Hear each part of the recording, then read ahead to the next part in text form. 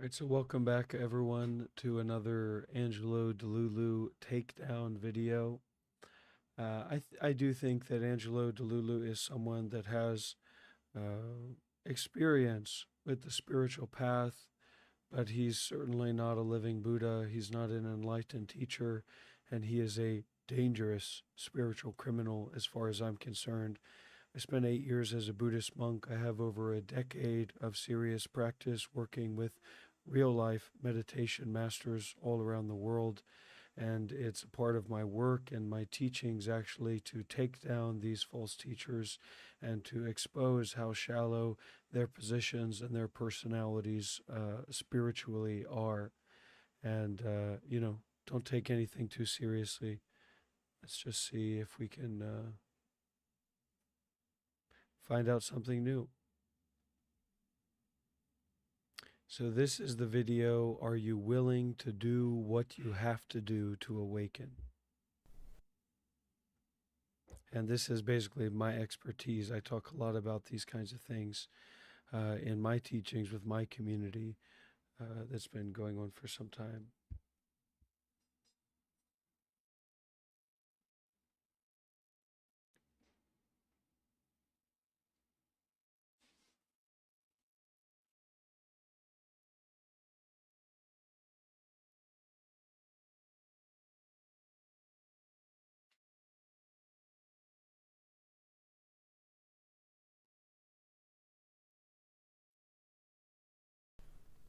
Reality is truly captivating.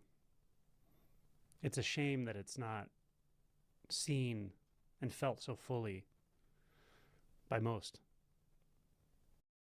This is superfluous, and this is not something you'll see a true high Dhamma master doesn't talk like that.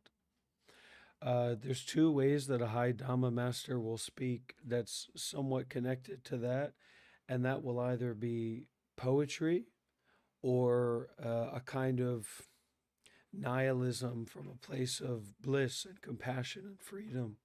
So this is just superfluous, basically dog whistling for spiritual seekers.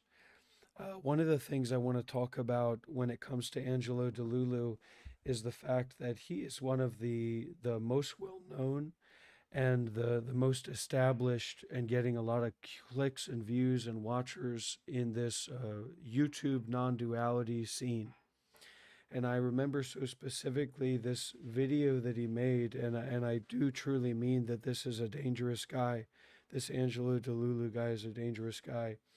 He made a video on his channel where he was saying, basically the title was, if you've gone through this, this means you're at a deep level of awakening. You know, this is a part of a deep level of awakening.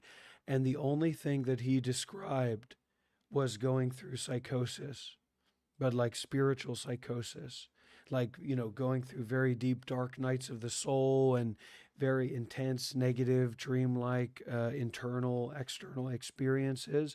And he said, if you've gone through that, that means that's only happens at a high level of awakening. So, really, another thing is that he doesn't define awakening. He doesn't define enlightenment. He doesn't present a system of enlightenment that's a real model. He doesn't say what level he's at, and he's a danger to people. The only training that Angelo Delulu has had is that he's been to like some Adyashanti retreats and likes Adyashanti. And also, he's had some training in the Soto Zen tradition, but he's not recognized or verified as a teacher by anybody. And he doesn't seem to have any active relationships with any senior teachers or experienced practitioners as far as he shows on his channel.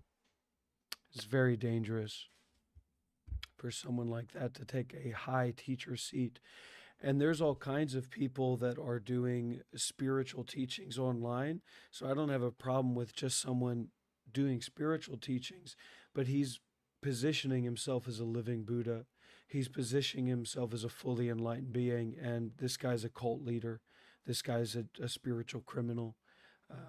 And people just aren't informed enough about spiritual practice and spiritual masters and traditions, including Angelo, to know that he is 100% not who he claims to be. It's really, yeah, it's unfortunate that most people will never have, or will very rarely have, a direct experience. But it's possible for anyone. It's possible for anyone to experience. So this is literally selling.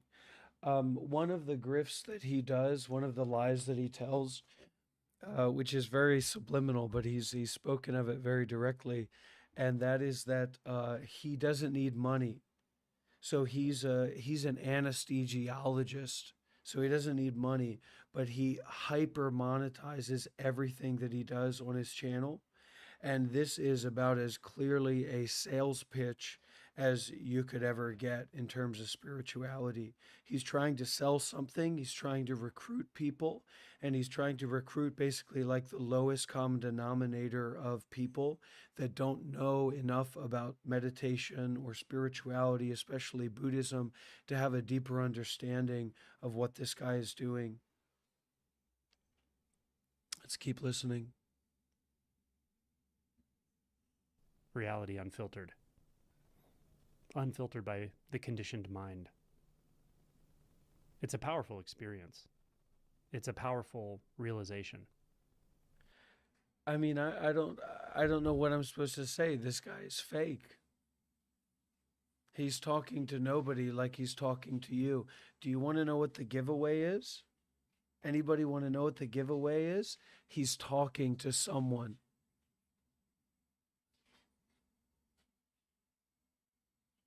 He is identified as someone. He believes in someone, something, somewhere, some situation, some time. So this is not a true expression or a true knowledge of the unconditioned nature. It's very contrived, it's very superfluous, it's superficial, and it's commercialized. It's commercialized spirituality. There are no someones, right? A Buddha doesn't see someone. A Buddha doesn't see something. That's why the truth of Buddhism is a no self. 3 marks of reality, no self, not true self. So let's keep listening. And if you have any questions as we go along, please do ask. I'll be happy to answer them. Realization being the recognition that there is no one apart from it. There's no separate one, separate self. There's no experiencer of. There's no witness of. Now, even after people have woken up with this initial glimpse, this initial transformation at the identity level. So this is problematic because of its vagueness. What does it mean the people have woken up at the identity level? It's Western psychology mixed with shallow spirituality, shallow non-duality, shallow Buddhist enlightenment ideas. It's not realistic, it's not practical, and it's not specific. I've woken up doesn't mean anything, and it doesn't work. So this is supposed to be a video titled, "Are you willing to do what it takes to get awakened or to get enlightened?" And so far, all he's doing is selling himself and presenting himself as the person who can wake you up, which is foolish. There's still a lot of work to do. And you cannot allow people to create an identity out of a vague and shallow spiritual notion of waking up. It doesn't work like that. It's exactly the root cause of spiritual sickness or spiritual narcissism or just modern spirituality with crystals and Reiki. This is just the non-dual or the mind. This is like, there's spiritual materialism. This is like spiritual mentalism. And that's exactly what this Angelo Delulu guy does, is spiritual mentalism. And it's not going to get anybody anywhere. The moment you've already given somebody a free handout of you woke up at this certain level, but there's still a lot of work to do. What does that mean? First of all, what does that waking up really mean? Second of all, honey, what is that?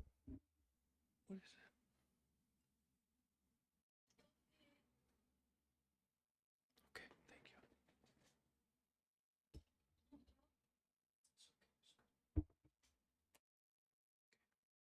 Okay, go away. Thank you.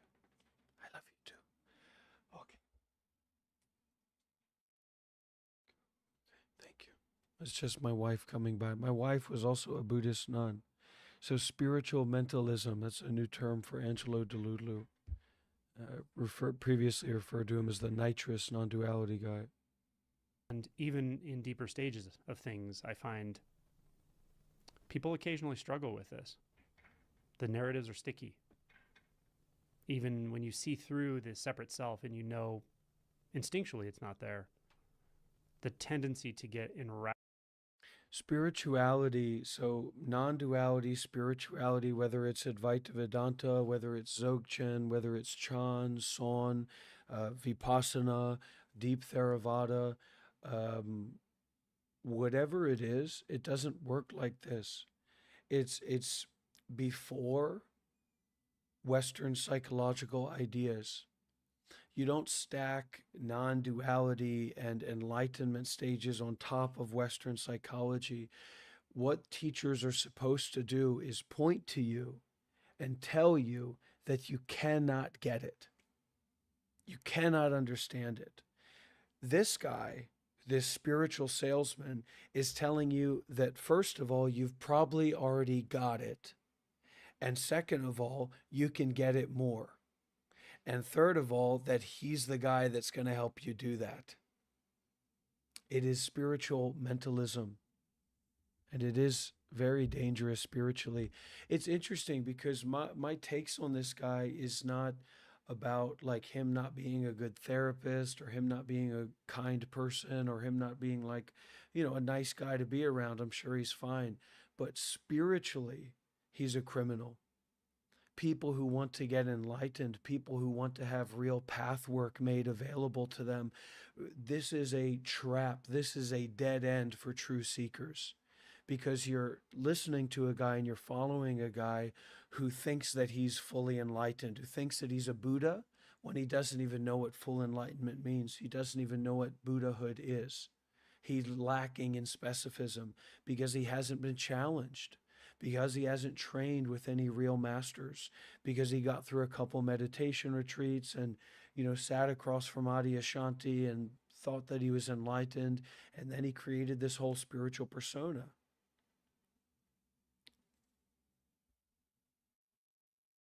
Captured by the narratives of it, the reactivity of it, the judgment of the mind that goes in both directions, that keeps making you feel unstable, that keeps making you feel threatened, that keeps making you feel like there's something to fix or solve. Those currents of For those people who don't get it, might be a little bit confused, Angelo Delulu is not enlightened. He's not an arahat. He's not a high-level bodhisattva. He's not a Buddha. He's not enlightened. At best, he's a confused stream enterer.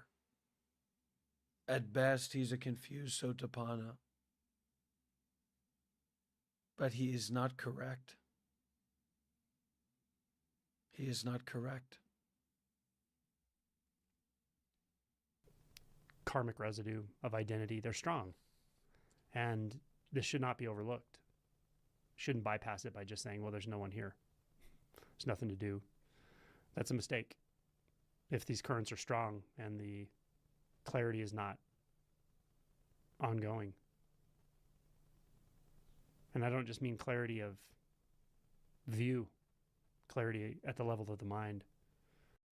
He's basically a spiritually disassociated hypnotist. I even say he's advanced. I'll even say he's an advanced guy. I'll even say that from where I'm sitting. Sure, he's an advanced guy, but he's not a living Buddha and he is confused. He is confused. and he's not going to lead people down the real path. And there's talks about him having relationship with his students. This is a dangerous guy. This is a dangerous spiritual teacher. And I would invite him, and I have invited him to come up to defend himself, to talk about some of these points, to have an interview, and he's absolutely refused. And I would invite anyone who knows this guy, who understands these teachings, come up. I'll have an interview with you. I'll have a talk with you. But this guy is not who he thinks he is. And at that level, he's disassociated, he's just delusional. And this is something that's happening to a lot of Western practitioners. It's kind of a non-duality phenomena where these people, maybe they have insight. I don't even know if this is technically possible, because it's very technical. This tradition of enlightenment, this tradition of spirituality is very refined and technical. And no, it didn't come from Nisargadatta Majjababa from India, who gave a transmission to Rupert Spira or whoever these Advaita Vedanta guys are. This is a tradition that's directly connected with Buddhism. This is a tradition of enlightenment. This is a tradition of continuous transmission and refinement and information and subtlety and scientific understanding. So it's this phenomena of these guys that are living peaceful, decent lives and have some insight into the unconditioned, or have some insight into awareness, but they think that they're finished. They think that they're Buddhas. They think that they found the end of the path, when the only thing that they've found is the start of the path. And that's why I call these guys spiritual criminals. Telling people that the start of the path is the end of the path, and presenting themselves as if they are at the end of the path. They don't know what the end of the path is. They haven't worked with teachers at that level. They greatly overestimate themselves. And they are teaching people intentionally, whether consciously or unconsciously, they are teaching people to overestimate themselves. And they are creating teachers that overestimate themselves. And they are creating rotten, contrived, poisonous traditions that degrade the path and the way. I'm not saying he doesn't have insight. I'm not saying he's not a good guy. I'm not saying that the things that he's saying aren't correct, but I'm talking about looking at who's saying it, looking at how they're saying it, and looking at the subtleties of what's being said, which can go over a lot of people's heads because they haven't had enough training to see that everything this guy's saying is just basic level stuff. And the way that he's saying it and the way that he's presenting it is very superficial and commercial. This guy is not a patriarch. This guy does not have dominion over his mind. He just believes that he does, because he creates conditions where he's not challenged. So if this guy, I know we want to continue with the video, but let me ask you a question. This guy has the preeminent non-duality channel on YouTube, right? One of the biggest spiritual channels on YouTube, right? When do you see him having conversations with somebody like Jim Newman?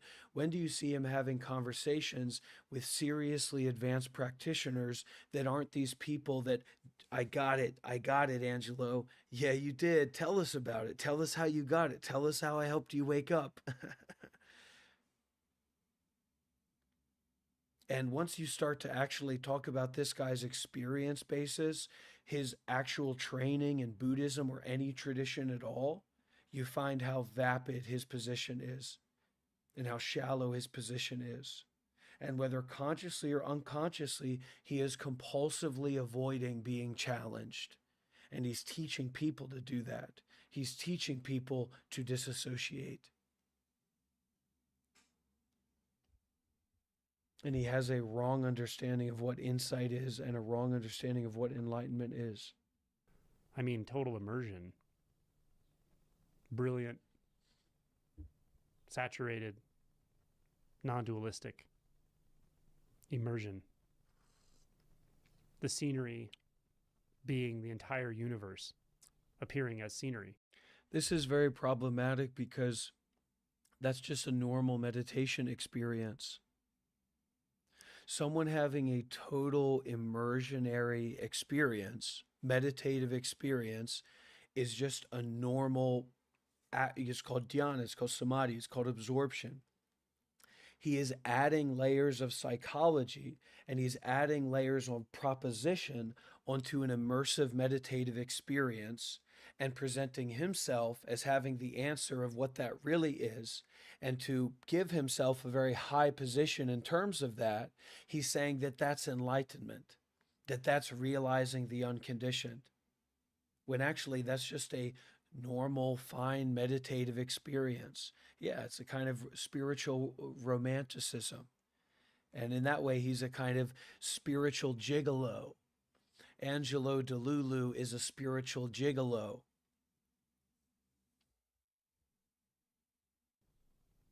Sound being entire universe appearing as bird. Bird sound. I'm sorry, but this is ridiculous. This is really how shallow this guy is. This is really how shallow this guy is.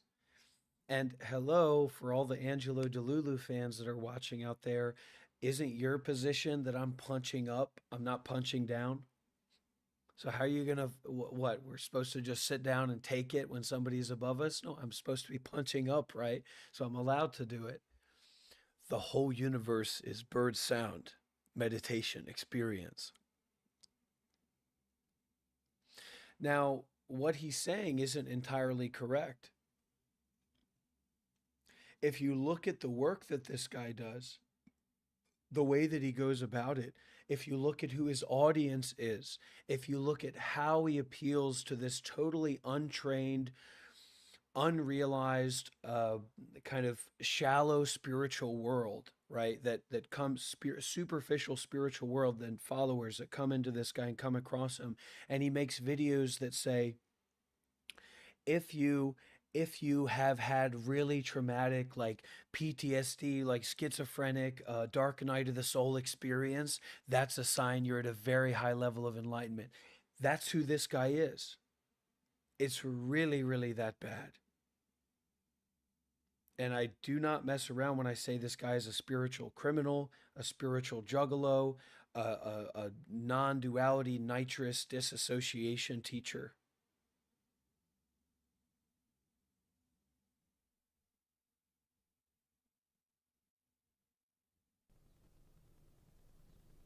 The felt sense being environment feeling, earth and sky feeling.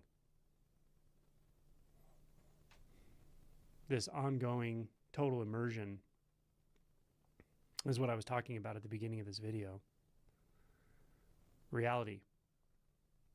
Unfiltered by mind, unfiltered by... Again, he's conflating a meditative experience with the unconditioned. That is 100% incorrect. That could not be more incorrect.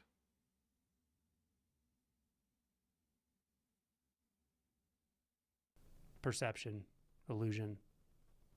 It's available. But you've got to really...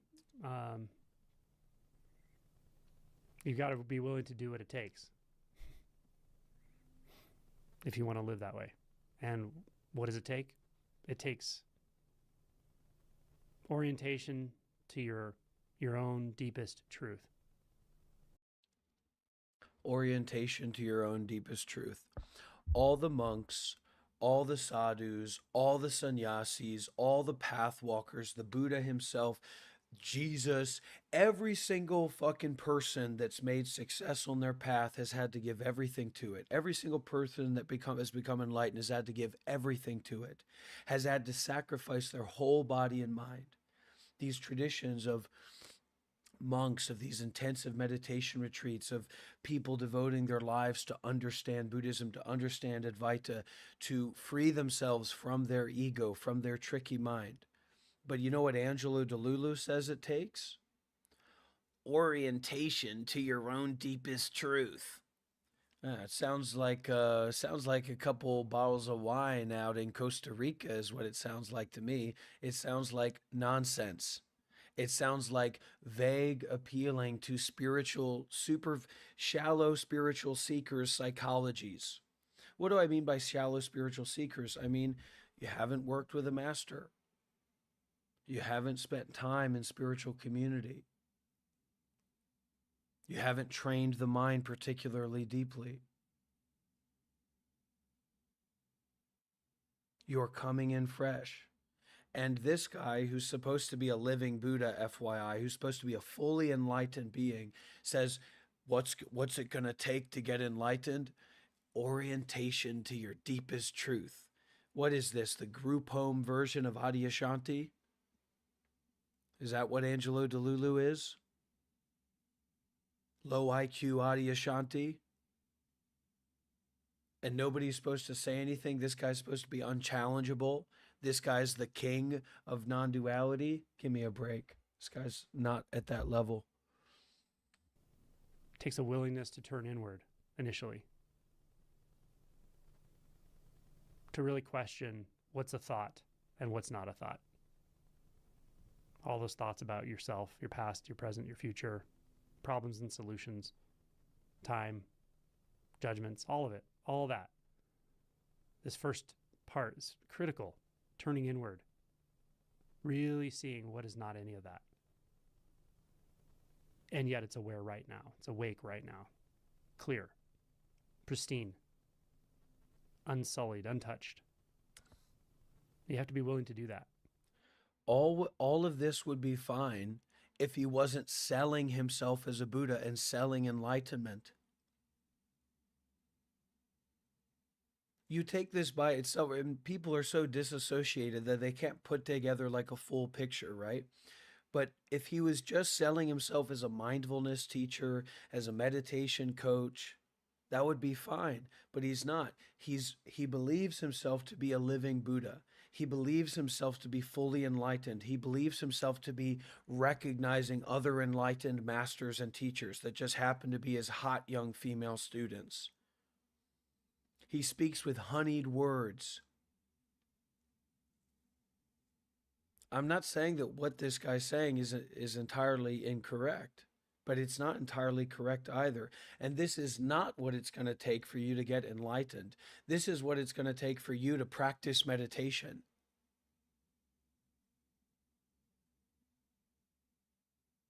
But what this guy is trying to convince you of, okay, is that when you feel peaceful and meditative and you hear a bird sound and you just hear a bird sound, you're a Buddha, you're enlightened.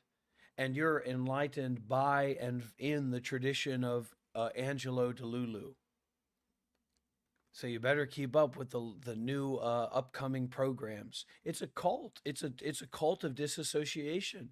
It's a cult of fake enlightenment with a fake enlightenment teacher at the head. This guy's at a low level. This guy's not at a high level. That's all I'm telling people. And I know that you might not get that because you're not in these circles. You haven't worked with masters. You didn't spend 8 years as a Buddhist monk like me. Maybe you have no idea what I'm talking about, but I'm just trying to inform people like that guy is not at that level. He's nowhere near that level. And as much as you get that when it comes to him, yeah, I'm sure he's a great guy and does nice retreats and he's a good guy and teaches meditation and stuff. But I'm just saying a lot of what this guy is selling is not worth buying. And you're going to waste a lot of time if you take him as a primary teacher and take his group and his teachers are even worse. Oh my gosh, my head's going to explode when I start thinking of these retreat clips that we've looked at previously of like how his teachers act on retreats and stuff. I mean, this guy is not a high level guy. I'm not trying to say I'm higher than him, but I am higher than him for sure. But that's not what this video is about. It's just a critique of the preeminent and most famous non-duality teacher that's not entirely commercial, because there's also like this Emirate guy or something, but there's no clips or videos of him doing anything even close to being challenged or challenging, and this is just Angelo because he's so obsessed, I guess, with making money. with getting views, with the status, with the praise, with this, whatever can keep feeding this idea that he's a special guy, a special teacher, and a special enlightened teacher. He's not. He's not even at a particularly high level. And that would be fine, but he's propositioning himself to a lot of people who don't know about this stuff that he's a living Buddha, that he's fully enlightened. And it's totally wrong and it's dangerous. It's most dangerous for people who are actually spiritual seekers. And I care about those people. And it's a shame to be somebody who doesn't have any real experience training with masters, as far as he's shared, as far as anybody knows, that thinks he's a living Buddha.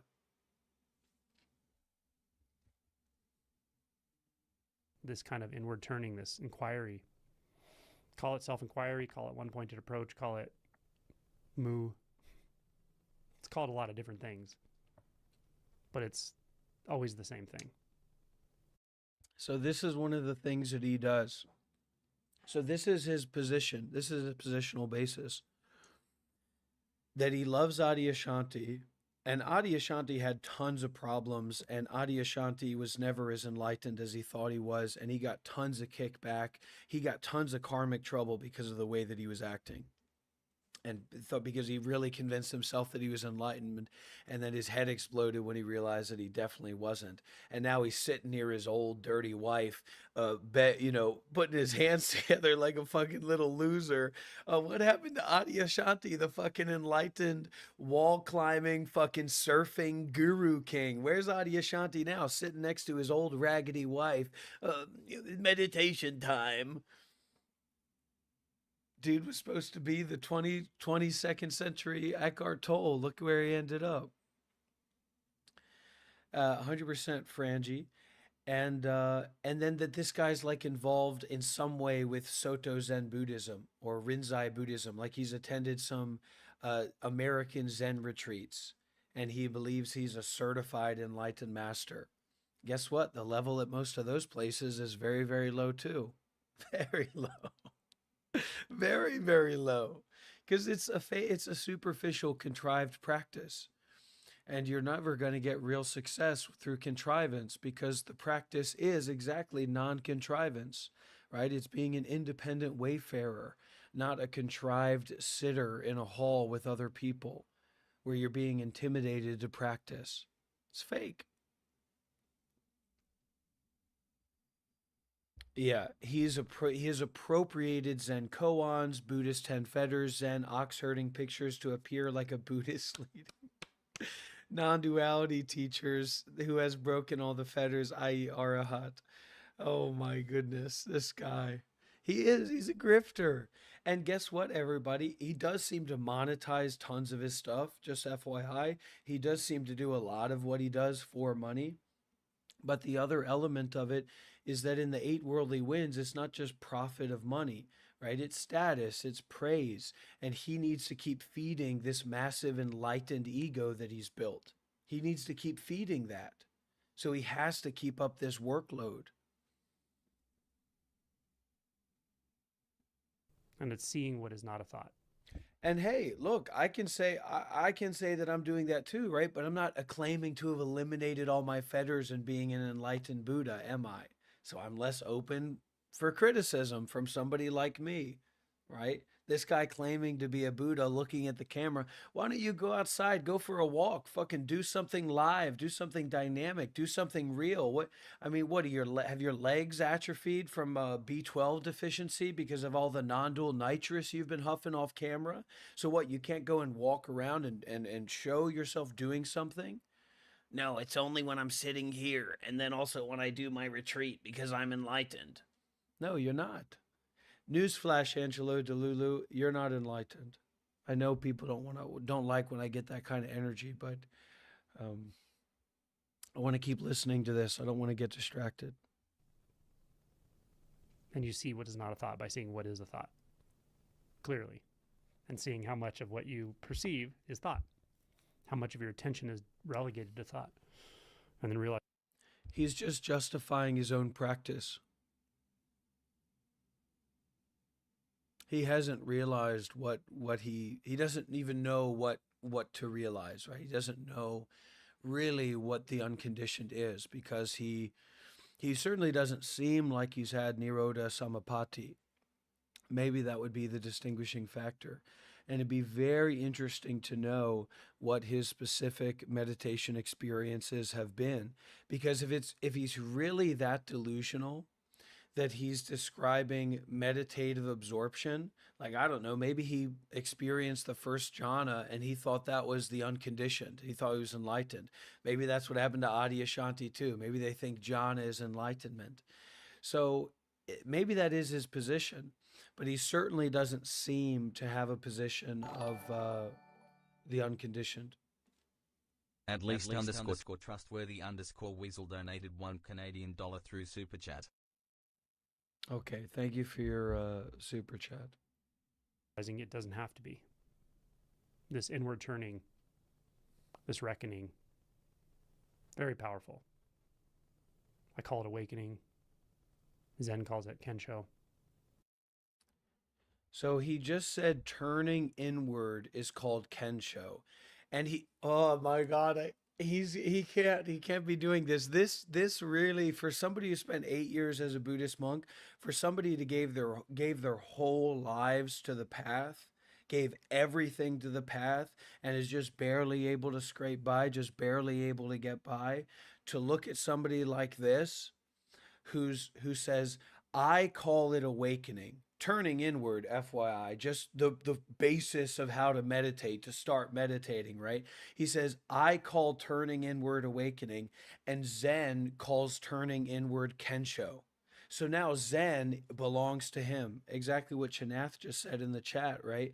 Appropriating Zen, appropriating Buddhism and Zen to present himself as a Buddhist leading non-duality teacher. Knock on wood that, this guy's probably a Patuchina. That's the crazy part.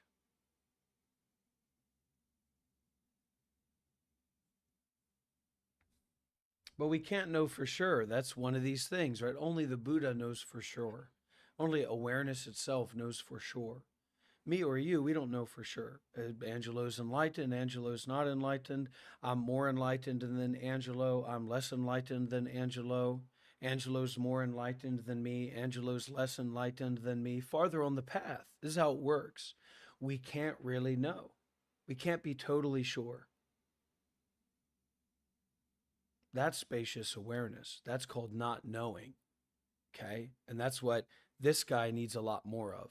Angelo Delulu needs a lot more of not knowing.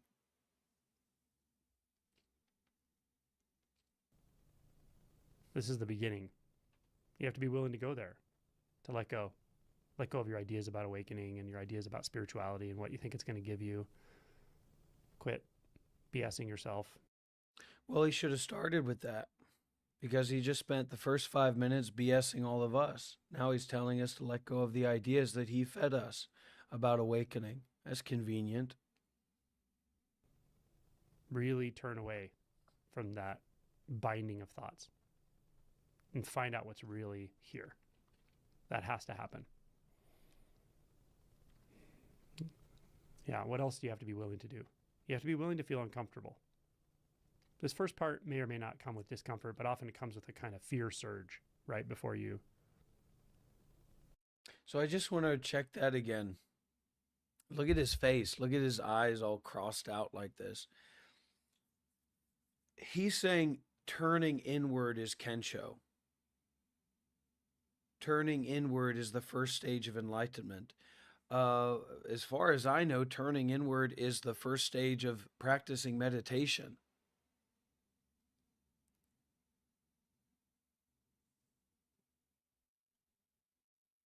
Really, it's not really necessarily right as you're waking up. The fear surge is like right when you. And now he's using this specific, oh my God. An enlightened self, teaching an enlightened self. This is the sickest, most colonizing, most disrespectful, most ugly, there's nothing more disgusting than this. The teachings of an enlightened self. Listen to how specifically he's talking about becoming an enlightened ego, becoming an enlightened self. Listen to this. This is ridiculous. We need to rewind this whole search. I mean, a lot of people out there, they're just not well read. They don't know anything about these terms and the structures of enlightenment and the path work and all that. Um, Once again, if he was just presenting himself as a non duality guy, I wouldn't have anything to criticize. But he's using these terms from Buddhism. He's trying to LARP. He's trying to pretend that he's a Buddhist master. He's totally a scam artist and a con artist. This guy is. Seriously. So I want to go backward and listen to this closely again.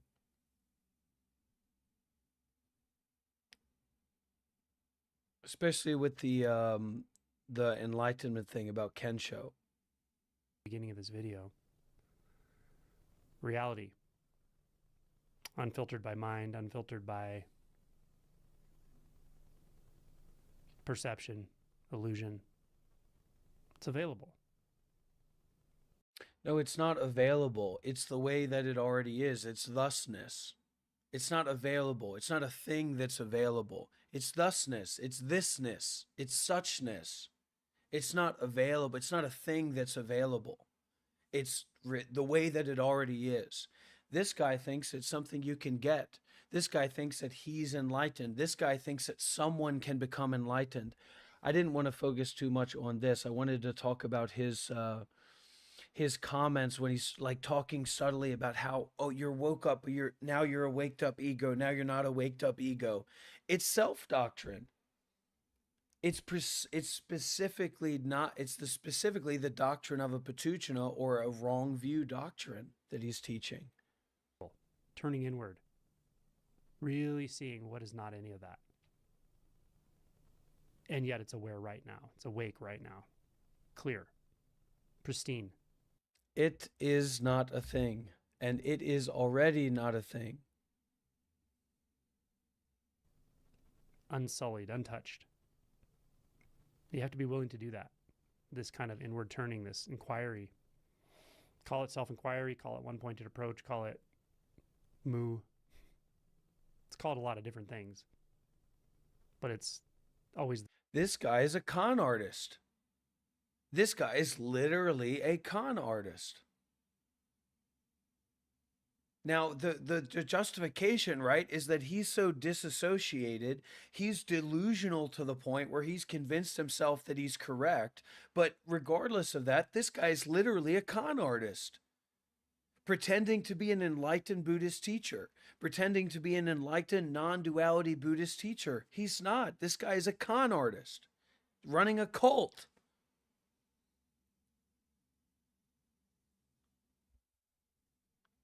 The same thing. And it's seeing what is not a thought.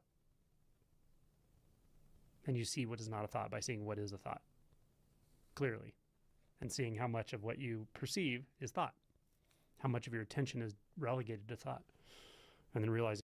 Let's work through one of his principles and practices here, okay? So let's listen to this. Not a thought by seeing what is a thought. And you see what is not a thought by seeing what is a thought. You see what is not a thought by seeing what is a thought. So by seeing a thought, you see the unconditioned? Is that what he's saying? I don't think that's what he's saying. I think that's what he thinks he's saying. You see what I'm saying? I think that's what he thinks that he's saying, but he's not actually saying that.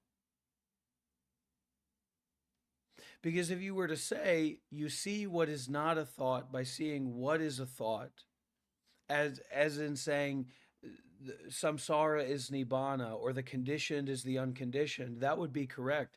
But he seems to be saying that by you see what is not a thought by seeing a thought, you can win. But you can't win. You can't see that. Right? That's non-duality.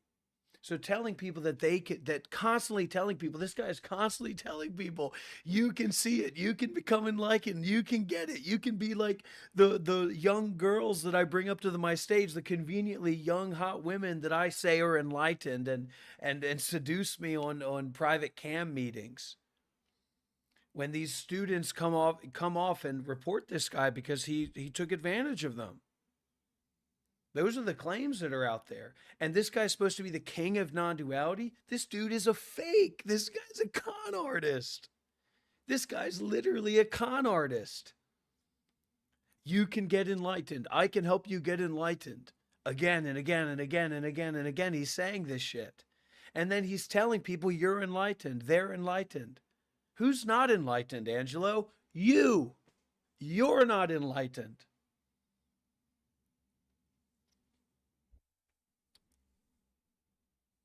Clearly, and seeing how much of what you perceive is thought, how much of your attention is relegated to thought, and then realizing it doesn't have to be. This inward turning, this reckoning, very powerful. I call it awakening. Zen calls it. Inward turning is awakening. That doesn't make any sense. And then that doesn't make any sense. But then appropriating Zen, which gets me riled up, and says Zen calls it Kensho. Zen calls the first step of practicing meditation Kensho. Zen calls the first step of practicing meditation the first stage of enlightenment. Interesting. I never heard that one before, Angelo. This is the beginning. And I'm doing my very best to not be intentionally obtuse. And sometimes it's going into that, right? But I know what's going on here. I know about the Buddhist teachings and non-duality. He's spent 8 years as a monk. So sometimes I'm being a little bit obtuse for effect, but I'm serious. This guy is a bad dude. This guy is a spiritual criminal. This dude is like a spiritual demon, basically. I'm not in a good way, not in the right way. This guy's not enlightened. He's not. He doesn't get it. He does not have clear perception. He cannot see clearly. He sees from the view of self, of someone, of something. You have to be willing to go there, to let go. Let go of your ideas about awakening and your ideas about spirituality and what you think it's going to give you. Quit BSing yourself. Really turn away from that binding of thoughts and find out what's really here. That has to happen. Yeah, what else do you have to be willing to do? You have to be willing to feel uncomfortable. This first part may or may not come with discomfort, but often it comes with a kind of fear surge right before you really, it's not really necessarily right as you're waking up. The fear surge is like,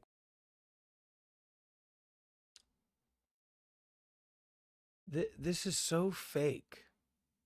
I don't know what this is. I mean, we need to take another look at this. I don't know what this is. This is ridiculous. This is a cult. This is a disassociated fake enlightenment cult leader type shit. This has no basis in Zen or Buddhism. I guess in Advaita Vedanta or non-duality, they look at it this way. Listen to this. I know in Advaita Vedanta they don't, but maybe just in normal Vedanta. May or may not come with discomfort, but often it comes with a kind of fear surge. Okay, so the first stage of it, Kensho, is turning inward. And turning inward might start with a fear surge. Right before you really, it's not really necessarily. I think that he believes meditating is enlightenment. I think that he believes being in a meditative state is enlightenment.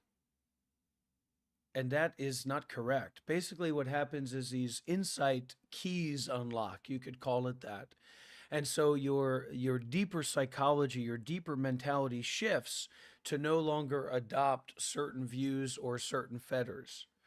Right? So if we were talking about somebody on the first stage of enlightenment in stream entry, they drop certain fetters. So they drop identity view, they drop doubt about the path, and they're not able to cling to rites and rituals. So, but the big one for us is identity view, but it's a key, it's an insight, it's a fruition that's unlocked. And this is the danger of this modern, superfluous kind of fake spirituality, or this disassociation spirituality, is that it's selling people all of these spiritual ideas and terms without actually laying down the groundwork of what it's going to take to get into those positions.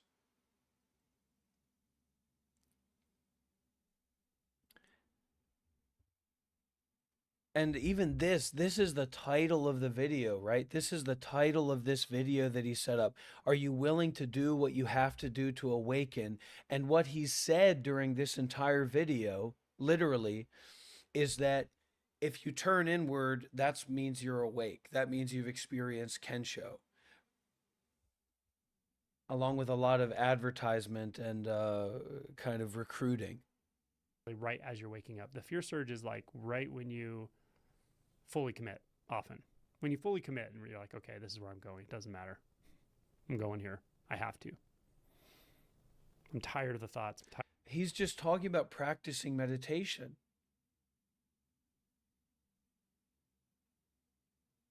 This is really interesting. This is really like a spiritual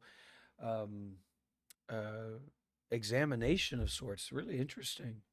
Tired of the BS of the mind and getting lost in thoughts and doubting and judging. I'm just tired of it, right? There's a letting go in that. And that letting go sometimes comes with this like visceral fear. It tends to come and go pretty quickly, but it's a feeling of letting go of yourself as you know yourself, the world as you know it. Yeah. That's some discomfort, right? But actually, there's more later. It's not in the same way. There's going to be a lot more for him. I can promise you that. He's going to be another Adyashanti. He's going to be the low IQ Adyashanti. He's going to get tons of karmic payback. He's going to be fucked in 10 years, 20 years, whatever.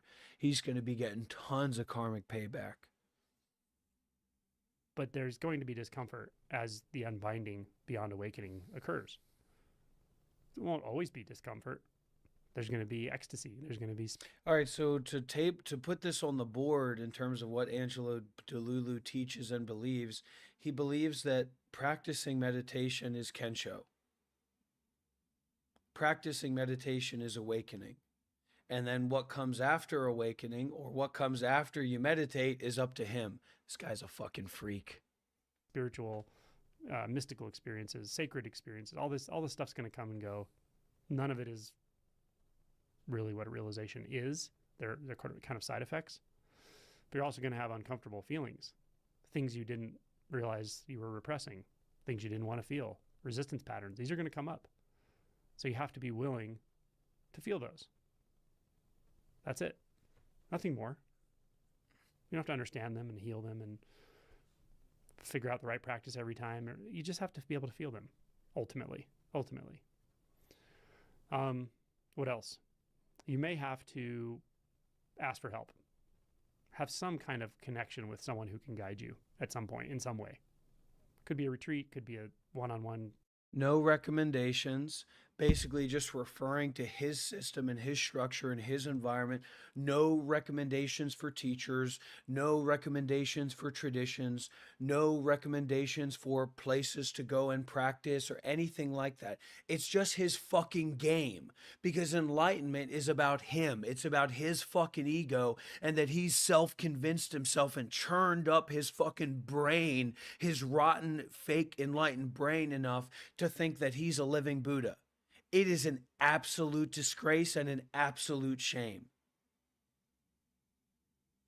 And every time that I'm listening to this guy and saying, hey, that's quite good therapeutic advice, you know, that's kind of nice, that's a good spiritual guidance to give somebody, and then he follows it up every single time with this total self-fixated, nightmarish presentation of what the path is. It's all about him and his little group of it recognized enlightened teachers. He thinks he's a living Buddha. This guy is literally out of his mind. I promise you, people, this guy is spiritually dangerous. I promise that to you. You know, facilitator at some point. Not everybody necessarily needs facilitator, guide, one-on-one retreat.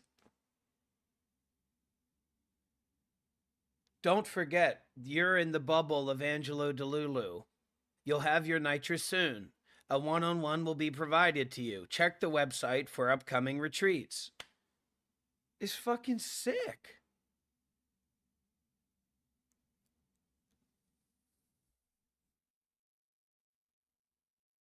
I don't know, recommend living teachers, recommend living communities, recommend actual practitioners and masters that are not like little sycophantic followers of you and other fake non-duality people.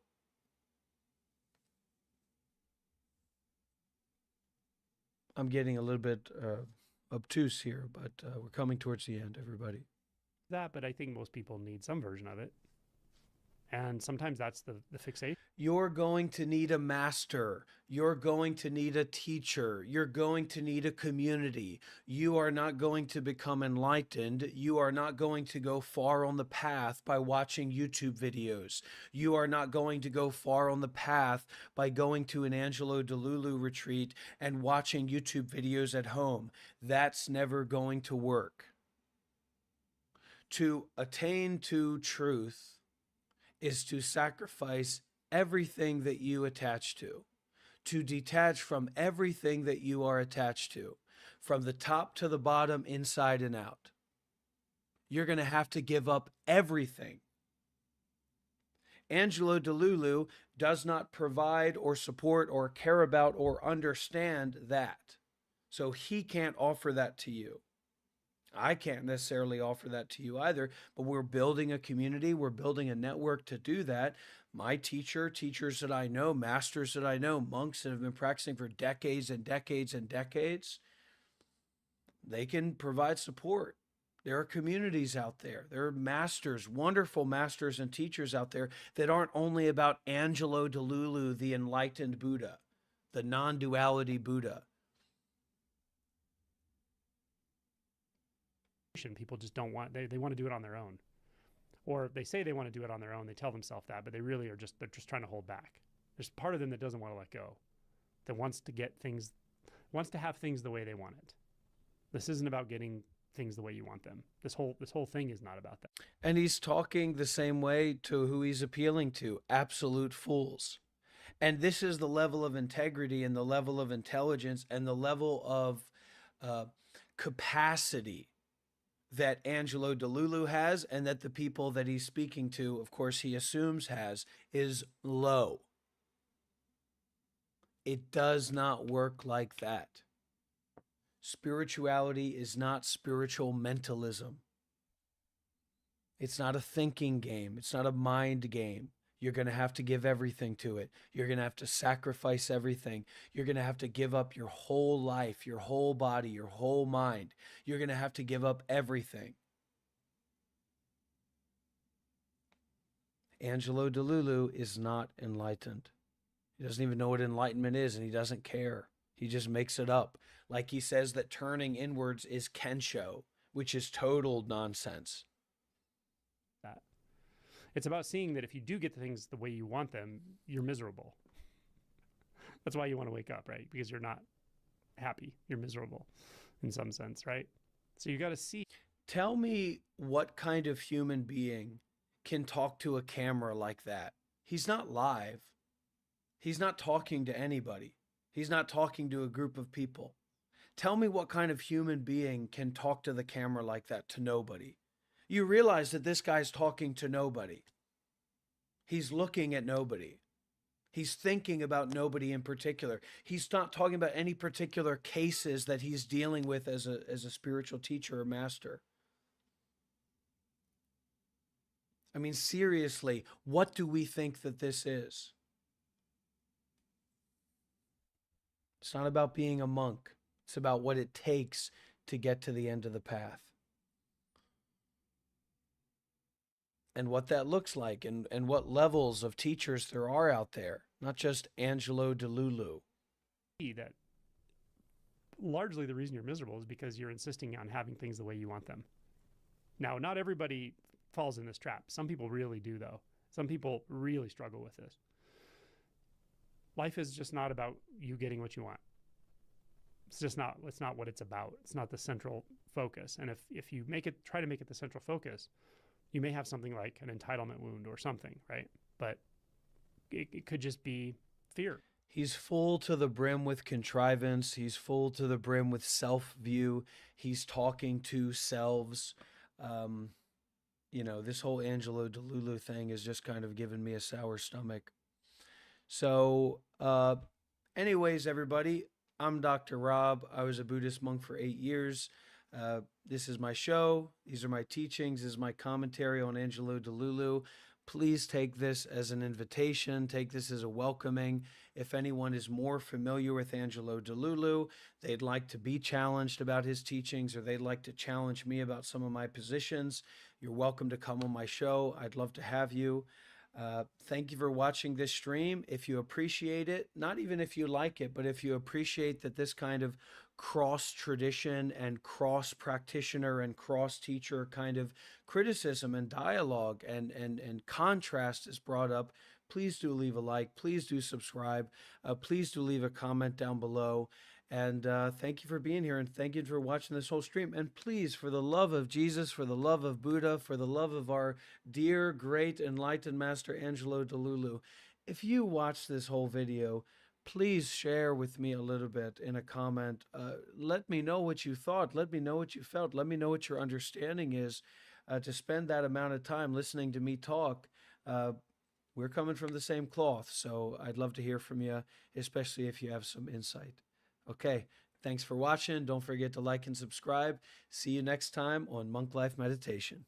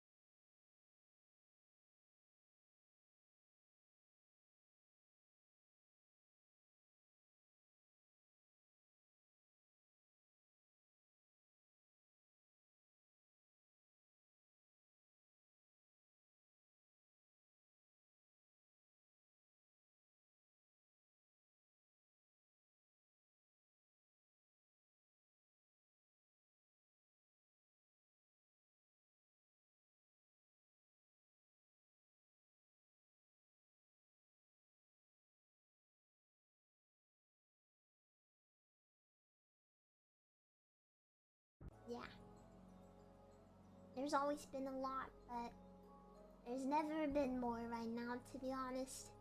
Yeah.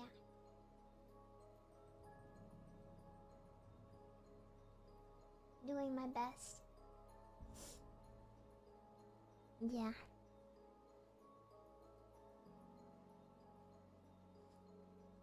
But I'm starting to feel pretty ill.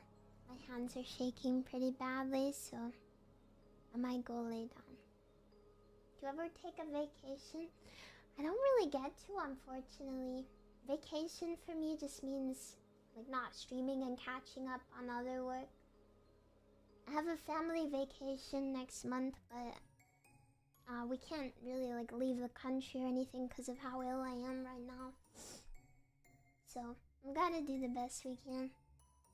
It's all making me feel a bit doomer. Yeah. Like imagine having to go to the hospital while you're supposed to be on vacation. It's kind of a headache. Yeah. I hate it, to be honest, but I gotta keep doing my best.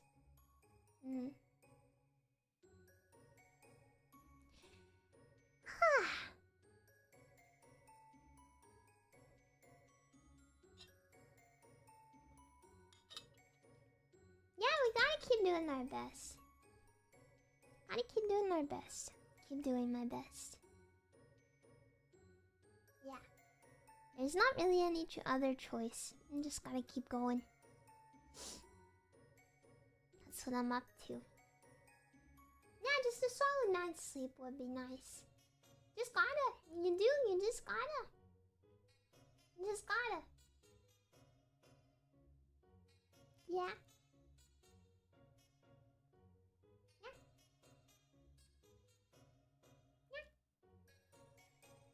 How can I encourage you guys to just keep going if I don't myself?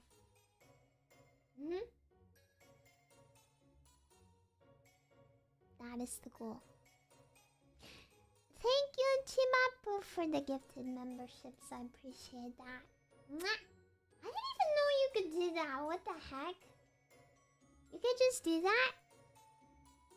Yeah. And thank you for Chanimal for the gifted memberships. Mwah. Thank you. Thank you so much, you guys.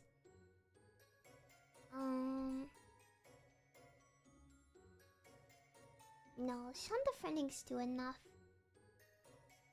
There's not really anything anyone can do. Except, I guess hang out with me when I stream. Supporting me means a lot. Because, and I don't just mean financially, I mean just coming to my streams and hanging out. Yeah, it all helps. It means that, I don't have to worry about everything so much. If there are a lot of Shonda Frenix around. Yeah. Just, sometimes I can get my mind off things a little bit while I stream, which is nice. Yeah. Which is good. Yeah. Thank you. Oh my gosh, I wish I could view that. I gotta find out how YouTube streamers do this because it takes like a full minute to load. Like the super chats to see them. I swear. And then you have to keep refreshing it. Side tools? I wonder what they are. I already installed a plugin that's supposed to fix YouTube, but I don't know about that. I don't think it's working. That or I'm using it wrong. Yeah.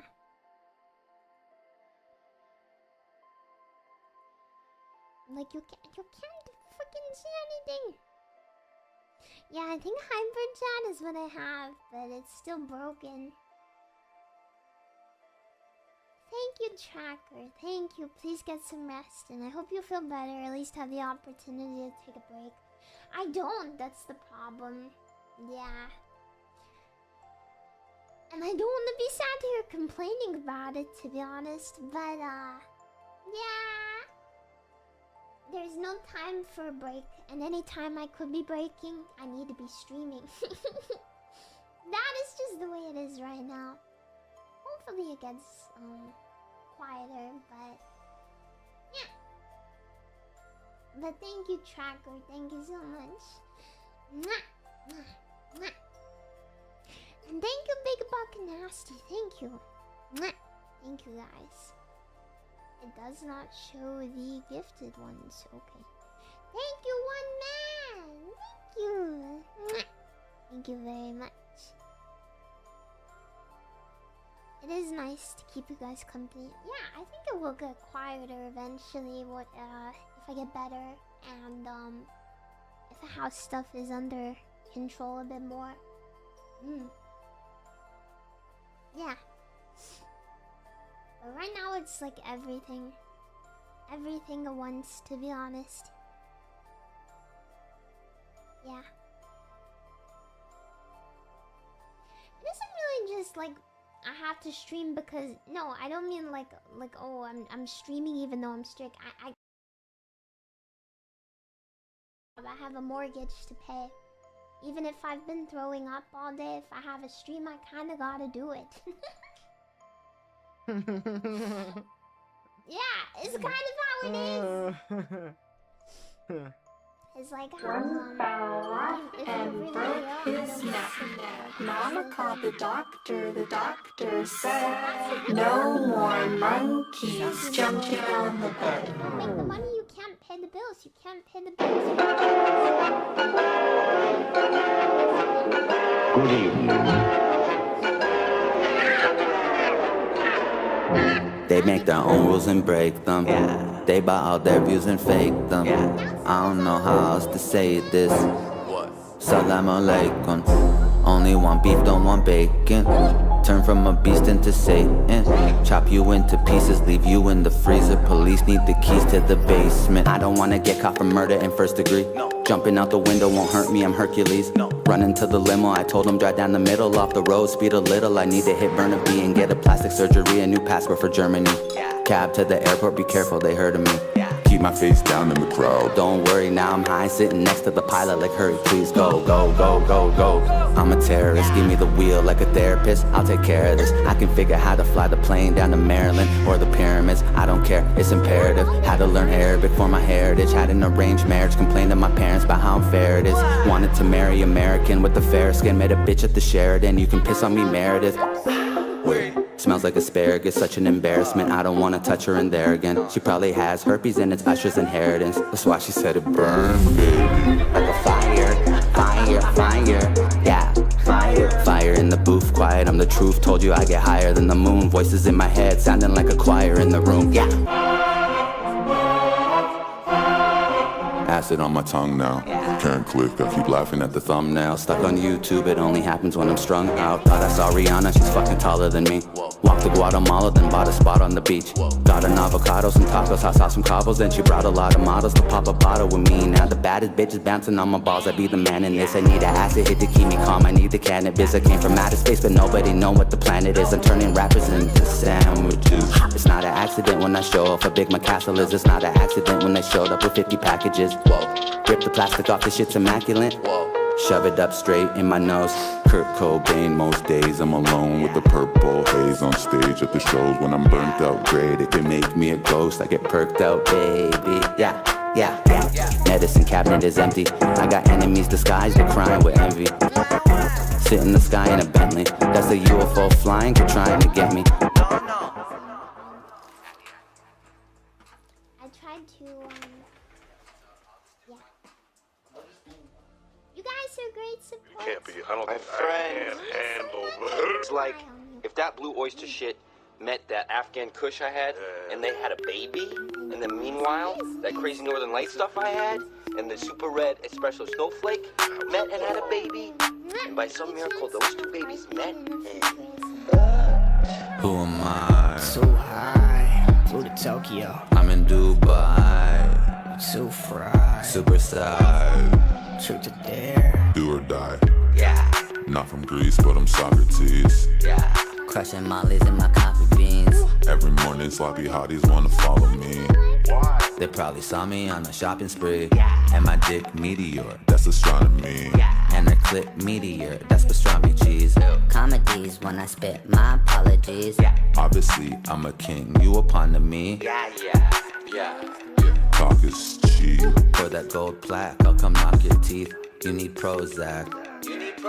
Swallow all these on your knees. Don't hold back. Yeah, who am I? So high, flew to Tokyo. I'm in Dubai, Too fried, super side. truth or dare. Do or die. Look, who am I when I'm lucid-eyed? Pull off in a coupe and fly televised. The moving mind in an enterprise. Lemon, lime, liquor, but dice the ice on a vibe. Let it sip smooth. Girl, I got a flow to make your hips move. Rapping to my lyrics like your bitch knew. And all the whipping in the kitchen got your wrist too. I fucked that up, but it's okay. Ditch the Durango. Pop trunk just to get a bag and a mango. Blowing Sam L's right up out of his Kango when I aim to get out the Range Rover, boy. Who am I? So high, flew to Tokyo. I'm in Dubai, Too fried, super side. truth or dare. Do or die.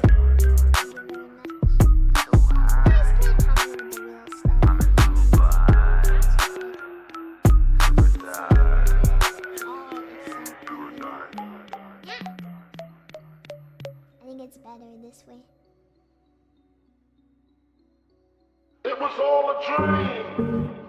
Dream. I just thought it was all a dream. Anyone else's struggles? Yeah, they want less of you, they want more of me.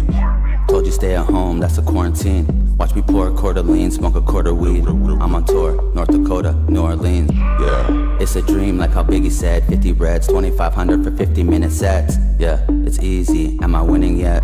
X soda on my friends, now they really dead. Yeah, I'm an addict, I'm honest. I eat too many bananas. My funny habits are toxic. I hit the planet like comets and keep on laughing at comments. When people asking my problems, I tell them Batman and Robin.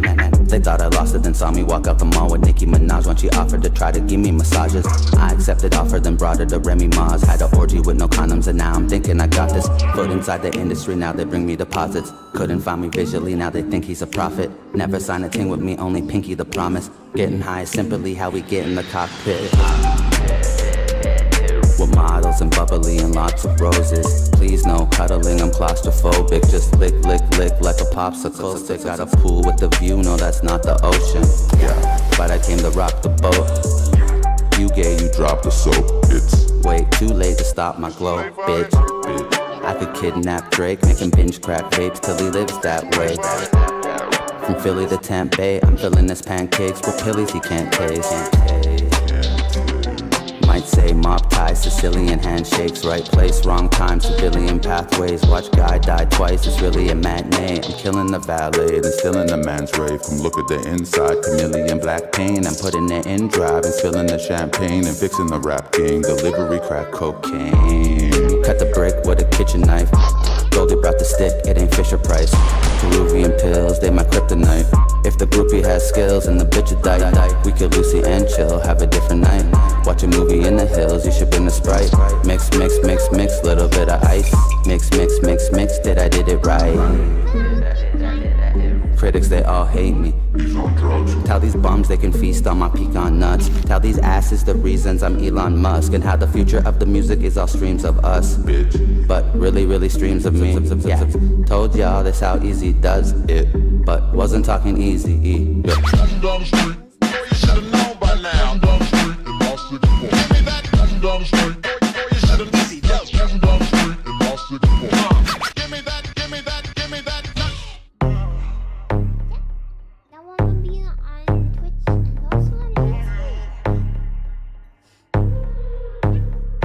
I got funny, funny habits. Funny, funny habits. I got funny, funny habits. Funny, funny habits. I got funny, funny habits. Funny, funny habits. Got me bouncing off the walls like a bunny, bunny, bunny, bunny. Fuck all night, we wake the neighbors. Next night, the same behavior.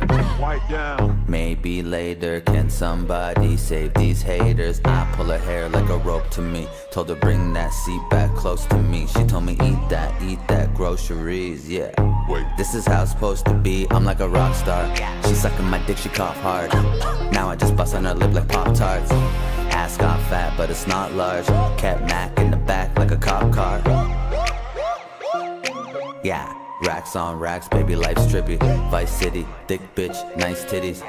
Now she's trying to spend another night with me. Funny, funny habits. Funny, funny habits. I got funny, funny habits. Funny, funny habits. I got funny, funny habits. Funny, funny habits. Got me bouncing off the walls like a bunny, bunny, bunny, bunny. Funny, funny habits. Funny, funny habits. I got funny, funny habits. Funny, funny habits. I got funny, funny habits. Funny, funny habits. Got me bouncing off the walls like a bunny, bunny, bunny, bunny. Angelina Jolie down on both knees, no teeth. Let me go deep. She get no sleep. Goldie got the black eye. You don't know me. Slow creep by the police with the whole team. Yeah, fuck 12. We don't get busted like a nutshell. Tell her calm down. This big way. Pull your funds out. Put it all in a briefcase. That's how I do biz. New kid, new wood, new bitch.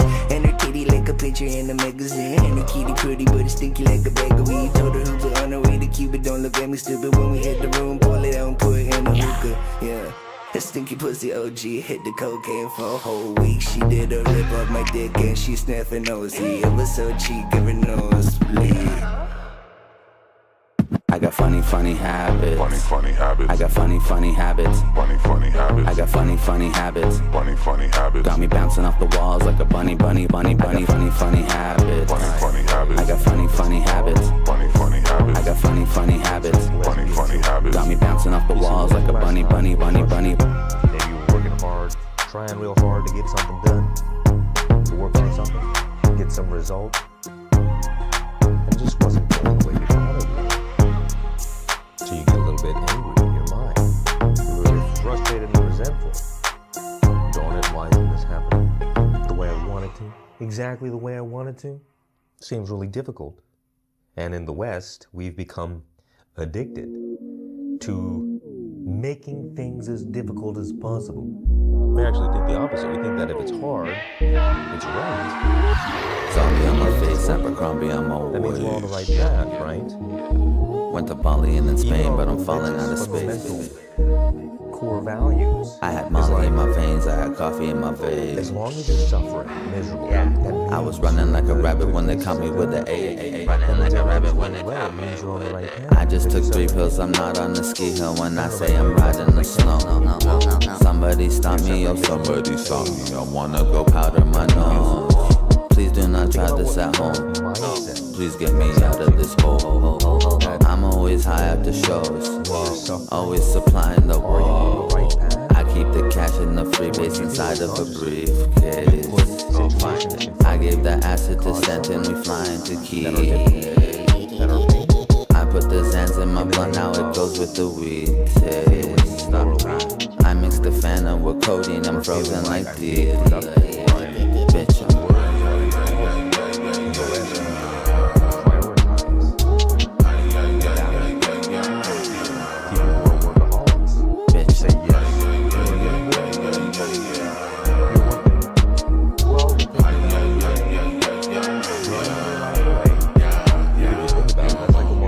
renegade new decade. Penetrate too many babes, you have it. Hemingway with the cocaine, you ready? Every day, no names, want the fame, you jealous. 12, 15 hours? Dripping ayahuasca, ayahuasca, I am tripping. See a fire monster at the concert, don't listen. Eating amphetamine, Ritalin, greeting the Lebanese women, meet them in Letterman kitchen. Then I take the molly up the palm of a Latina. Her name is Maria. We drink from the bottle and swallowed nacho tortillas. Then she swallowed all of me, called it follow the leader. Feel like Justin Bieber when she treat me like a preacher. Then she started dating Goldie, now she is golden retriever. Cause he fuck her like a doggy in the lobby of a theater. And he wanna let me eat her, but I probably get a fever. So I'm biting this Viking, invite him in with a sight. Found the punch at the party, brought the Bacardi, I'm spiking it. Added a bit of the sugar and some boogers and spicing it. Roll the biggest blunt of our lives and we lay in it. Bitch.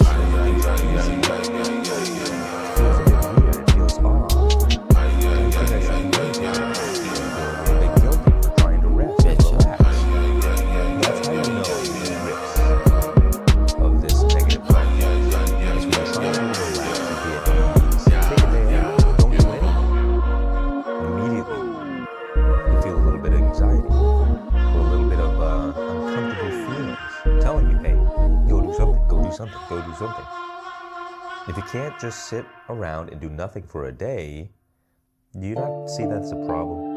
We are getting our worth from difficult things, which enslaves us to a difficult life. And so we only see the most difficult opportunities. Think about money. If you believe that things have to be difficult, you will only find the most difficult ways to make money. Or what about relationships? They want me You'll ghost. find the most difficult relationships because if it's not a challenge, then They want me it's ghost. boring. There's no point. Or if you don't kill yourself in the They gym want me 7 ghost. days a week. Yeah. Best in the league, the MVP. I don't need votes. No. 73 desperate MCs want me to choke. They want me ghost. They want my bread. They want me toast. Yeah. Their bitch on me. I'm like, okay, open the throat. They think it's jokes. Every time somebody label me goat. Started with nothing, I came on a boat. That's why sucking my dick is my favorite quote. Sucking my dick. Faded in smoke, crest on my teeth, and I paint him in gold. Yeah, the lesson for me was keep saving the dough. I can't be broke, that's impossible. Used to deliver that dominoes. Used to consider to jump off the bridges and ended out I was responsible. Every night I almost overdosed. If I died, that would be Holy Ghost. Everyone cries, and I go where Kobe goes. Yeah, this is the life that I chose. Take no advice and have vices alone. Sit in my home, sniffing the lightning bolts. They buy my flows, it's good for them like a vitamin though. They think they know me cause they saw me close. They act like homies but they want me ghost. Yeah, they want me ghost. And there are people who work really, really easy. Or They want me don't ghost. work at all. And who have everything. They want me ghost. Now ask me this. Yeah. Answer me They this. want me ghost. If you could get everything you want, They want me ghost. not have to struggle miserably to get it, would you do it? It's that one quote, see? If hard work got you everything you want, the donkey would own the farm. And here's the deal. When things are difficult, when things are hard, there's really just one reason. It's called the ego. And when things are easy, and you're in flow, and everything's going naturally, it's because of the self. Now, what is the ego? The ego is our small sense of identity. It's the person we believe ourselves to be.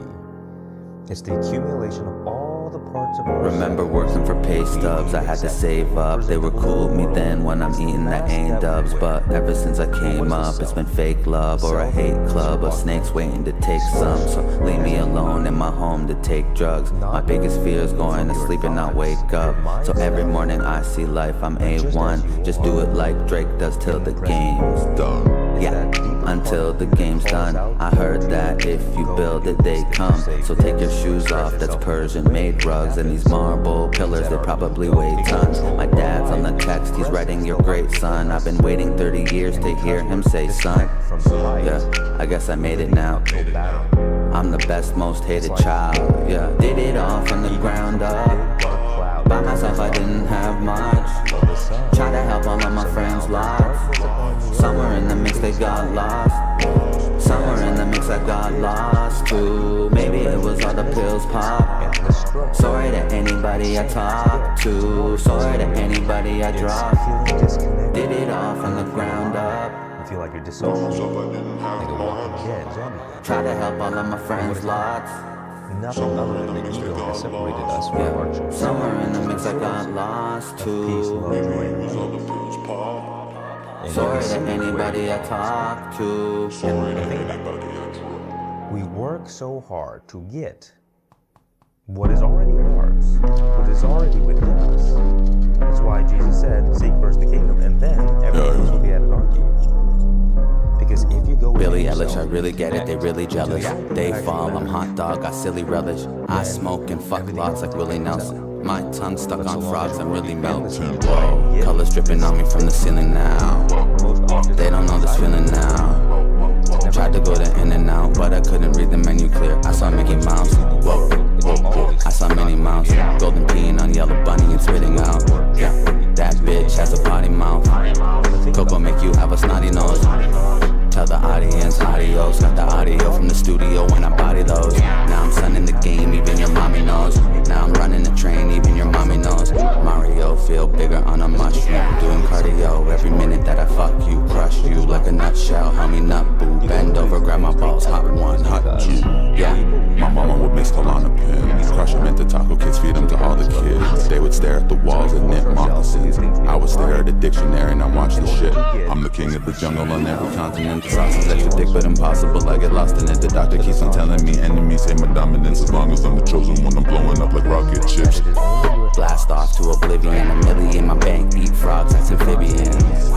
New Crocs, that's a reptile, best out, yeah, Arabian, I'm in the West now, an alien, I'm from the X-Files. Nobody saving, I'm behaving like a meth child. Fashion statement got me changing different textiles. It's a daily struggle trying to find a desk spot.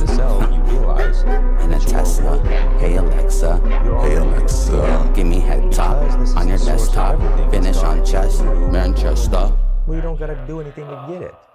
But the mind doesn't like that. It says, well, no, I have to suffer to get what I want. I have to try really hard to get what I want. And if it comes easy, well, then it's wrong, it's bad, it's not good. It's not worth it. But again, that enslaves us to a life we don't like. And anything that you want out of this life, you end up having to struggle really hard to get it. When some people just get what they want far more effortlessly. Now, it doesn't mean they didn't also struggle. You see me blowing up, now you send another text. I just woke up at the Sheraton, we're practicing my bed. I've been out with Marilyn, Vanessa, and Jeanette. See me on your screen and you can't get me out your head. Taking off from while I see me leaving on a jet. Bitch, you said I'd never make it. That's what you get. Sunny in Jamaica, kinda funny in the end. When the money coming, everybody trying to be your friend. Self-made, give a fuck what they think. Self-made, give a fuck what they think. Self-made, give a fuck what they think. So you need constant effort to sustain what you build. And a lot of times people build themselves in prison. They don't realize, oh, wait a minute. It's one thing building something and finally getting the results, and then you gotta maintain it forever. On the road, on my bus, give me head. I go nuts, lot of hoes, wanna fuck, lot of smoke, lot of drugs, lot of people with their hands out, tryna fit in just to stand out. Liquor spilling out the can now. I be chillin' out in gas town. You're just naturally expressing yourself in the moment, and it feels good. You get energized by it. I can see it in their face, yeah, they hate to see me win. But if what you do takes away your energy, it means you're doing it from a place of control. And so one simple thing you can start doing is you begin just paying attention. What are the things that make you feel good? What are the things that make you feel bad? And you begin rearranging your life in this way where you only do the things that bring you joy. And you might say, well, I still gotta work, I still gotta do all this stuff. But it's a choice. We sacrifice our soul, the deeper aspect of ourself, for material stuff all the time.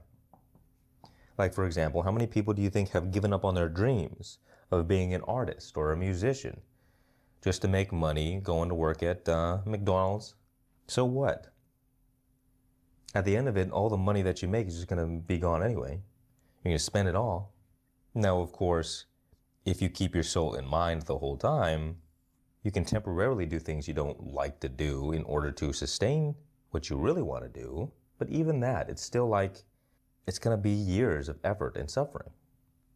And you're going to be wanting to get out of it the whole time, which is going to make the whole process miserable.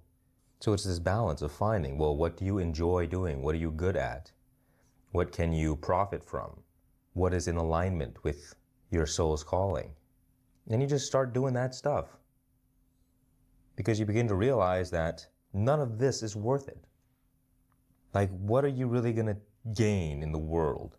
Nothing's going to bring you lasting satisfaction. You can't find lasting satisfaction in a temporary world, you see. But in you is the eternal. And that's why Jesus said, seek God. Because this is where you find that lasting satisfaction.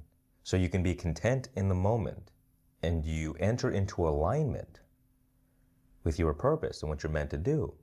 And what you're meant to do springs forth from you. But if you don't listen to that voice, you drown it out for the sake of practicality or whatever, well then, you're going to live a miserable life.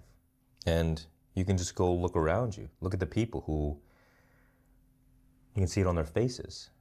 They're not happy with their lives. Why aren't they happy with their lives? What have they done? It's all like pretty much for the same reason. They've chosen the material, the ego, over their true authentic self. What they really wanted to do But society, their parents, their friends, they said, no, be practical. You can't be doing that stuff. You got to go make money. You got to go do this. You got to do that. You got to get married. You got to have a family. And so they do all that stuff thinking that it's the right thing to do. And then one day they wake up and realize they've killed their soul.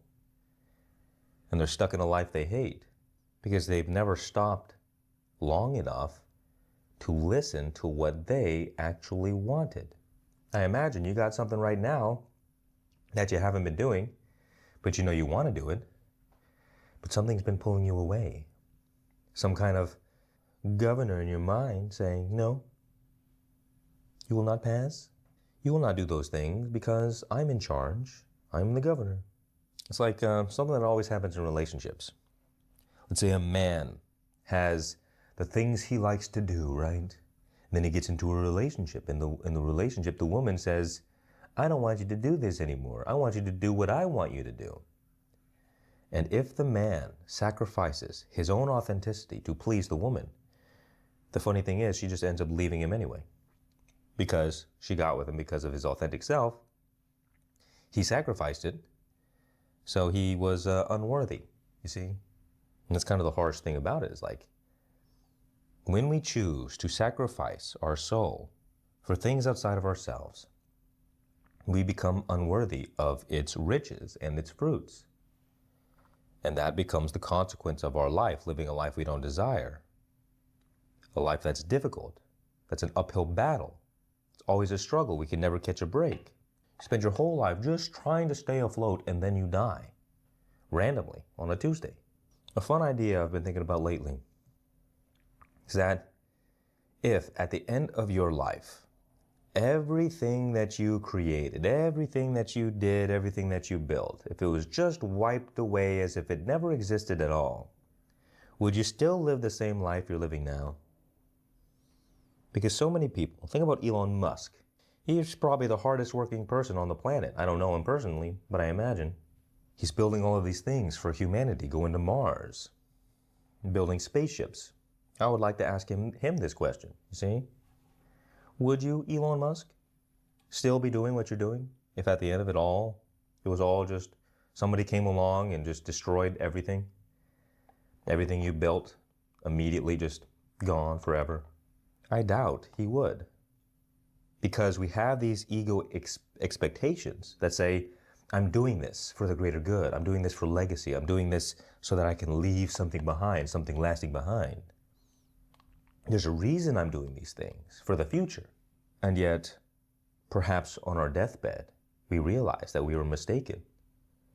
That it wasn't the outcomes, it wasn't the destination, but it was who we became on the journey, our experiences along the way, how much joy and love and peace, not what are our material results that we get. And the thing is, this is kind of how life is set up. Another example I like to use is like, let's say God came to you and teleported you into a new realm where there's a nice beach, and God said to you, look, I want you to build the best sand castle you can build. And I'll give you 24 hours. You're going to have full energy. You got everything you need, right?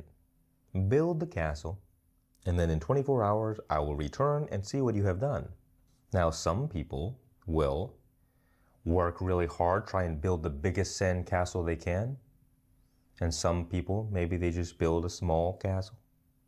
But they spend a lot of time on the detail and they enjoy the process. But no matter what sand castle you build, at the end of the 24 hours, God returns and looks at it. And you say, here, God, here's my sand castle. Do you like it? And God says, I love it. Wow. Wonderful. All right, bye-bye. The tides come in, they wash away your sand castle. It's gone. And you get teleported back to wherever it is you came from. And it doesn't matter whether your sand castle was big or small, detailed or simple. They all equally get washed away at the end. And so you ask yourself, where is the purpose? Where's the meaning? Where's the value in all of this? What is the value of life? What is the meaning? What is the meaning of this, God? What have you done to me? Why am I here?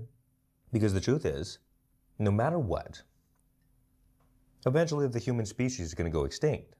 Whether it's 1,000 years, or 10,000 years, or 100,000 years, or 1,000,000 years, everything that we ever were, or ever will be washed away by time.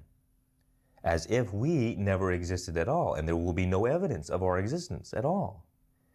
And yet here we are, trying to avoid this inevitable destruction, this annihilation, and we don't realize what we're doing. And that's also part of the beautiful human experience, is that we as limited creatures are standing in the face of infinite death and destruction. And yet for some reason we persist and we go on and we try to avoid this inevitable fate. And the point I'm trying to make is that the value can never be in the creation, no matter what we do in this life. Whether you have a family and they go on to do great things, everybody dies, everything goes away, so what's the point? What's the value? What's the meaning of any of this? It can't be anything in the changing world, because the changing world goes away. So no matter what we do, everything returns to the void.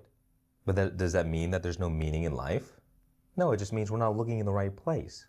And the way we can find the meaning is by thinking about music or a movie. Is a song pointless because it ends? Is a movie meaningless because it ends? Not at all. The meaning, the value is in the experience. So the individual who God favors in the moments when he's building the sandcastle, it's not the one who's trying really hard to figure it all out and do the best job they can and be really disciplined about it. I gotta make this so good for God, so good for God. The one that God favors is the one who enjoys the process, who's not focused on just trying to get what they want, but who's focused on the experience. And shifting your way of life like this has you going from trying to control everything, trying to get what you want, struggling miserably, suffering all the time, working really hard, to surrender, enjoying the process, being connected to that deeper part of yourself, experiencing more peace, love, and joy and abundance. And it becomes more effortless because you stop doing all the stupid things that you think you should do, and you start doing all the things that your soul is calling you to do. And it's that whole idea that you can't serve two masters at once. You can't serve the world and serve God at the same time. Because so long as you're serving your ego, you're separating yourself from the soul, the self. And when you connect to the self, oftentimes it's death for the ego. Because think about it, the ego is fueled through control, through identity, through these beliefs and through these stories of what you think is right and wrong, of all of these different things. But when you surrender into the present moment, you connect more deeply to the innermost core of your being. Well, in that moment, there are no thoughts. There's no stories going on. You're not living from mind stuff. You're just living. You're just expressing yourself naturally and automatically, freely as you are. And then what you find is that the little ego comes along again, and you have these patterns, these old attachments that keep you stuck to suffering. Like, for example, you can be on the spiritual path, but let's say there's this problem in your life, like money or relationships, and you get frustrated. Why aren't I getting what I want? Well, that attachment is fueling this desire, which is causing you to get stuck in your head, really wanting what you want, and separating you from your source. And so it's this game between flow and allowing versus force and control. Resistance. And that resistance to life is what suffering is. Which is why I'm saying, if it's hard, it's wrong. And I actually got this from another video, which I thoroughly enjoyed. And here's the thing. We all exist on the spectrum, some more than others, between heaven and hell. And you probably know where you are on the spectrum by how you feel on a daily basis. Are you miserable all the time? And it's basically determined by who is running your life. The more the ego is running your life, the more you will experience hell, because you will be cut off from the flow. Think of the mind like a resistance valve to a hose. Your mind or your ego is connected to source. Source is flowing through you because you're alive, right? Right? Are you a zombie? Hello? Life is flowing through you and it enters into this cutoff point. The mind is the boundary between the inner world and the outer world. So it's like a pinch point. You see, like when you go to the gym, you see those pinch points? And so the more mind stuff you have, the more you're attached to your ego, to your thoughts, to the beliefs, to the identities, the more you tighten up that resistance valve. And so the hose that's connected to source can no longer flow as freely. And that's what you experience as hell, as darkness, as pain, as suffering, as misery. Because source is the light, the more you're cut off from the light, the more you're stuck in darkness, which is also death. And light is life. And so there's really no source of darkness or death. There is only the light or the life and the absence of it. How much are you allowing that life to flow through you? Are you allowing it to flow a lot or a little bit? And so what we do is we start paying attention to these attachments. We pay attention to how we feel, to the suffering that is created in our life. And instead of just being on the surface level trying to get what we want, we learn to deal with those attachments. Our mind stuff. Like, you ever heard of yoga? Patanjali, who wrote the Yoga Sutras, he said, like the first line, he said, the point of yoga is the cessation of the mind stuff. I don't know if you've seen that movie quote on social media. It's like, a fast mind is crazy. A slow mind is a saint. But a mind that is stopped is God. And this is what be still and know that I am God. Well, this is what it means. It means that you fundamentally are God, believing that you are an ego. You see, the ego is made up of the same God stuff as is source, but it's just like a little ball. You see a ball? It's like the difference between the sun and a mini sun you can hold in your hand. Same thing, just limited. And so when you see someone like Jesus, who is one with God, who has the same powers as God, well, how did he do it? Is it just because he was born that way and nobody else can do that? No. It's systematic.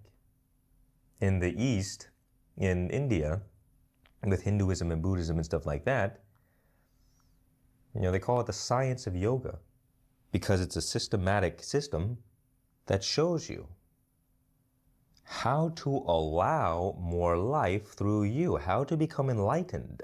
And the point is, we're all born enlightened, but we become endarkened by our conditioning, by our earthly attachments, by our karma, our ego conditioning. And the more attachments we have, the lower we go. Like, imagine a balloon, right? You like balloons? We all float down here. The balloon floats up naturally. But imagine there's all the kinds of mud and dirt caked onto the balloon. And so what happens? It begins to fall naturally. And this is our experience. The mud is the earthly attachments. The light within us is already expanding us and floating us upward toward heaven. That's the nature of the light. It's expansion. It's becoming. Rising up. You see my chest? But because we have all of these ego attachments, now there's a strong contrast. The pressure of the light in us is trying to shine forth, but we don't have a vessel to contain it. So what happens? We get depressed and we experience massive suffering. And if you don't learn how to create a vessel for the light, well, eventually you fill up with so much darkness that you die. And so you begin to pinpoint the areas in your life that are creating suffering, that are creating problems. And you work on yourself until you can let go of those attachments. You become more conscious of them. For example, awareness is the light of your consciousness. And those attachments are darkness. It's unconsciousness. Like, for example, when you engage in an addiction, You go into unconsciousness. You do some behavior that you didn't have any conscious control over. But why did you do it? Well, it's because there's some attachment in you that is causing that behavior. And until you become aware of that behavior, that part of you that's causing you to engage in that, the inner imbalance, well, then you repeat the same thing over and over again until the suffering eventually wakes you up. And so we enter into this game of integrating the opposites. This is what shadow work is. So what does this really mean? It means that right now, you have these attachments to certain things, and each thing has its opposite, right? So for example, if you're too attached to introverted energy, means you really like going within, you really like thinking, you really like philosophy, you really like meditation, and you don't like talking to people that much. You don't like going out and socializing and being a part of the world and doing things in the world. You prefer to stay within your house and read a book. Now you might think, oh, well, you'll convince yourself actually that all of your things that are strengths are actually very good and virtuous.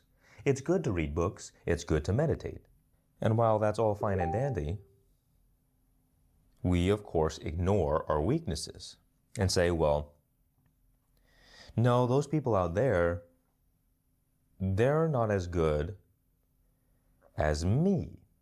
That's like the underlying unconscious assumption. Like those people are Neanderthals. They don't read books. They don't think about philosophy. They just drink and make love and engage in worldly pleasures. And so you begin seeing what kind of people you judge, what kind of people trigger you, and what kind of things trigger you. Because what is happening is that that trigger is poking at an attachment that you have. And the answer is in integrating the opposite energy. Because when there is opposites, there is tension. So you're attached to one side of the polarity, and there is energy created by that attachment. And you experience that as being triggered. A pattern has been triggered in you, you get emotional about it, your mind starts racing, you start thinking about it, but it's got a grip over you. And so what do? Well, you discover where you are attached, you just flip it to its opposite, and then you start day by day to integrate that energy. And the closer that energy gets to you, think about like two bubbles, right? They get closer and closer and closer until they become one big bubble. And that means you've integrated the opposite energy, and now you no longer get triggered. There's no longer energy associated to that pattern, and you become a more whole individual. And so it's this whole game of returning to unity. This is the whole game of life that God created. God is already one in perfect unity. But what does that mean? It means that there's nothing to do. If life is already perfect, what's the point? There's no point. It's all meaningless. So God, in its ultimate, formless state, as everything that is, has no purpose or existence. But because God is God, and there's infinite power and potential, what has happened? Well, God created a game. And what is that game? Instead of being whole, perfect, and unified, how about I split myself up infinitely into these separate things, these separate individual pieces of myself, and then I can spend the rest of eternity coming back together. And that is us. Congratulations, you are here on Earth. You are playing the best game ever created. So what does this look like?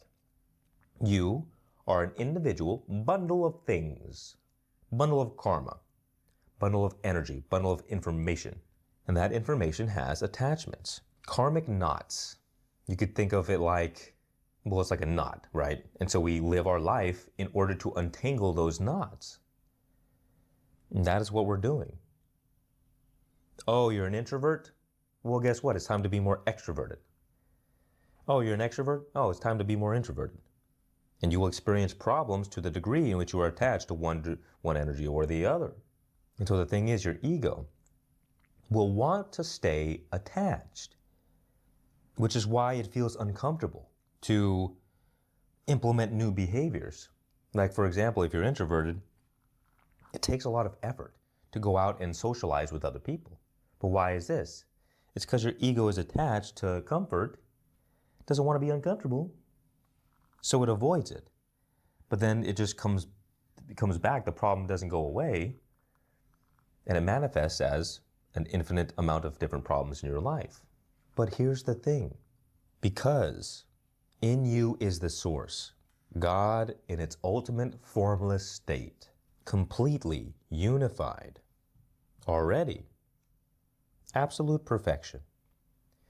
When you connect deeper to that part of yourself that is already perfect, you automatically begin working out all of those karmic knots. Because this source of perfection, it's like the elixir of life. It begins working out all of the things in you that create imbalances. And so over time, the exact right situations that you need enter into your life and give you the opportunity to integrate those new personality traits, those new behaviors, the new ways of being. And that can only be done through surrender. But most people are living unconsciously, and so they're kind of just thrown into life. But the thing is, the game is still going on. They just don't realize it's a game. They really think, oh, I'm in the ghetto. I got to make that money. I got to get that bag. I got to go shoot some people. I got to go get some drugs.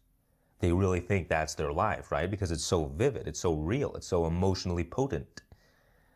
But at the end of the day, it's just God experiencing itself. And through those situations, no matter how terrible they are, it's still the same game. We're still all returning to unity. But those karmic knots, they have to become undone. Those attachments. And if you've noticed in your life, the things that cause the most suffering are the deepest transformations that you ever have. And you might begin to see how everything is paradoxical. Because the mind wants to say, well, life is like this. It's like this, so I'm going to do things like this. But that's never how it is. It's like this, and it's also like that. It's yin and yang. It's just your ego that gets attached to one or the other. And so through surrender, you allow the flow, and life becomes more effortless. The more you enter into harmony with that flow of life in the present moment, the more everything kind of just works out automatically. And your ego comes along and tries to control things, tries to take the wheel of the car. You just smack its hand, nope, nope, nope, surrender, nope. And eventually you surrender so much that the ego just doesn't have any control over your life anymore. Now, it doesn't necessarily mean that you get rid of the ego. It just means that it's not running your life. It's not pulling you all over the place. Because the ego gives you a sense of separate self in which you can enjoy the experience of life. Without the ego, well, you enter back into unity. And you enter into the bliss state of being enlightened. And of course, that's the experience of heaven. And there's plenty of time for that. It's eternal heaven. It's not going nowhere. But you are a human being, I think. And so the point is not to become perfect, not to become God.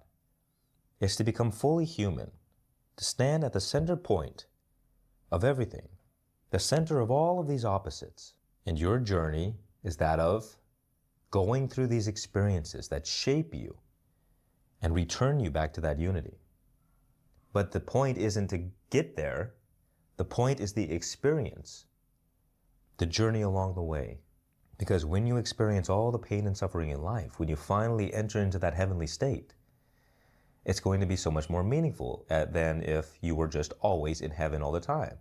And your soul will say, oh, I'm so glad that worldly life is over and I get to enjoy the heavenly goodies.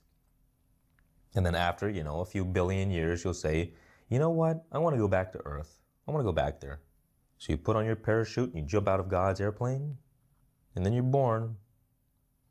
Maybe you're born as a dinosaur this time. Who knows? Because for the dinosaurs, it's the same thing. They're playing the same game. It's just they're completely unconscious. They don't know what's going on. But it's all the same one life. It's just you as a human being have the power to be more conscious. So in this life, You can free yourself from millions of years of karma just by being more conscious, by focusing on where your energy is being stuck. And you know where your energy is stuck based on the suffering that you experience, the problems, the attachments. And it's not just about getting what you want.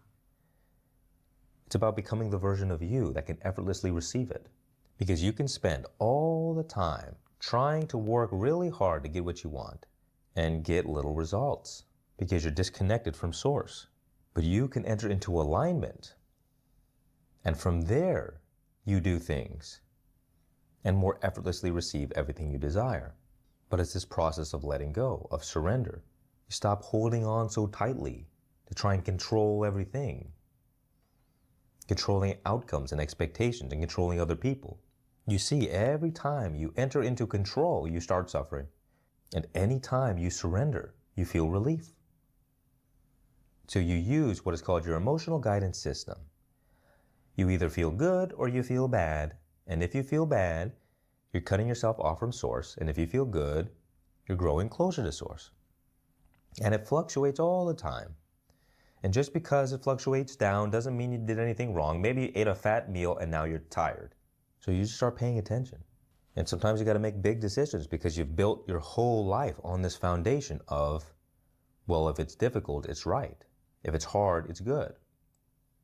But the only reason it's hard is because our ego gets in the way. And we have all of these attachments keeping us from what we actually desire, which is, truthfully, the source within ourselves.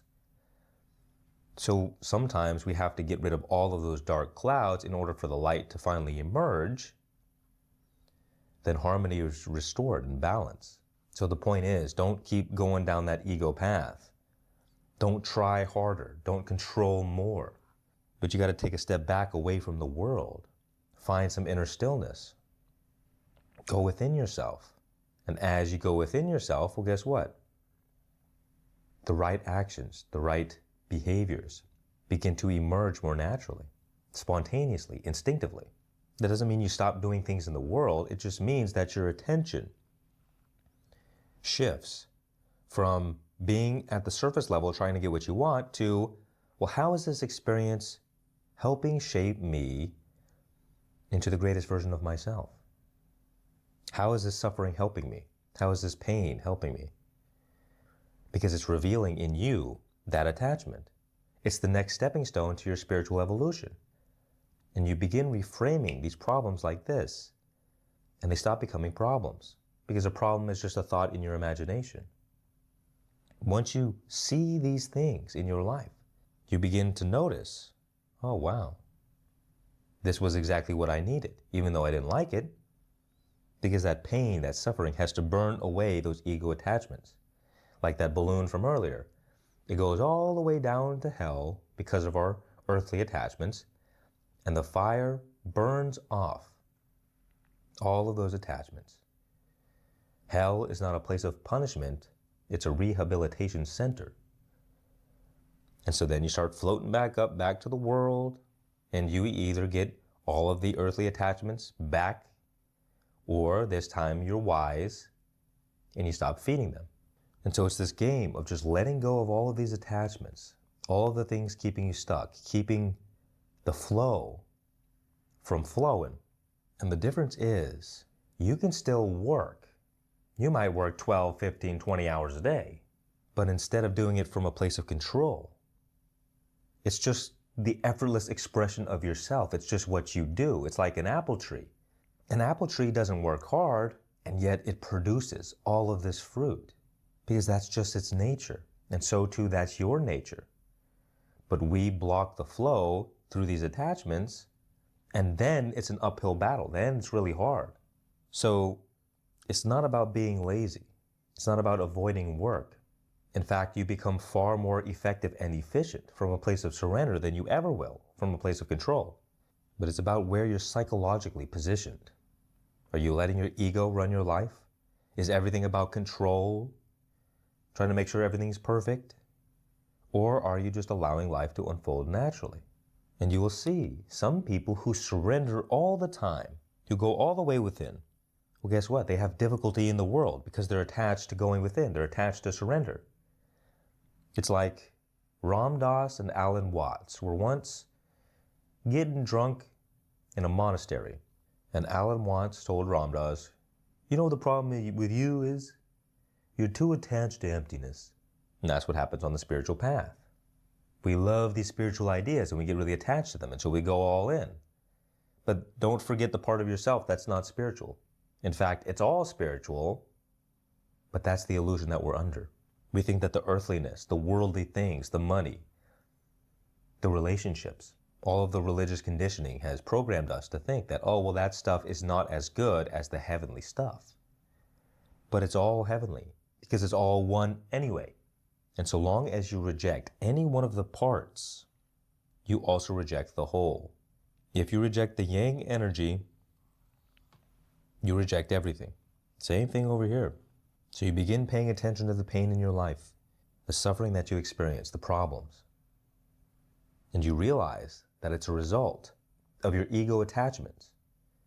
Throughout your life, throughout your childhood, your ego has gathered all the parts that you think is right and good and what you share with the world and what's nice, and you reject all the other parts that you don't find nice and good into your shadow. And so you go back into that darkness and become aware, shine the light of your awareness upon it. You become aware, oh, I'm too introverted. Oh, I'm too extroverted. Oh, I'm too masculine. Oh, I'm too feminine. As I like to say, we are all instruments of God. And our life is the song. And whether or not your life is harmonious is determined by whether or not you are in tune. Are your strings too loose, too chaotic? Are your strings too tight, too orderly? And wherever your ego attachment is, wherever the imbalance is, you simply begin to integrate the opposite energy and you return closer to a state of wholeness. And you become more like the image of God, which is whole, perfect, and complete. I am Ray, and if you're ready to break free from the prison of your mind, keeping you stuck to a life you don't desire, then I encourage you to check out Monkey Mind Masters. Link is below. Much peace and many blessings. And remember, just be.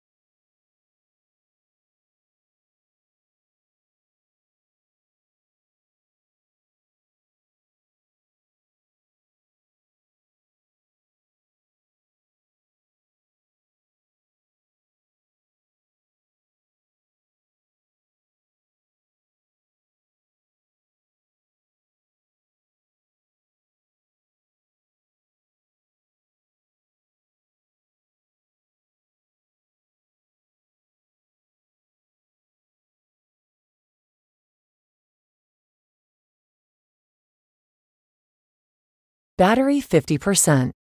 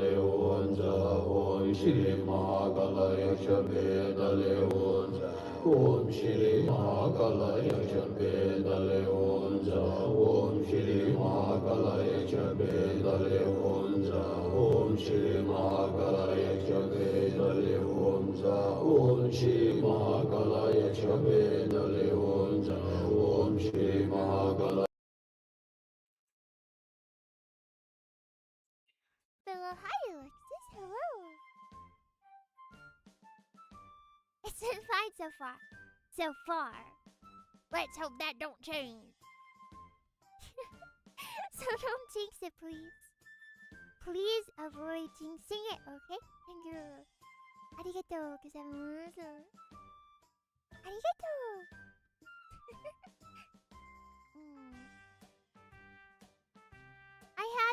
I did eat today. I had some rice and chicken. Nom nom nom.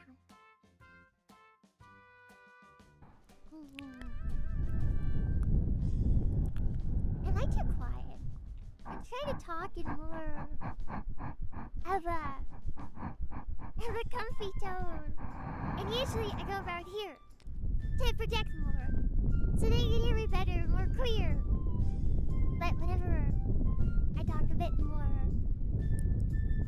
around here, I think it gets harder to hear me.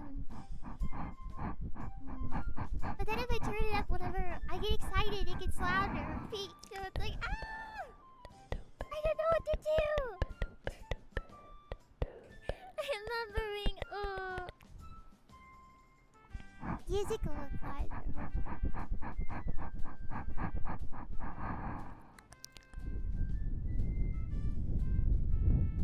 I feel like that's kind of an issue for me.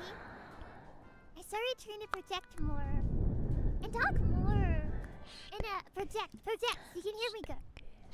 And then I feel like it sounds a little silly sometimes. Because I'm trying to project, you know.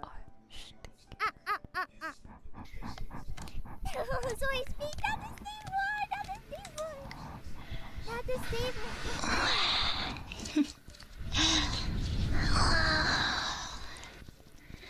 You always sound silly. Oh, but don't. You always sound silly. I need time.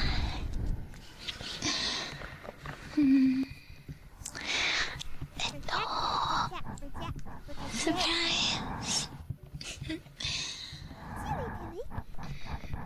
I know you've been feeling super overheated lately. Really struggling in the sea. Yeah,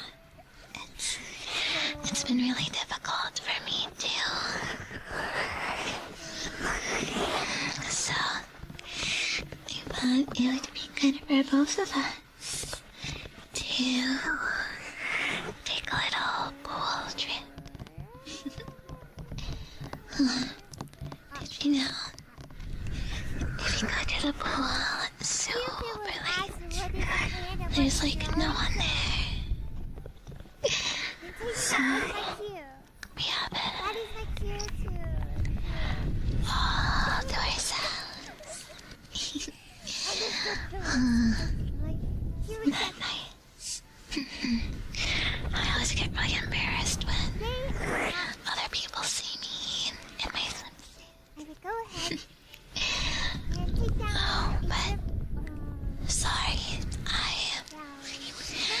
did forget my Sukumisu at home. Used to be allowed for a dog. But this is okay, right?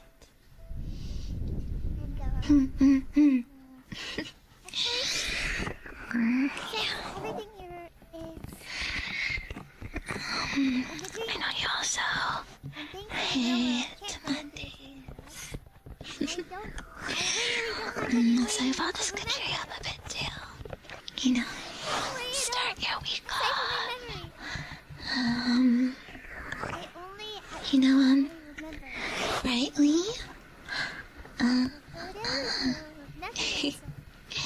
it's like a little vacation to relax and blow off some steam.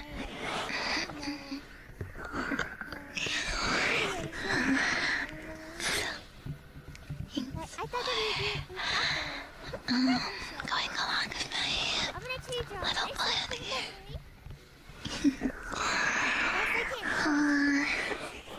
It is a bit sad. You're the best beat. As usual. Don't worry about it being alright. I have prepared the ultimate cooling and relaxation I'm so session for you. I'm gonna cool you down, okay? I just wanted to get down the No matter how hot you get. Yes. It's my treat today. So,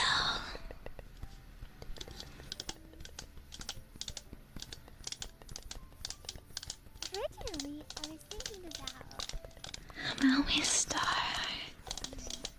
I like to look into with a nice but originally, cool drink calling a wallpaper. filled Do with a summer themed wallpaper. But premium ice cubes. I don't know. I started to feel a little bit, Yes, I wonder where they came from. Well, don't worry about that. that is the motivation here. My macaroni is gonna watch me. Oh, we have it.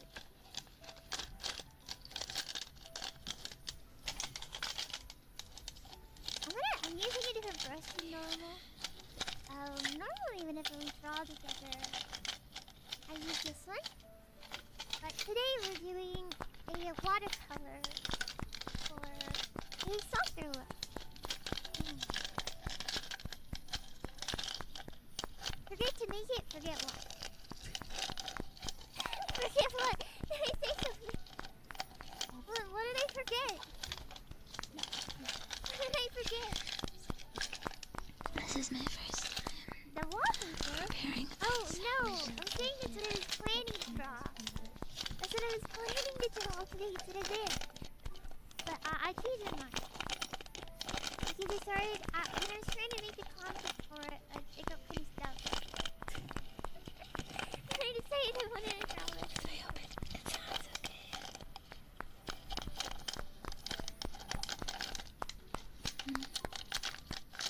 Honestly, this probably won't take me Glass cup sound better. I'm not calling for something super detailed. So it might be I am a little scared to handle glass though. to be honest with you. I will be honest, Nate. These for color, you'll just have to see. It's a very picture. The drawing. It is like this. It's because I'm not drawing on the highest resolution, but I think this is really. This canvas is 3000 tall, but I'm only drawing in here. I think you can already hear them. What is that? Building or something? Oh, there's a big.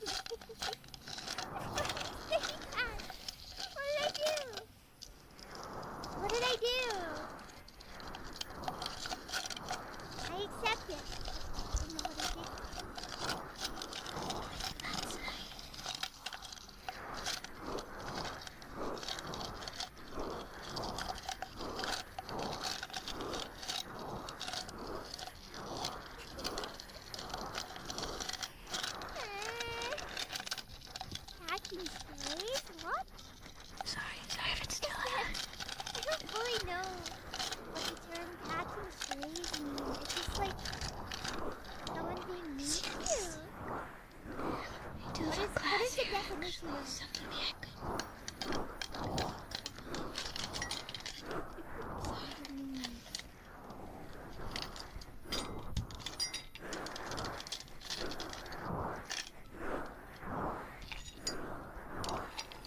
like a stray bullet. Okay, so yeah, when people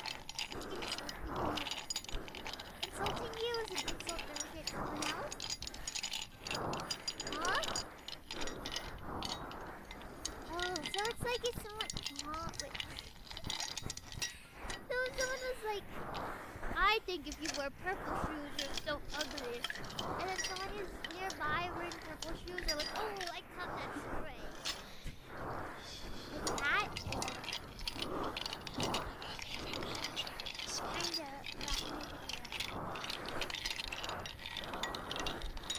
Wait, so then why would me being called a baby be counted as Surely you wouldn't drink alcohol in front of everyone else. It was direct that way. Then it couldn't be happening. God, you big. There's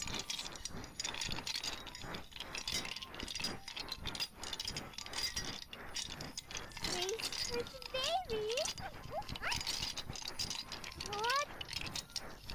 Space for the baby?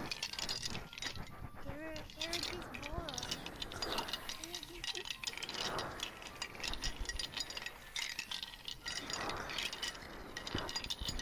Babies don't deserve that. I really like orange juice. Oh, baby, baby. And then I know that quite a lot of people are really thinking.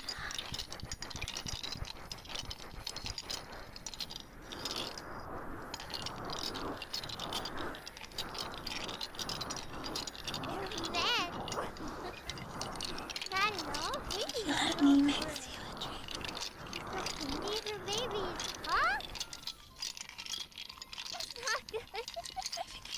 There's a lot of work. Well, that doesn't mean that you have to have one. Maybe something in general. Some people are like, I can't stand drugs. Get that shit away from me. That just makes it more yummy, right? But it's lucky milk. Holy crap, it's still from a baby. What? I don't know if I want to know the answer. Yes, it's some lemonade. Freshly squeezed.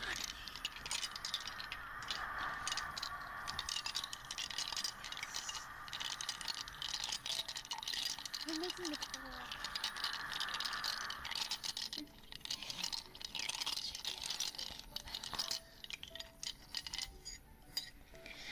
Want to see what it's like? Look at it cool. I promise it won't be used as intimidating evidence down the line. Some water. The cops are gonna be Alright, like, wait, this is your drink, of course. and you're gonna say, officer, Hannah. and the Cocktail? officer. Is that what it would be called?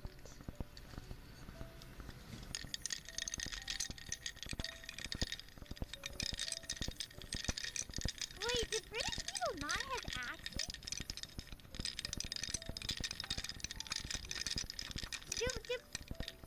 Is that like a TV thing? Do British people not have accents?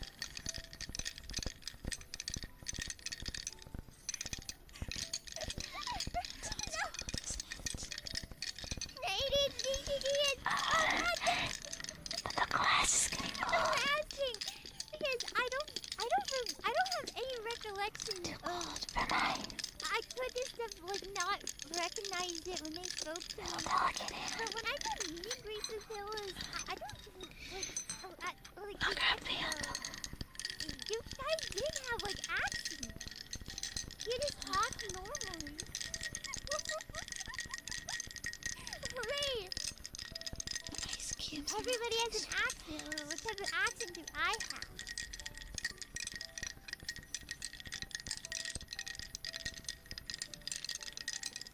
You better drink it up.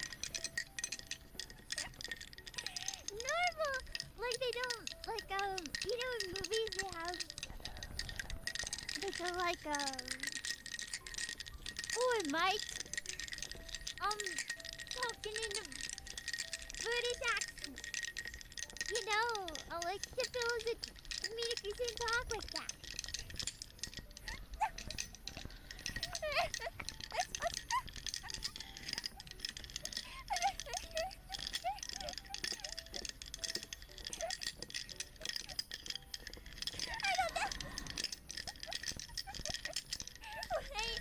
Wait,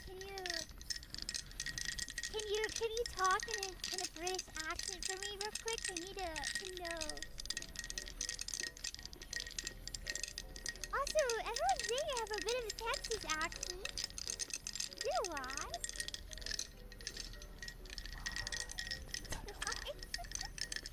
Oi, bro.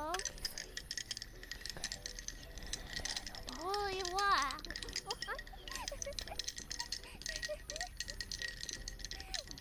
Boyo. When do British people say those things? I don't know. I think about 30% of fillers were... Wait, I'll check real quick. We have a large British population here in Pillowtown.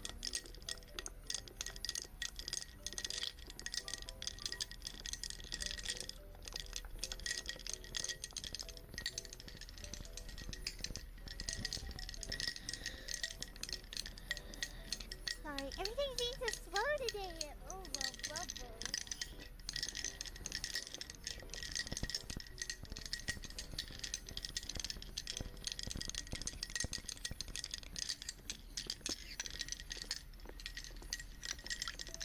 Here, I'm gonna reveal the little demographic.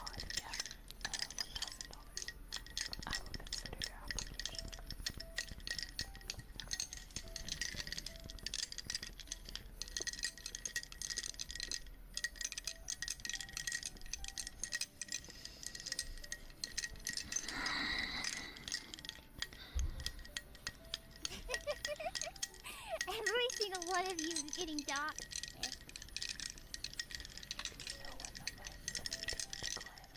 Less than 50% of pillows are American. That's right, less than 50%.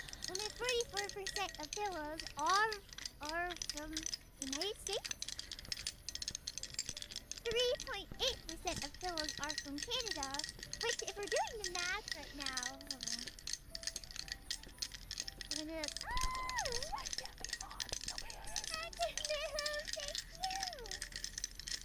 Thank you! I'm gonna try to do some math. We have about 250. Oh wow, what a thing that was. 250 pillows here right now. What is 44% of 250? What is... I need you to do the math. I was gonna try, but I can't. I need you to do the math. It's 44% of 250.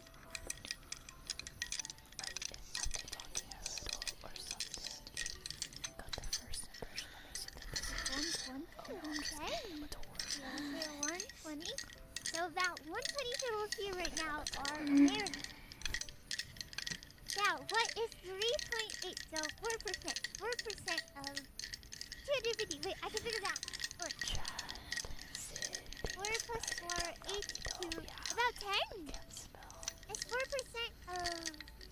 It's 4% 250 about? It's almost gone. Thank you! So there's a high chance that 10% of pillows right now, 10 pillows in here are from Canada. And then there's a chance that about like 8 pillows in here are from the United Kingdom. And then about 2 pillows, like 2 to 3 pillows here are Brazil, and 2 to 3 are from Germany. I'm one of 8. All 8 British pillows here.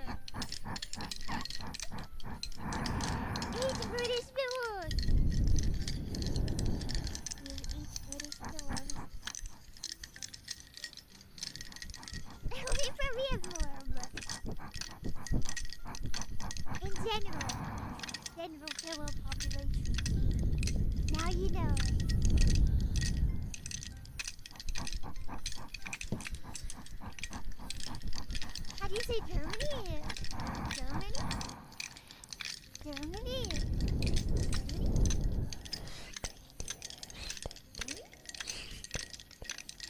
They say it weird.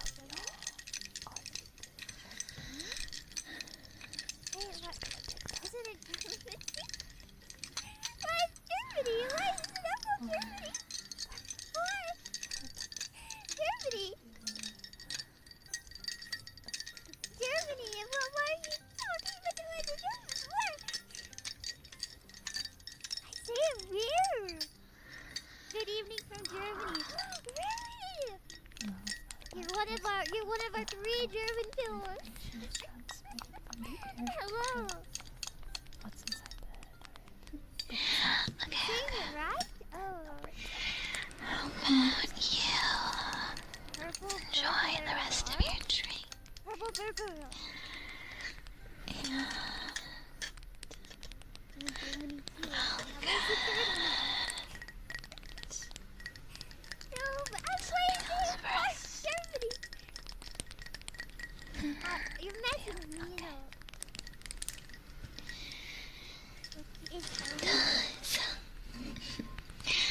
I packed something special in the cooler, so I'm gonna go get it, okay? Here's some napkins, you know, in case you need it. Okay. One moment. Oh, anyway, what was I talking about before? Oh yeah, I remember. So the reason that you're voting on this poll, or rather what's not going to happen, is that one day you're going to actually kill from a baby, and the cops will not have access to the polls that you voted on. But if they did, they could tell us, like, we saw that you voted on this poll. That's in July. And we saw that you voted that you would still care if we baby were using that as evidence. And I assure you that won't happen.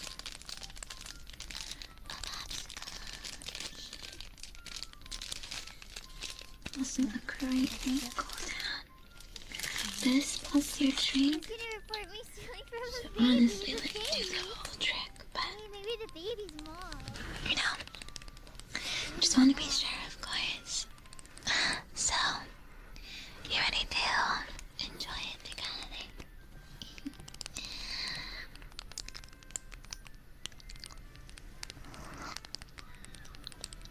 I remember being gross and having gross hair.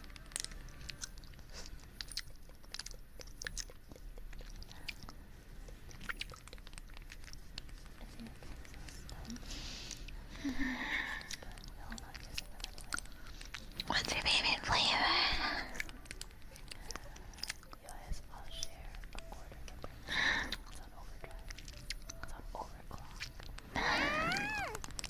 You wouldn't sniff a dead girl's hair, would you?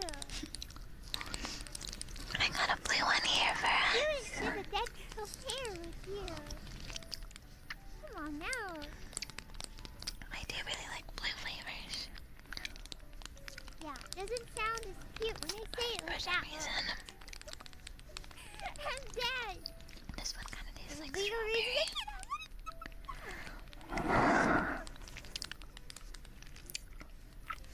Good lord. Harry's already dead? No, what? No. No. Huh? What do you think is better? Looking from the side? Or putting the whole popsicle in your mouth? No.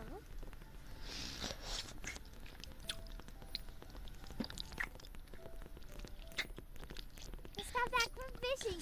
What? Holy moly. Women hate me, fish love them. Caught and released 5 bonnethead sharks. Wow. We were fishing with them. They kept getting cooked like stupid. Hey, we have a shark here. Be careful. I'm gonna offend our singular shark. How you getting to feel hi, Mr. Fred?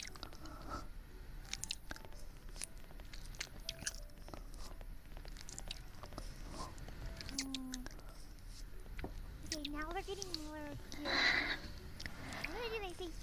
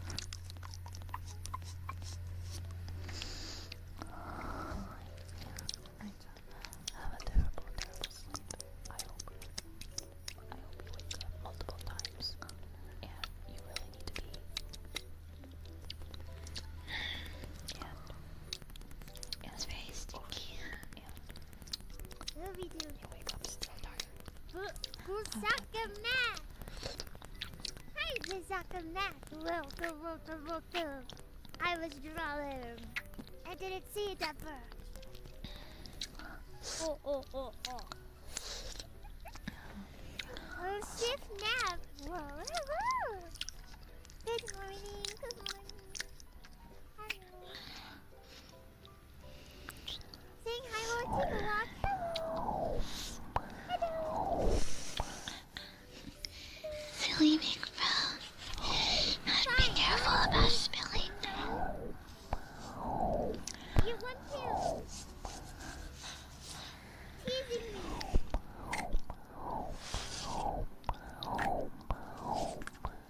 There.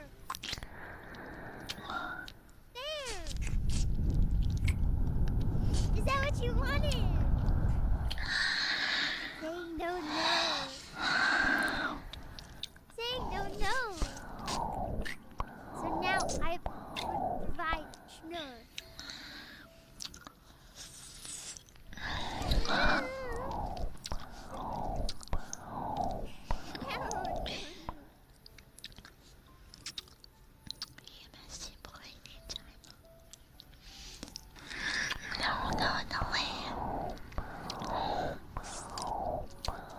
It was a tick here.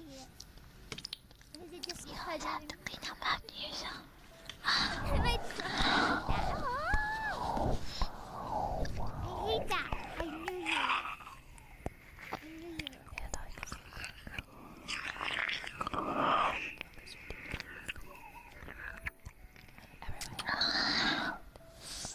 Right now we're gonna go through more refined stuff. So I don't want to. Thank you, I know I'm beautiful. Thank you for noticing my beauty, unlike everybody else here. Guess what's in it? I had a sweater. Alright? What a hoodie this bag is for.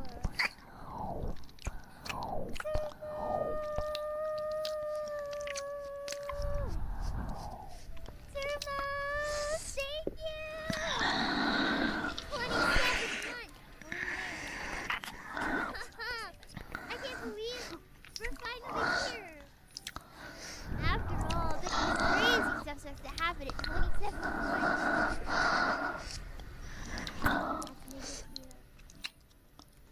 Let me get you.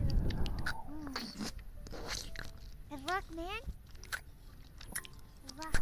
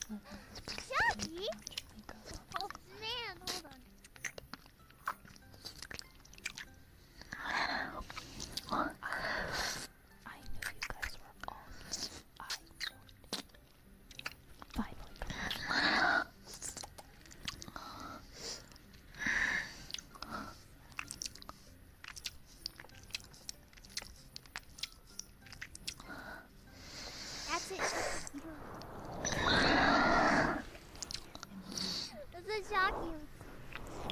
That's literally. That's you. Hold on. I feel like what makes it so good is there was this shadow.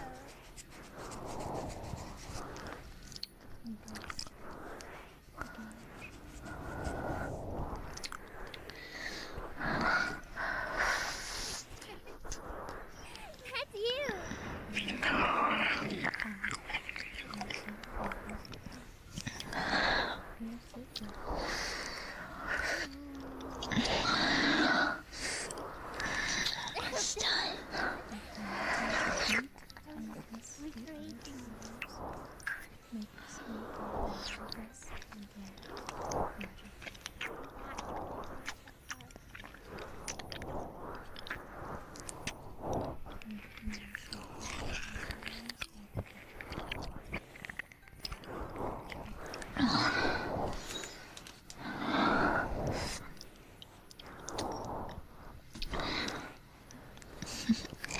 Guess what? It's all gone now, silly.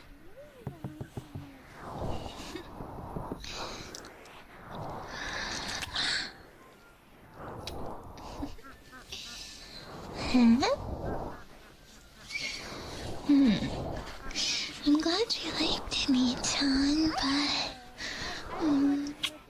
you kind of look like you were enjoying that a bit too. I drew it because I was like, oh, that looks good. But I don't know. yeah, like that. So good.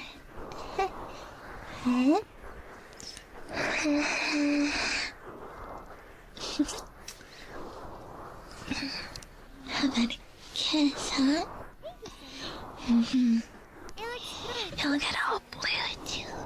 So you be tripping.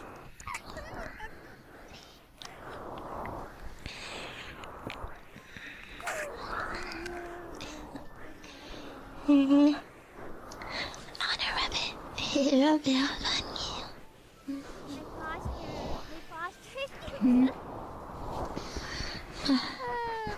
It seems like that did not quite do the trick.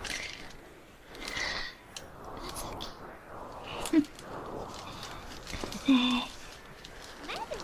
What? Stuff I have.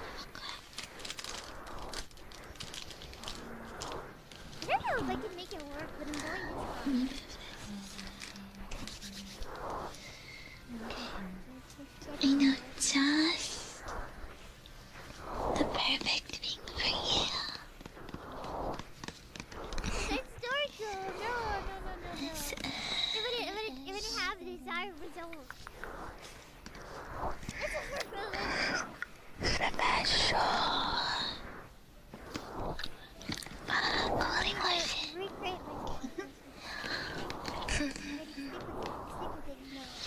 Yeah, you just apply it and like instantly feels cold wherever you put it.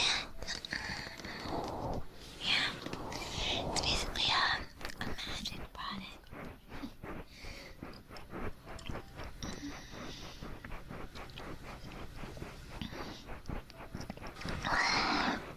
Sorry, I'm not sure how it works, but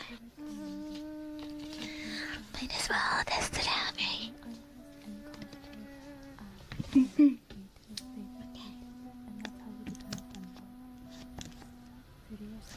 didn't erase all of it. It's still there. It's just hidden now. I'm guessing you want the full body treatment, right, Nita? Plus, I'm just trying to. I think you're really suffering. Have me holding my back. And it would be kind of hard if I did it in the front here. But it doesn't really take so much time. I know how difficult it is. How hard it is to live like this in this heat. Right? And you even get a free massage on top of it. Lucky you.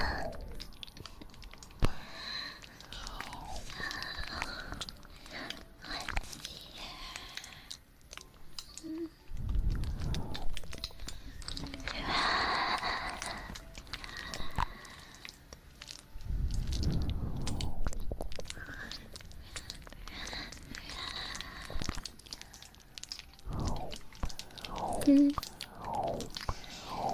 Oh, you guys are really dense too, big bro. It's hilarious. That's no good. You're not taking care of yourselves. Silly. You know you have to stretch properly. You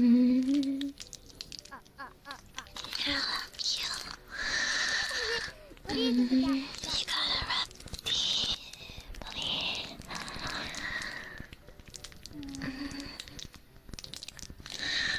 Right in nose. That's stress. Perfect. Okay, good. Thank you. Lots of those. So hard here. Like a diamond or something. Are we still Hey, how did you get like this, huh? This is normal.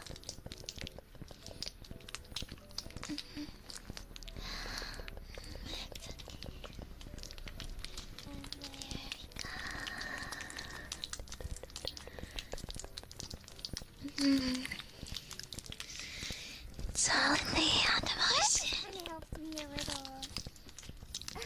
I'm able to hide my... After you happen. Circle.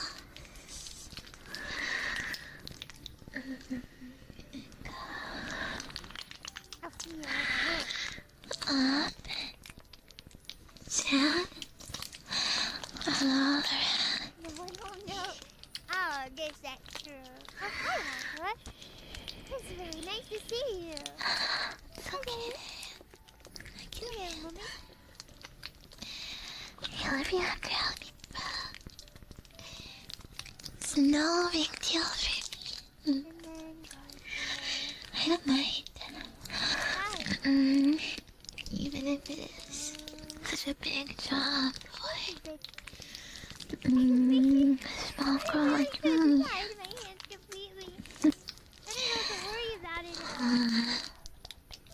You're really getting into it today. Perfect. Not my problem. Feeling your cute Not my sister is Simply wonderful. Wonderful. Come on. Just relax, big bro. It's okay. No need to hold back. Be embarrassed. It's just us two here after all. The hand sticking the eyes through. The painter was hiding it in. Remember, we used to bath together all the time. And give each other massages.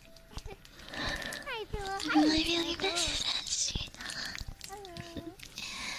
Big breaths coming out, big and strong.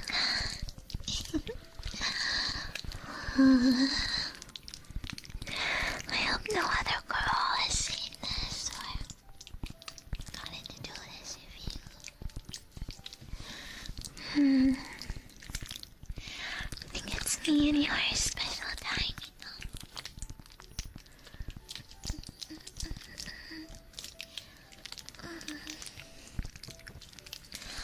I'm pressing hard. And doing the right. Wrap over. And... Yes.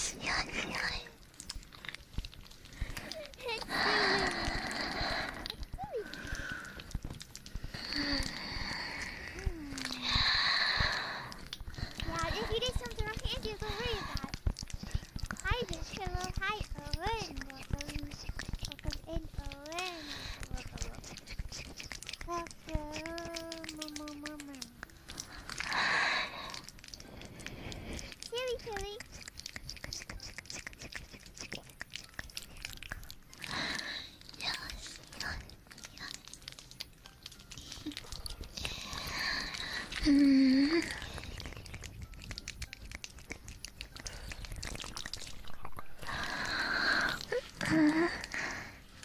It's not too stimulating, is it? No, you're a little sensitive. You're strong too, right? Surely, you can hold on a little bit. I think it worked. Do you think this is a I wonder what's being pressed my sensitive it's spot. a nice, decent sketch? Kinda miss teasing you, you know? When I was alive, no. I wanna pay you back for bullying me all the time.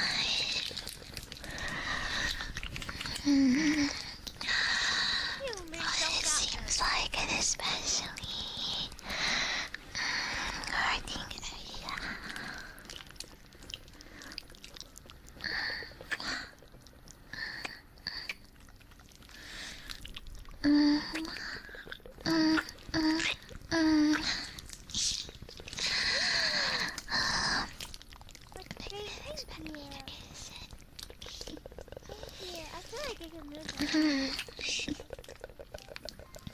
Amazing lotion, but something else too. How come you're so sweaty, big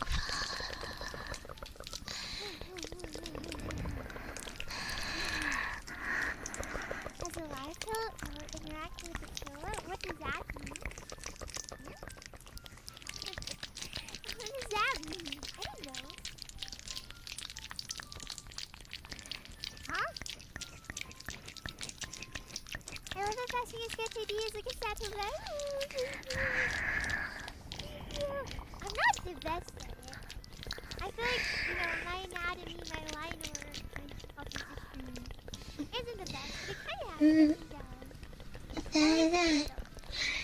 Pizza. I hear this lotion has a special trick to really activating and working.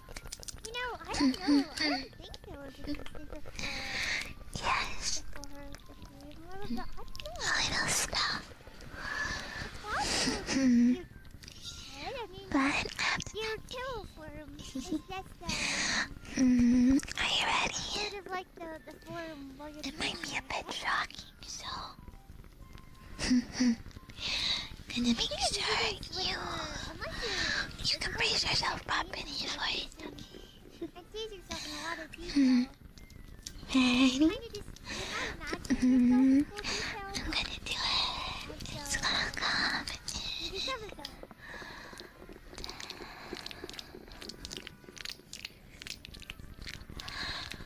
I don't know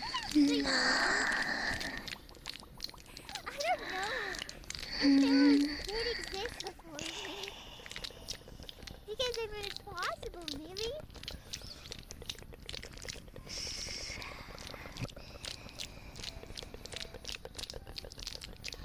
It's possible that you didn't just dream of yourself in that way. The concept here.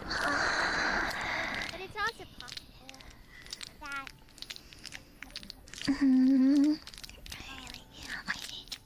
you've always been that way. Getting a bit amazing, you know. I don't know. It's really hard for me, though. Because we're getting so sore. I'm using both of them at it. Barely even covers you. I don't know. It's good. Blood of the soul. Let's do it, let's do it. Getting ready is gonna be so fun, exciting, amazing. Close it again. 2.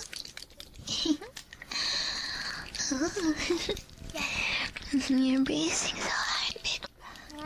Yes, that's a boy. You can relax a bit, you know. Don't worry, I'm not gonna trick you.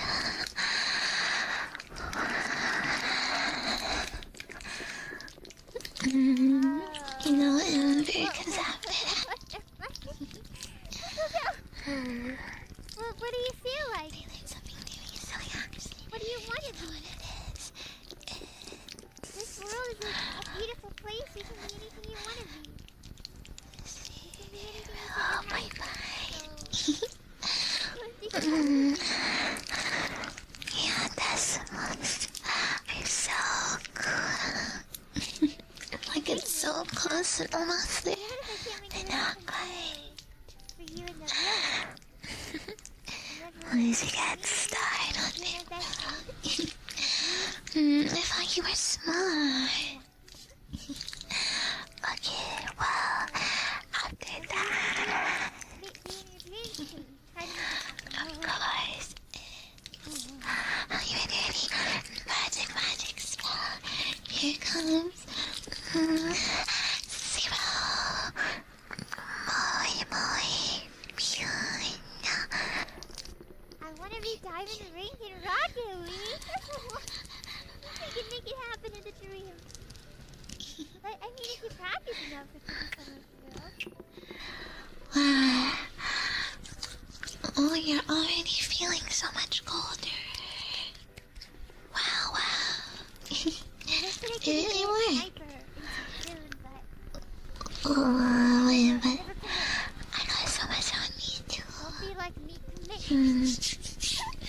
I can wrap it in. So it'll help me as well. Yes. So often that I'm pleased with doing it. I'm like, you know what? Today is the day I become a sniper. Like it's 22. I couldn't kill people. I couldn't play sniper. And I can't do anything so bad. I believe in you. Oh yeah. I can't Of course, I brought a towel with me. In case you wanted to relax in the pool. I didn't know how to swim though, so we'd have to watch from over here. Unless you want to teach me.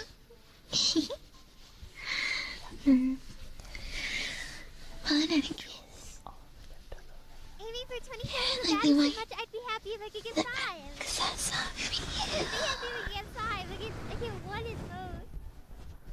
2 if it's a miracle.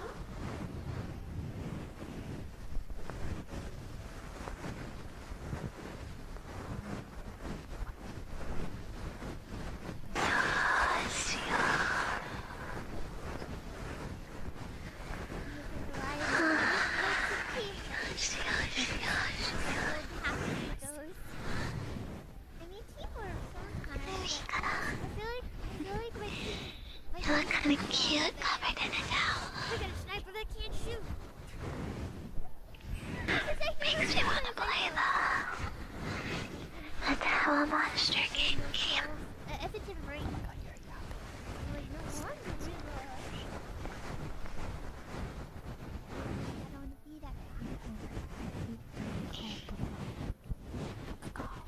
If it's careful, like, there's never. But if it's rain, then like, what are we doing? Kissing and like practicing in rain. Do it. Big bro work hard today, huh? Yeah. You've finally been able to relax and let go. I don't know. Whenever you guys are watching me play Splatoon, I don't think Happy and proud. You gotta lose more often, you know? because I feel like It's good for you to keep it up of course it's tightly wound. give you. But on the inside, I've won ranked battles where we had to disconnect and there literally was only 3 of us. And so it really does come down to everyone on the team. And if we're failing, then I'm probably part of the problem. Don't be mad at my team. Be mad at my team.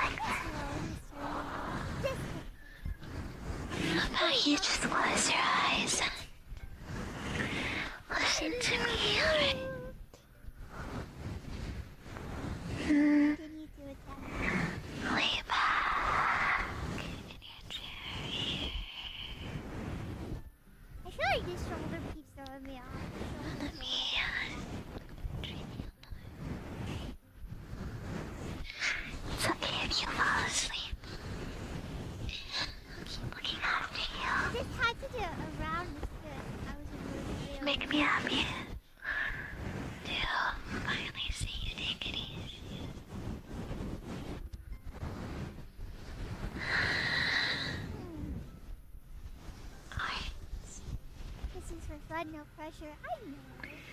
Probably have the towel on you, I know, actually. but it's okay to reflect on art and have parts of it that you don't like anymore. How about a bit of a clean, Like treats, you know. bit of a rinse, And that is something that I stand by. cool water, gonna And I still make it easier to don't fall be asleep. so hard on yourself. But I also acknowledge that it is okay to. But I know, like, fully washing I'm yourself not the most proud of it right now. And that's okay. you're kind of annoying, so For sure. nice little spray can really do wonders in cooling you I'm down. not the most proud of it. So, I know. here we go. Feedback is also the most fun part. Ooh, I don't know. I don't know. If you don't ask for the feedback, it's I feel like, what is it called? Nice. You know, there's people who will give like feedback and criticism when people don't ask for it. On art specifically. And someone will be like, I'm proud of this piece. And then someone will comment and be like, yeah, it's a good piece, but but it would have been better if you did this. And it's like, oh. You know what I'm talking about? He knows he's going before. It's not feedback, it's just something mean. I guess so. Because I feel like a lot of times, maybe they are coming from a good spot.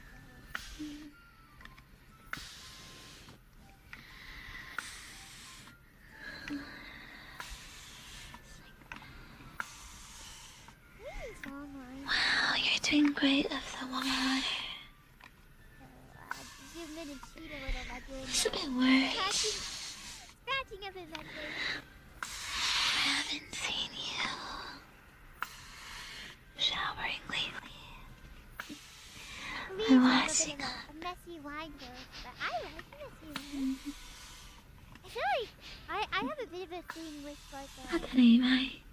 hear me out. Okay, hear me out. I mean, you smell great to me, big bro. I have a theory. Yeah. Are you ready? Are you ready to hear If my I beat killer you, theory? You ready to developed a phobia for water.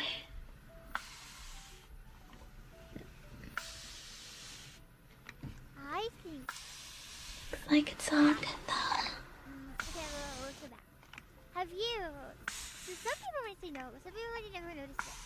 But if you as an artist or a viewer ever notice that a sketch does way better than a fully rendered drawing that you just finished or somebody saw this video.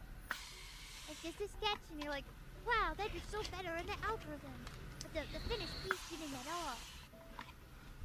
Kids just think you know how you draw.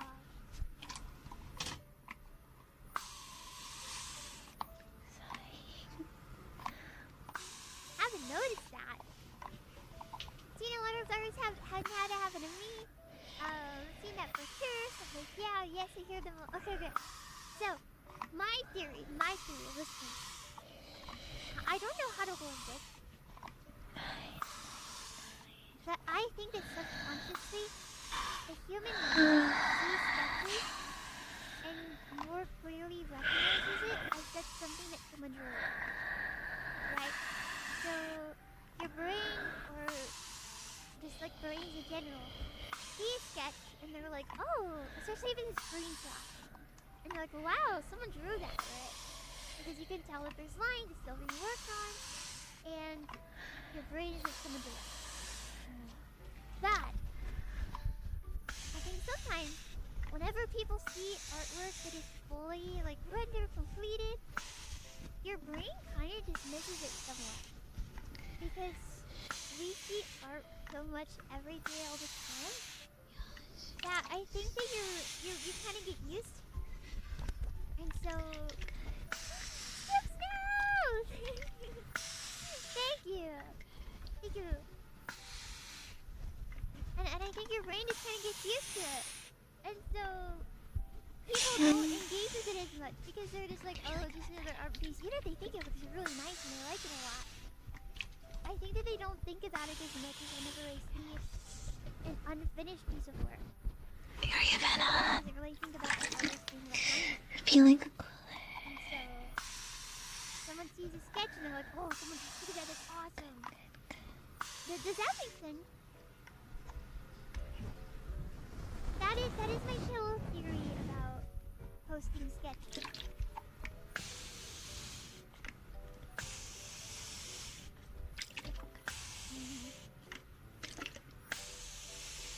Fine art can be, you can just see mistakes. No. I feel like this happens even to like nearly perfect art. I just feel like sketches perform better.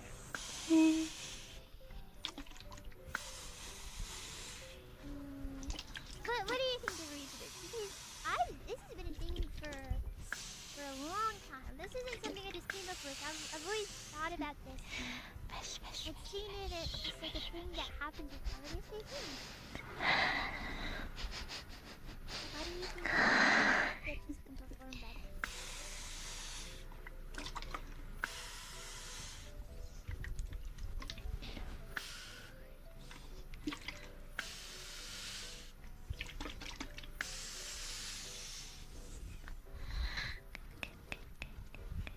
Really cute, it's a solid dear. Thank you.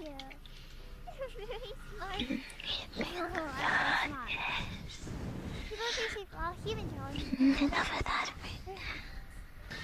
Oh, sorry about more that. personal. Okay, you're supporting what I'm saying. Thought it was late up at night, but That's basically what I'm saying. Like, whenever it's a sketch, still some like your brain sees some cars driving real. But then you see a finished product and your brain doesn't think about the human part as much. Like some people do. It's okay. Hello. Sorry. Hi, Julie. You're coming. Hello. Hi, Julie.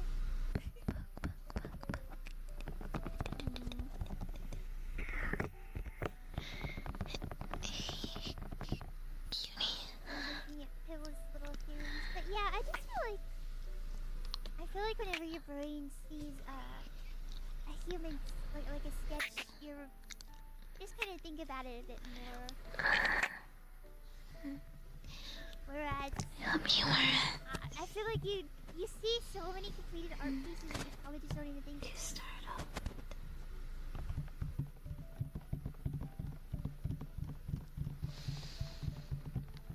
Hello, hi, Crystal Mac. Hello. Maybe there won't be a second sound.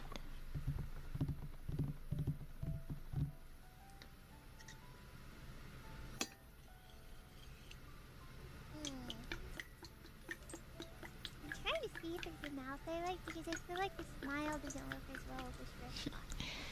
At least not the big one.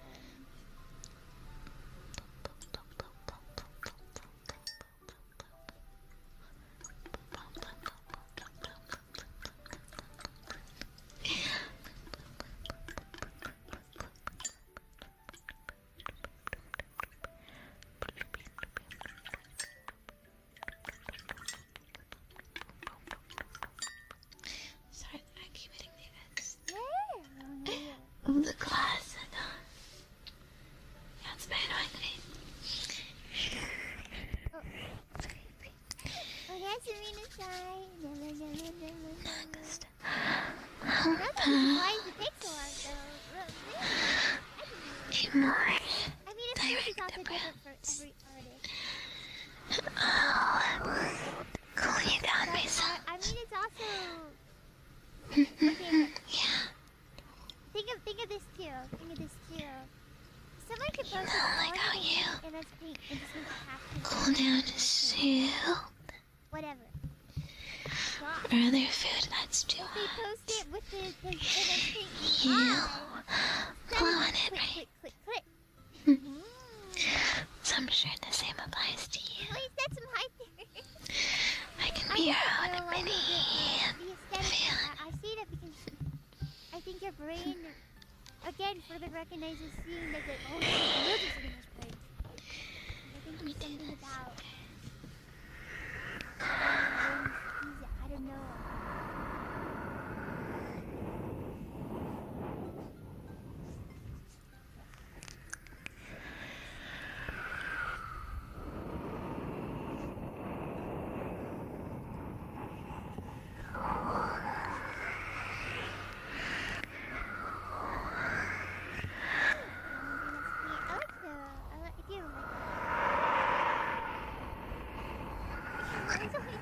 do sometimes. That's kind of the point of life, communications.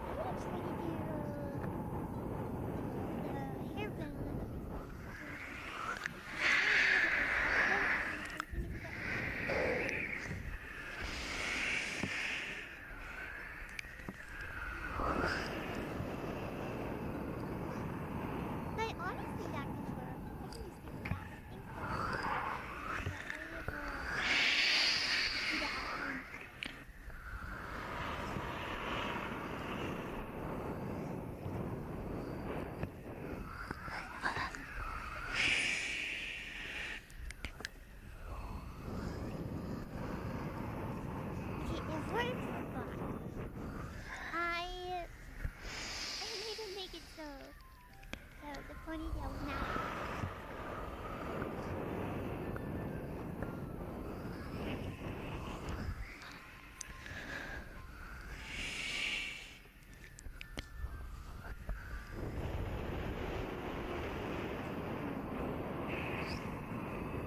I think he's leaving.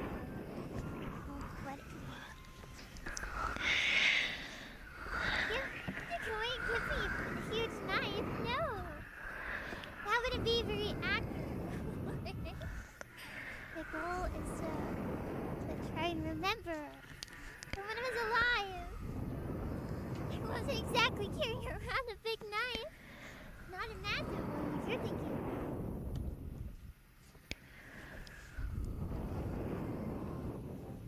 Silly.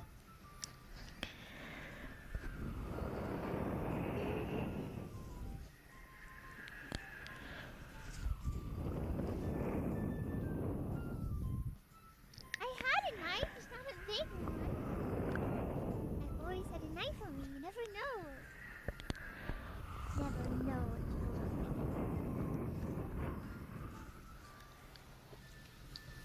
Hold on. Hack time. Okay, sorry. Hack time. A knife of love. A knife of self-defense. There's evil things out there. And to stay safe, you know. And also just utility. I use my knife a lot. Got thorns in your boots. Use your knife.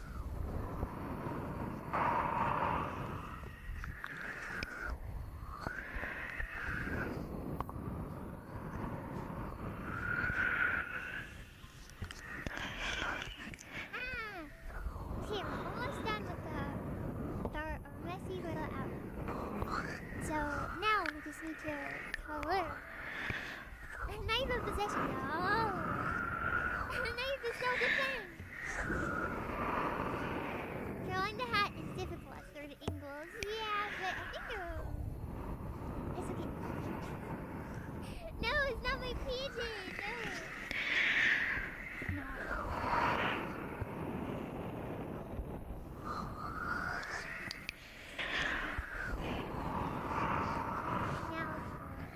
Now it's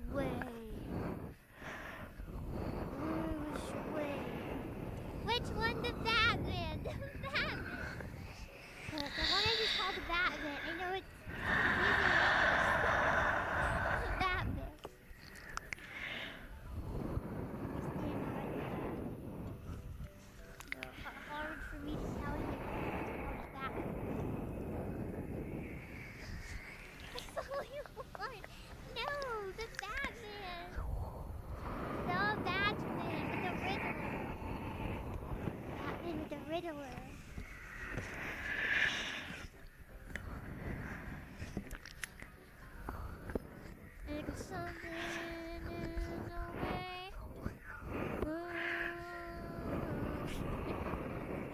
Something in the way. I remember the rest of the song.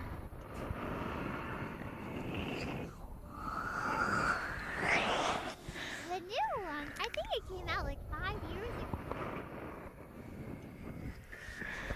Something in the way.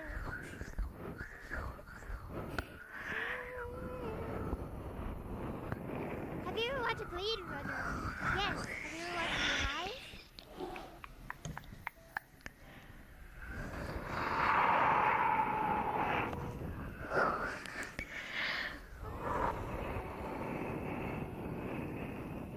They're talking of that beautiful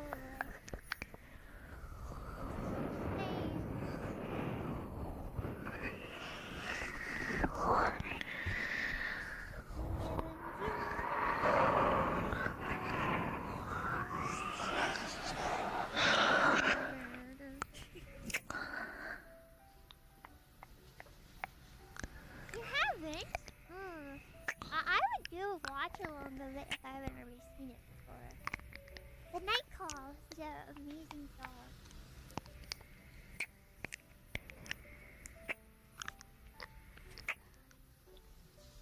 And Lava Land made me cry so much. And unrelated to Gosling, but Project Hail Mary is still one of my favorite movies of all time.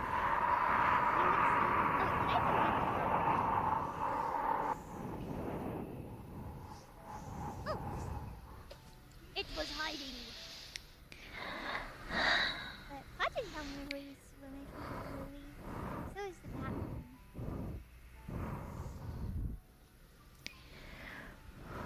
Project Hail Mary was pretty good. It was so good. It was so good. Genuinely, the They don't work. You can watch it now. Yahoo! Please cool it down.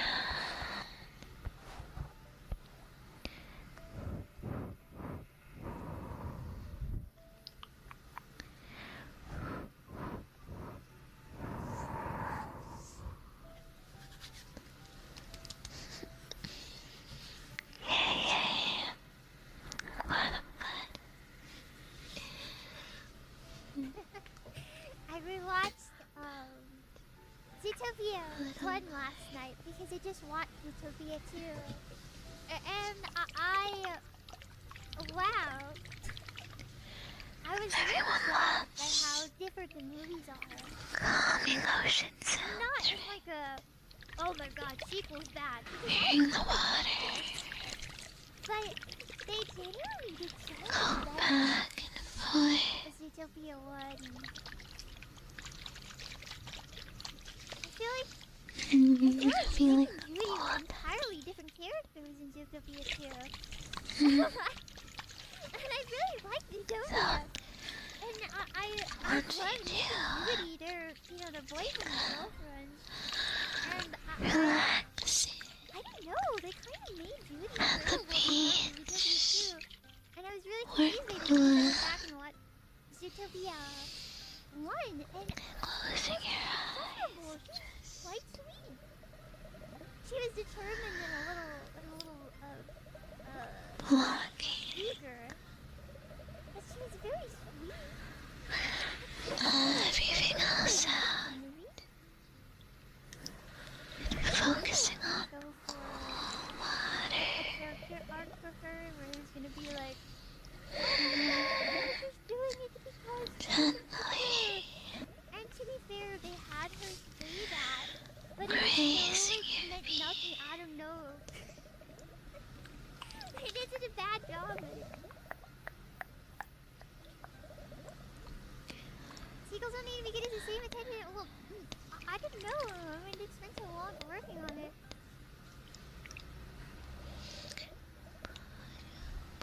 It was just very different. It was just so different. It was so odd. I think we you said they hadn't started coloring now. I like to color it at a smaller detailed after.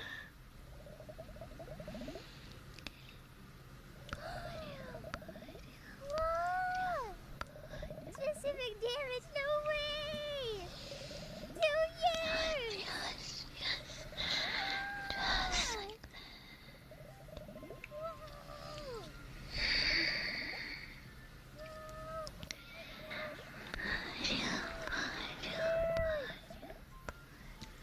Oh my gosh! Whoa! Thank you! That's amazing, thank you! I hope it's been such an amazing, wonderful, happy 2 years. I hope that the amount of joy in your heart exceeds of reality. I hope you're so happy that you feel insane. I hope you feel crazy. I hope you feel crazy.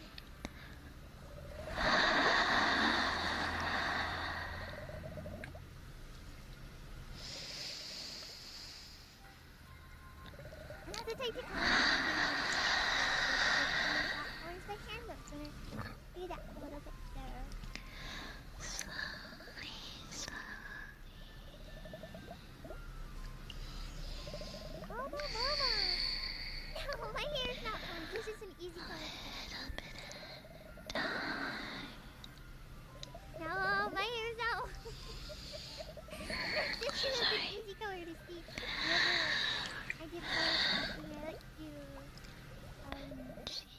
colors that you tell easily where the white is.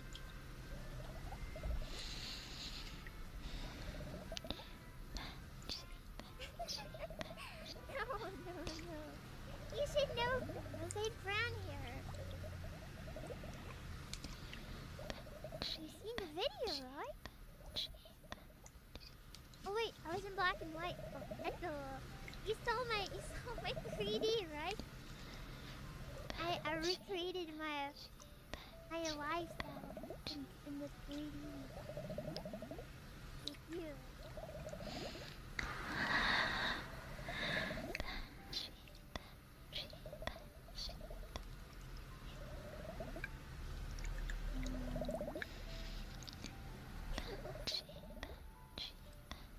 Oi! What is this? What am I doing? What is this?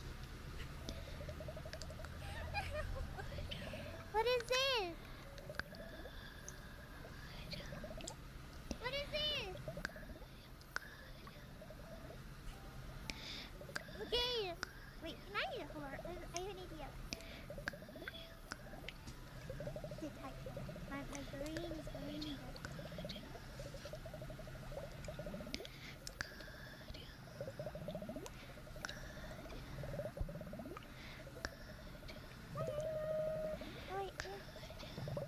I need to again. I think I can only do it in one layer. I'm gonna improvise.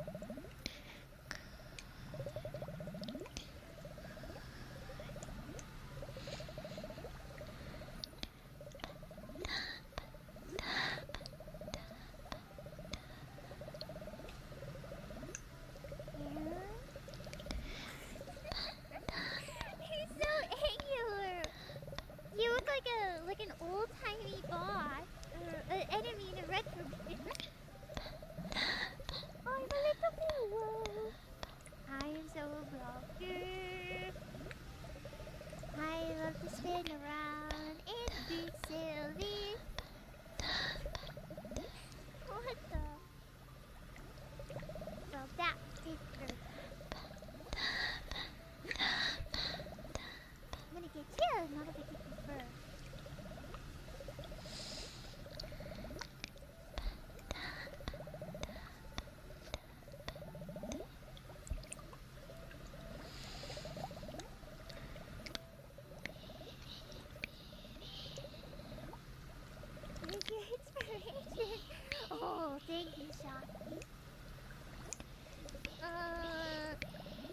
Would Pharaoh have 1 billion health if Pharaoh was a boss? You know, I think it depends. I think if someone is fighting against you with a hammer, that it would be hard to defeat you. Because you're a Pharaoh, right? So they hit you with the hammer and you just absorb all the impact. But if they had a sword, well, if they had a sword, not many things are good against the sword. Especially not fast.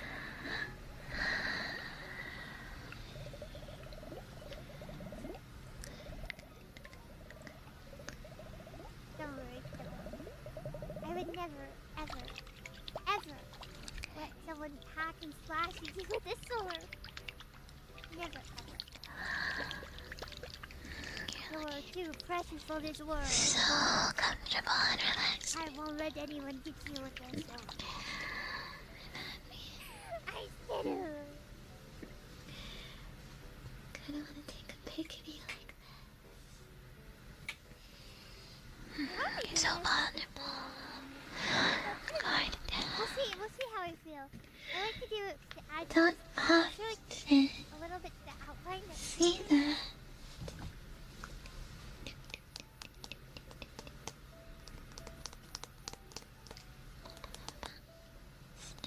And to be honest with you, it's hard to see you. Maybe if we do a darker color. But doing this method also kind of adds some sexiness to the color. Don't worry. It'll be nice memories.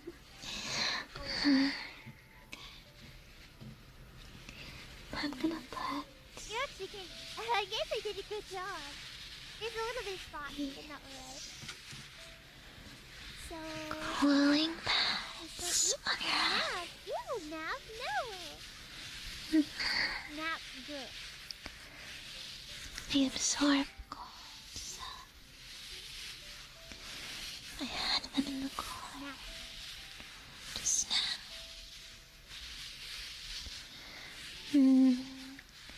And that really helps you sleep. Brings down your body temperature. Just open your eyes. Oh, you can feel the cold. No. Spreading Aren't there? and the weight and pressure of it is also very relaxed. You know, I'm really soft. Nice. Feels so good, all Willow. And it takes me off guard every time. Don't move I've been dead for so long. And you don't know. Willow was a girl. In 2024, Halloween tried to kill me and take pills for me. She tried to kill me, take pills for me. And I killed her.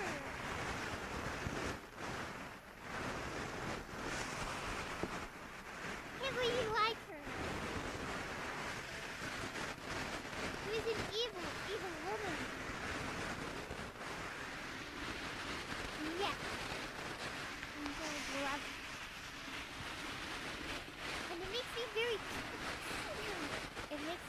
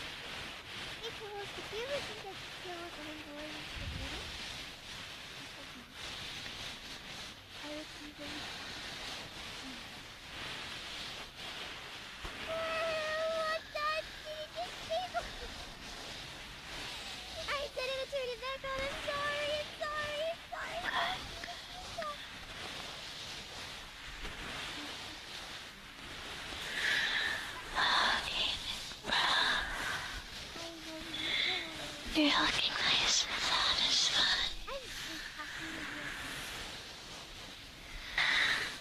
Huh? That was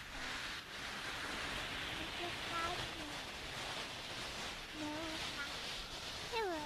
Glad we could hang out and run. Without you, making it out. Just like that. Where are we living in? You're gonna feel so refreshed. Ready to tackle the rest of the Well, if it ain't just an average Joe. Fancy seeing you in these parts, average Joe. Splendid, Just an average Joe, are ya? So, don't worry about anything else right now. Just you I'm happy you're here. and I got you. Please never stop being here. I understand though, some people Always be here. kinda interesting, and I get this way. So, keep going back to me.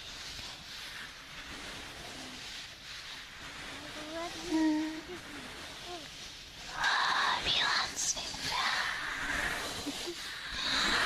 I'm so happy to see you again. You're just the same as always.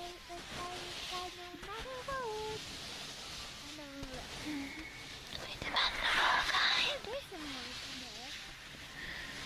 But when they took my brain, I kind of forgot a lot. You know, the aliens. Ooh. I don't remember.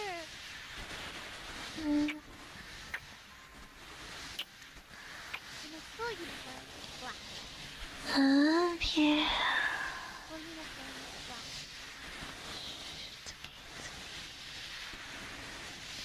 Just rest, darling. Rest. Oh, good night, baby. Fucking evil. I'm evil at heart. Rest well, sweet one. Darkness in my soul. Sweet dreams.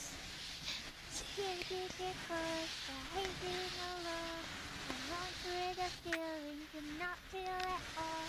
The higher I get, the lower I sink. I can't drown my feelings, they know how to swim. Scared to get close.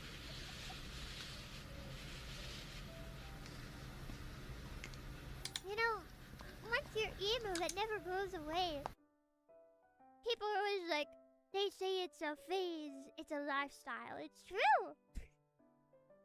It's true! I might not look the part, but you have to believe me. I'm different. And emo, no, emo. Emo.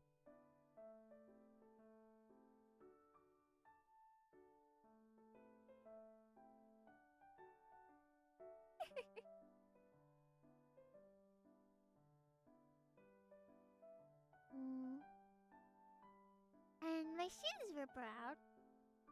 Or like a dark brown. So this is too light of a brown, but I just needed to block them in fur. A little. Let me lasso till it no.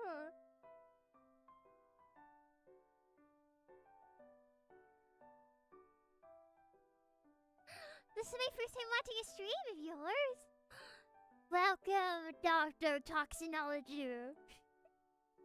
Welcome.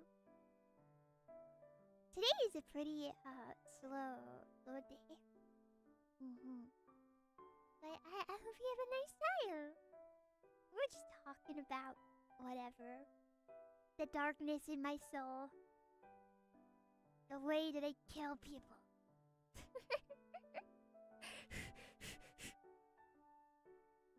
Hey, Pillow.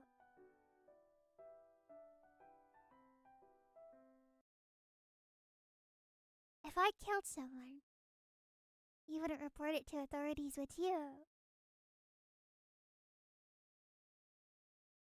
You wouldn't report me to the cops, would you?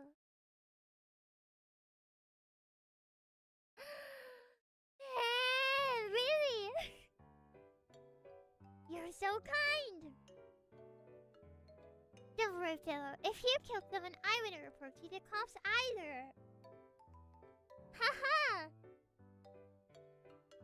Killed who? Never saw anything. Exactly. Just in the same way as if you stole candy from a baby. I didn't see that. You have no proof, officer.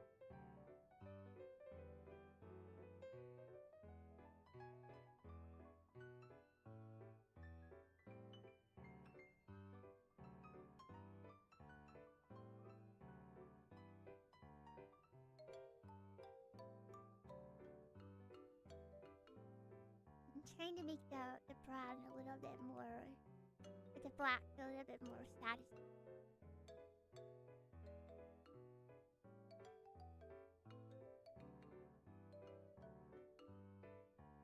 That should work. And then we're gonna switch back to orange for a sweater.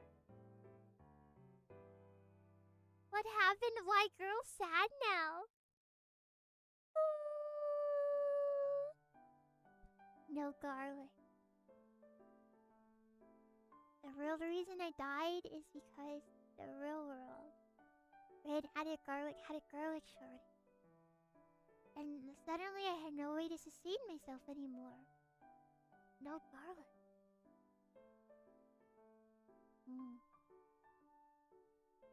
I had no choice but to die. Living in a world without garlic, I'd rather not live at all. I need my garlic. It's essential.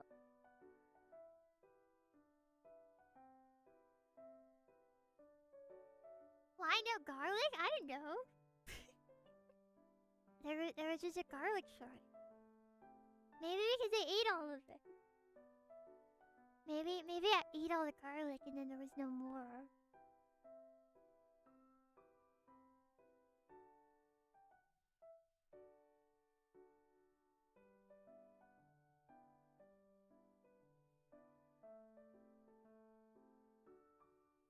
I wonder what happened after I died.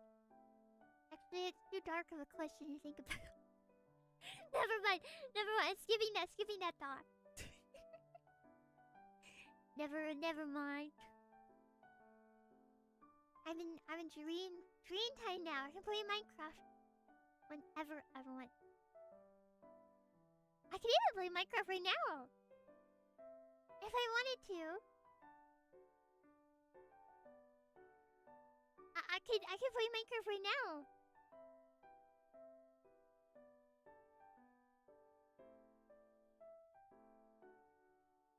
I can play Minecraft right now. Aren't you already, autistic? Yeah.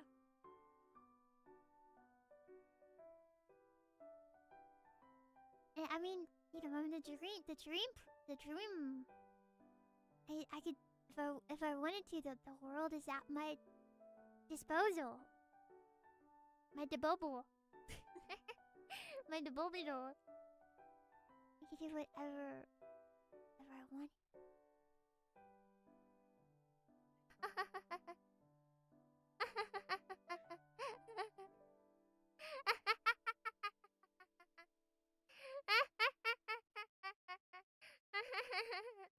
Minecraft. A cow stick? No, I can't sing very good. I'm not much of a singer. I'm trying though. I think my next cover might sound okay. Maybe.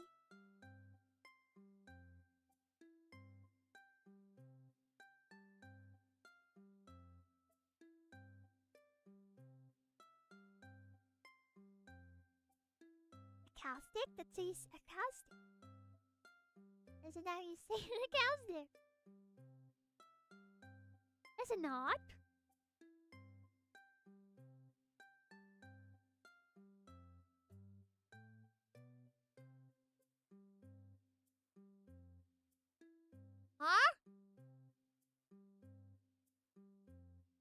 it down awful. No.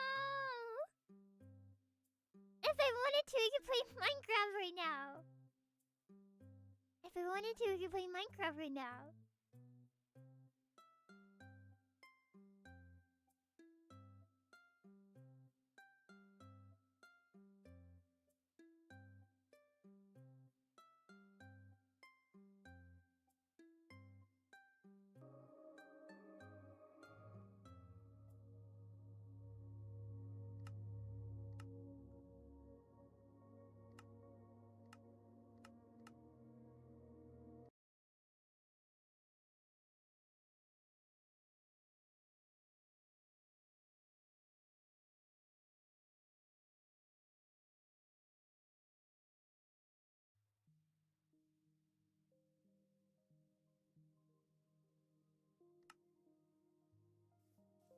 So,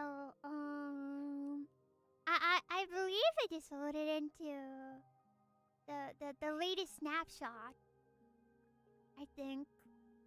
Oh my gosh, it's lag. I think I just loaded into the latest snapshot, which should wait. Huh? Yeah! Look at this, Billows! This is unmodded, genuine Minecraft. I am sitting.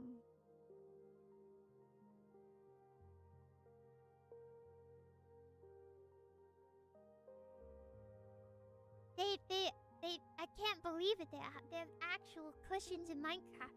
I've actually been very curious about it. I have stuff to show you. So, the amazing thing about it is the madmen, the mad lads, decided that the cushion would go to whatever flat surface it is. So, right here, watch.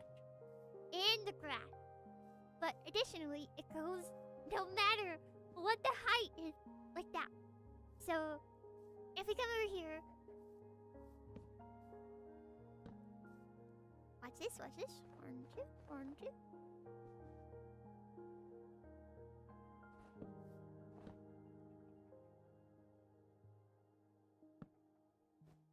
Huh? How do you do it? Wait, how do you do it? Wait, how do you do it?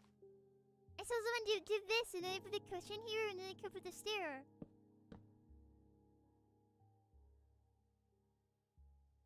Morris, no. I don't think so. They only put 2.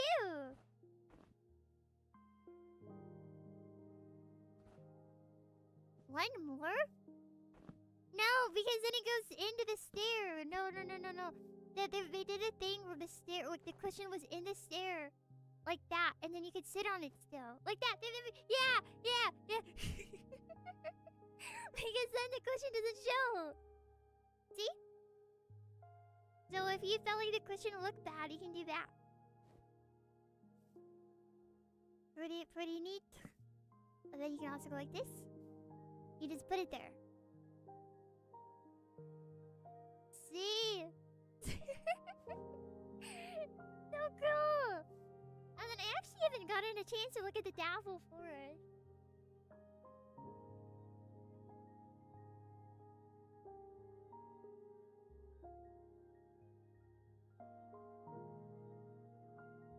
The Dappled Forest. I was very shocked whenever they added the Dappled Forest. Because this is like... Oh.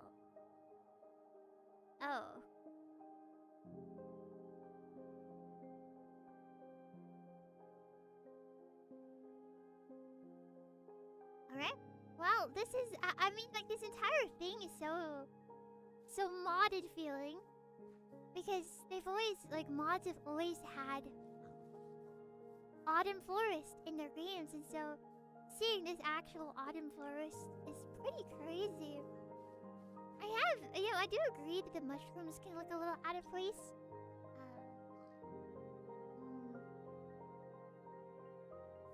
But isn't it cool?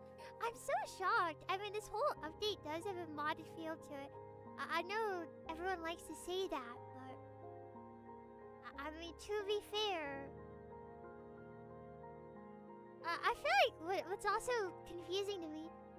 I've said this before.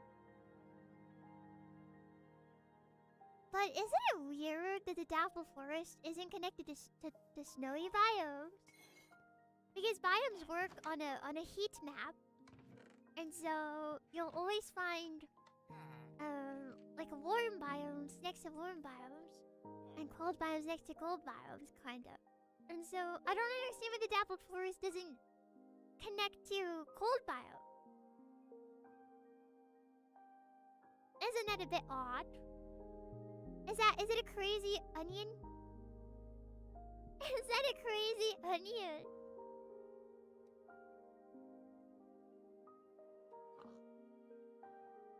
And then, Battery 50%. people have been doing some really cool building tricks with them too. Can you just stack them on top of each other right away? I don't know if people stack them on top of each other. Oh wait, it's in a disposal under what is it called?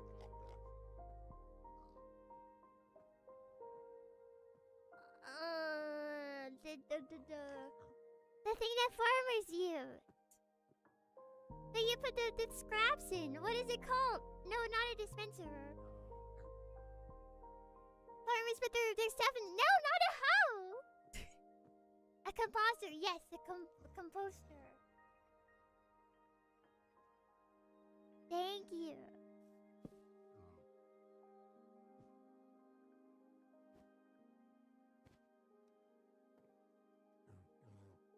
Huh? What? Oh wait, wrong one.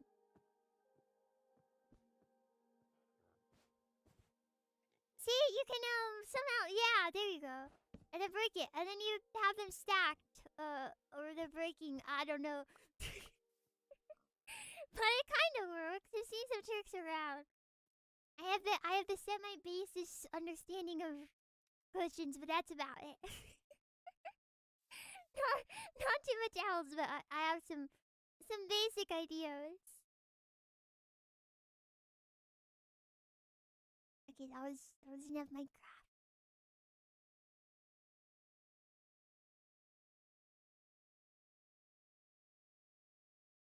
That was enough Minecraft.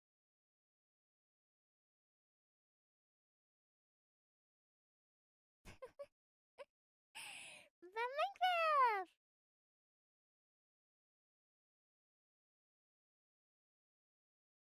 Minecraft. Wawa. I was just trying to prove to you that if I wanted to, I could play Minecraft. Just proving it to you.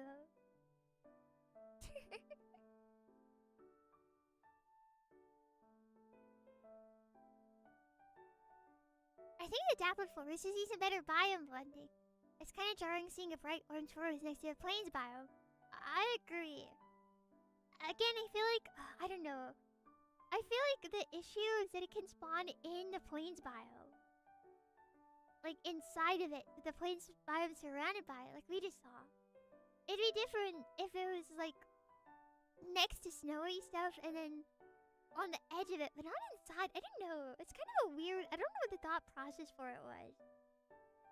I don't know why they did that.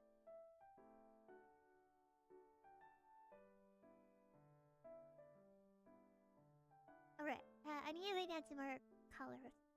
And a black tie.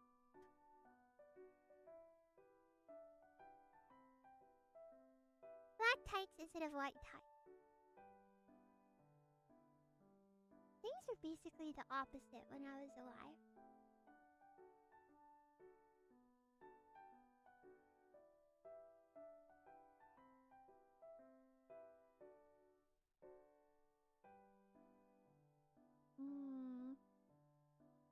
I don't remember what the little accents were for like my hat and my stuff here, because I did have a white shirt.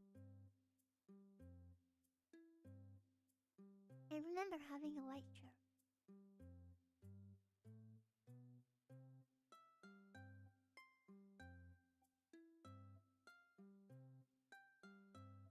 You actually wear a uniform? Yeah.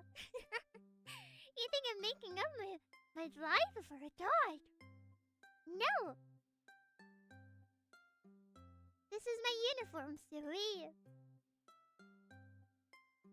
This is my uniform. They did get mad at me for wearing a jacket, but I felt very insecure with that one.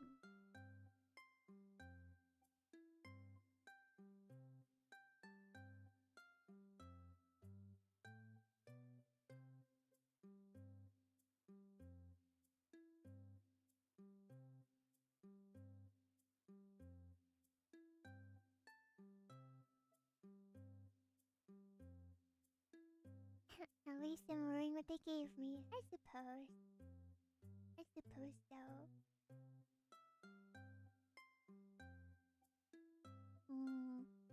But I hated never, but like I hated not wearing a jacket or something because I got made fun of so much that I felt so much better to hide. Having like a puffy shirt or something, or a jacket or sweater, made it easier. And I like to cover my mouth a lot. And my face. I feel like my face is so ugly.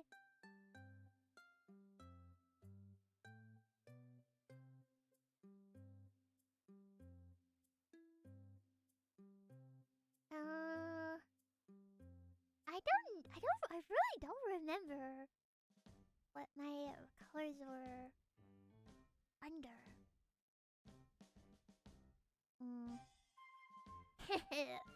I will just be silly and do what looks best.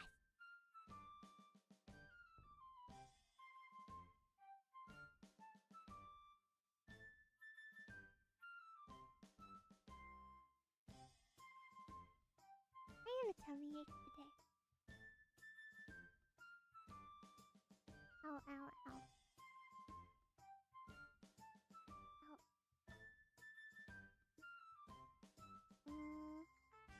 I mean, that works, but I don't know.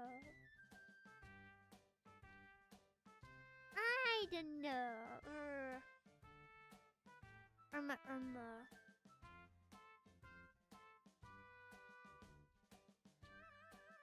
What I made just now is weird, huh? What'd you make? I would like to hear about this weird thing that you made. Inform me, I'm curious. What is so weird about it?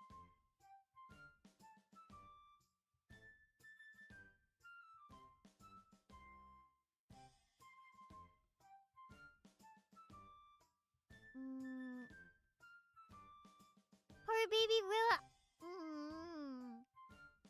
Stop. Make Phil mad. Stop.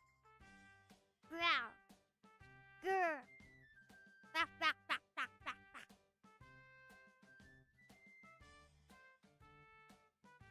Is this you for Project Moon? No. This is me before I died. This is before I died.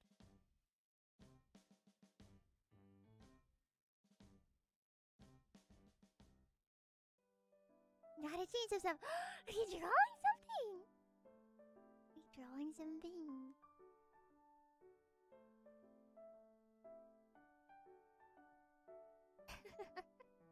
I don't remember my name though. What name would you give me, Pillow? What name would you give me?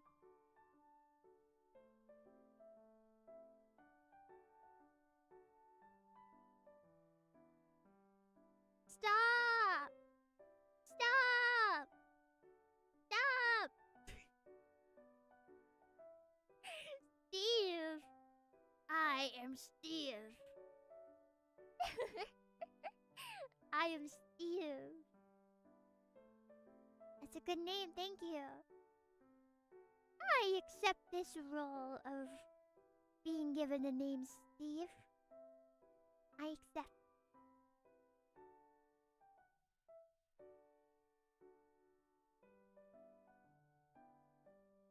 Oh. Wait, it looks kind of scary now. Hold on. I might need to move the eye a little, I guess.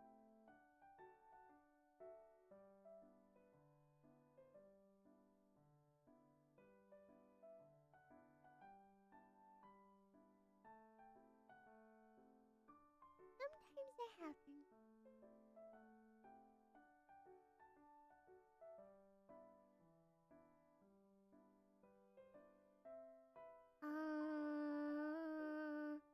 You're a big Honey, I feel like I would have gotten bullied if I had a name that was an object. More than I was. And try to...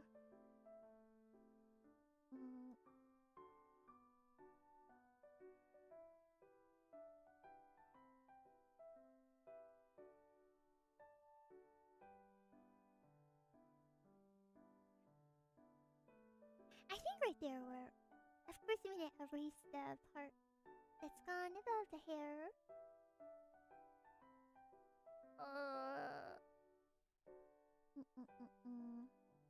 No, I don't remember my name.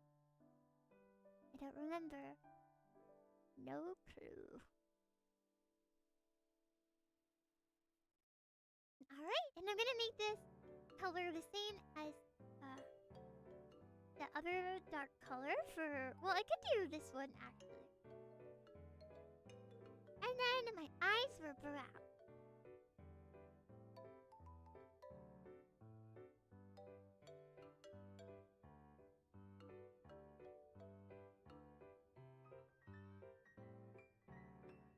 I believe brown is the most common eye color in the world. Brown hair. Just your average Joe. Or should I say, your average Steve? Get it? Because my name's Steve? My name is Steve. That's the joke. My name is Steve.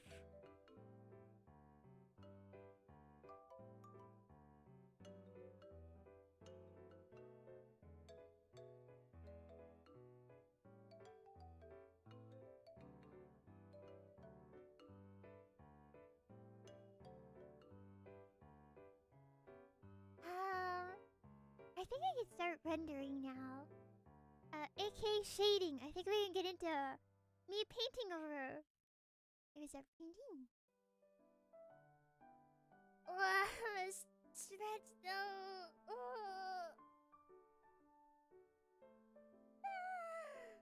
Oh, my back. I'm so old. The oldest man ever. I'm the oldest man ever. Why do a 3D green screen? Do you have something in mind? You have something in mind? Do you used to draw when you were human? Of course! I talked about it before, but Olive was my OC. That's how she became a dream entity, because I thought about her so much. She became a dream entity. She was in my imagination so much. I drew her. I made her.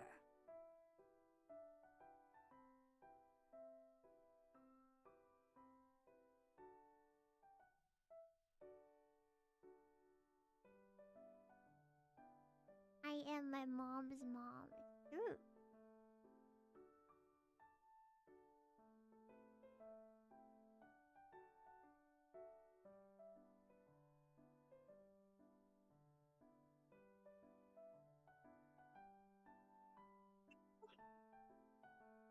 I feel like when it comes to hair, sometimes I do things for it, sometimes I don't. I might end up erasing whatever I do.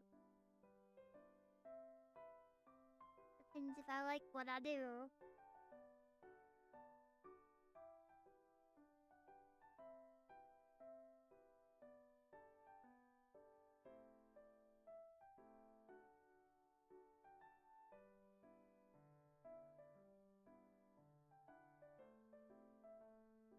I like to do this gentle look with the watercolor. It looks so nice when done good.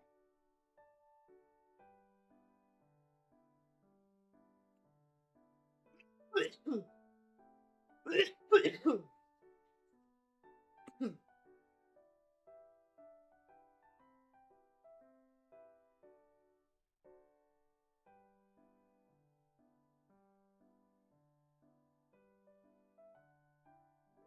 once I start coloring it into real octane, that's when I get carried away.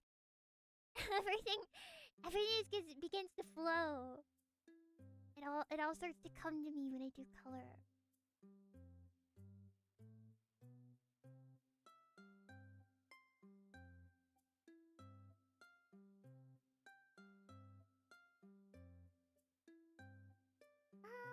Let's see. I kind of like some of what I did, but I don't think I really know. I'll continue on with coloring some other stuff, but I was afraid for the dog. I feel bad. My student always gives me raids, and I can't raid back into her because of our times. Juna. Welcome back, Eels. Welcome back, Eels. Welcome back. It's nice to see you again. Welcome back.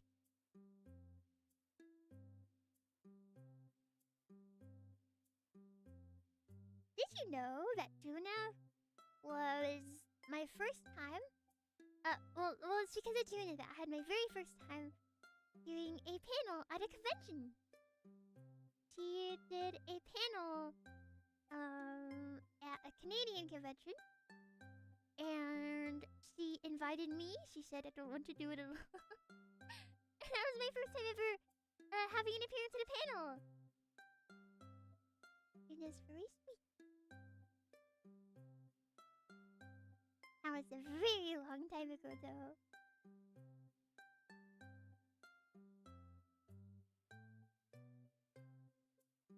I think it was at the start of 2025. I think so.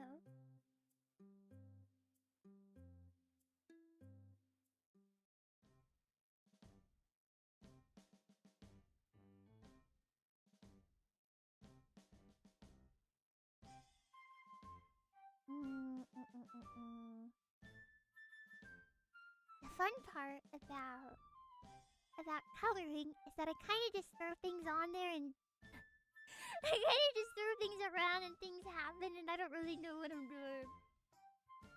I also think about Olive draws a little in her free time, and I love the way that she colors. So I try to think about the way that she colors things. So try to imagine it in my brain.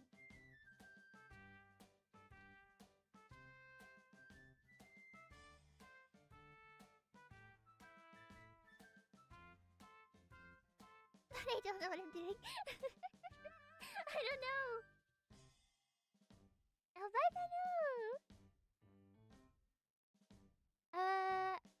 Did you used to have coloring books? I still do. Did you? Do you like to color?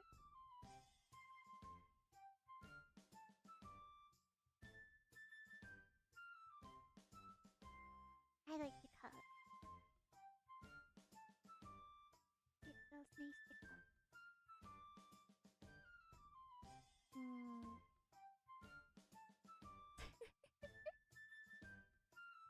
I don't know what to do about this bag.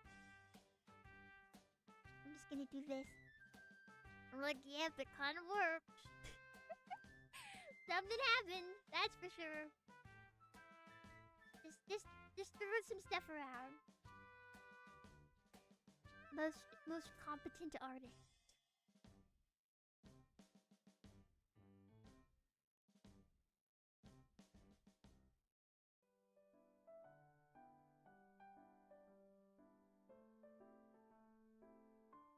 And for the sweater, same rules apply. Same rules apply. Just kind of throw some stuff around.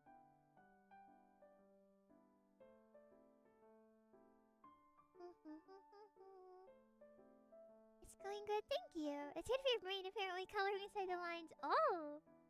Is it really? Like something satisfying, perhaps? I was thinking about giving Pillows an assignment to do.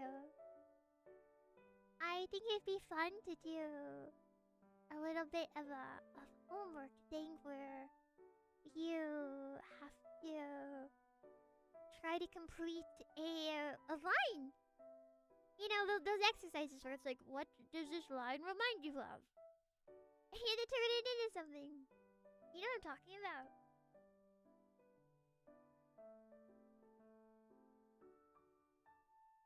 Homework, but it's fun homework. It's fun homework. That's the difference.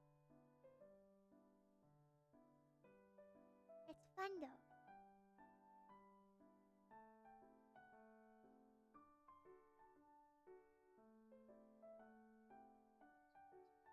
Like a writing prompt. Here, I'll show you. Oops. Let me show you. Okay. Close my eyes and go. I'll do it. Close my eyes and. Okay, so this is the line that I'm working with. I'm not allowed to do anything with it. Well, I can't erase it. I can't try to get rid of it. I have to turn it into a new drawing. And so, Pillows, is this line, what can you insert? What can you insert onto this line?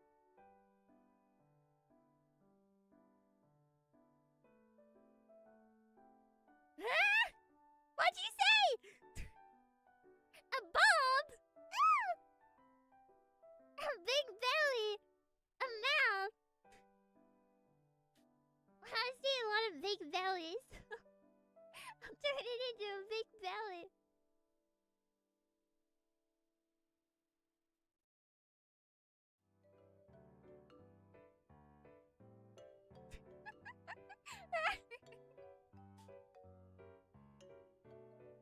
Need to make it more obvious it's the person with the belly. And by a person, it refers me to Pillow.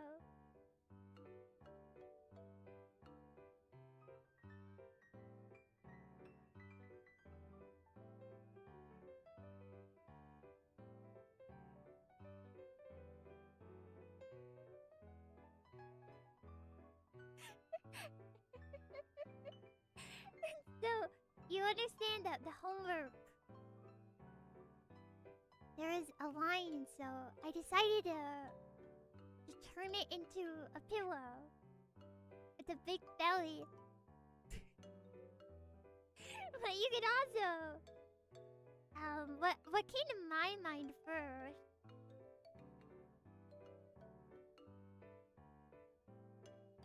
is a shrimp.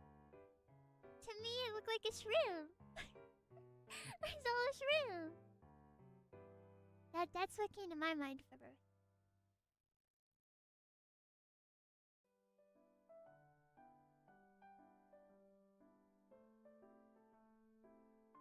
See? A horse tail. Ooh. But that's the fun part, right? Everyone sees something different. If you want to, I guess you can screenshot this line and draw all over it. But I'm gonna make a new one. I will be making a new one that I will be assigning to you.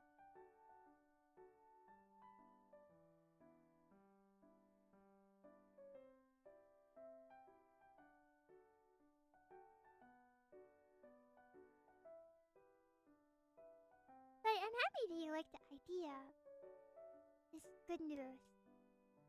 I like giving you stuff to do. It makes me... I was really shocked. I did a math sheet on the Twitter. And so many pillows did it. I was like, whoa! I didn't know pillows are so interested in doing math.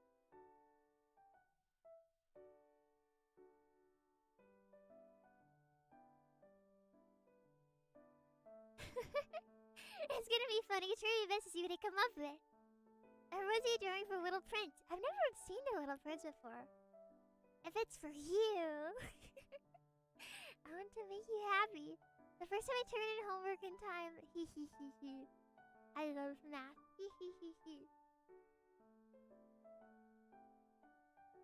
good pills. Do their homework on time. What type of vibes do they give you, Pillow? Do I give you the vibes of someone who would always do their homework on time, or no?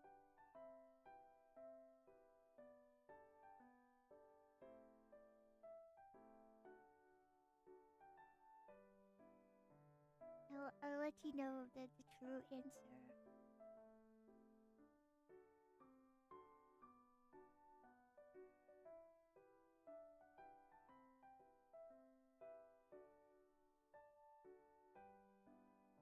The type of girl that rushes their home to play video games. I think you're doing it in school, right? You're asking a teacher how many assignments you can turn in the last of your class? No! Heroes, did I really give you these vibes? I'll have you know that when I was alive in school and at Dream School, I do all of my homework during class. As soon as it's given to me, I do it. I do it during lunch. If I can't do it in class, I do it in other classes. I do homework during school because I don't believe in doing homework at home. I never believed in doing homework at home. I always refused. You would never, ever, ever, ever, ever see me doing homework at home. I think it's against my rights to do homework at home. I have other stuff I want to do, like hang out with pills. I don't want to do homework. So I would just always do homework at school. That was my thing. But I was always like, I spend so much time at school. School sucks. I don't want to go home and do more homework. And so, and I had a really good grades too. I was very school smart.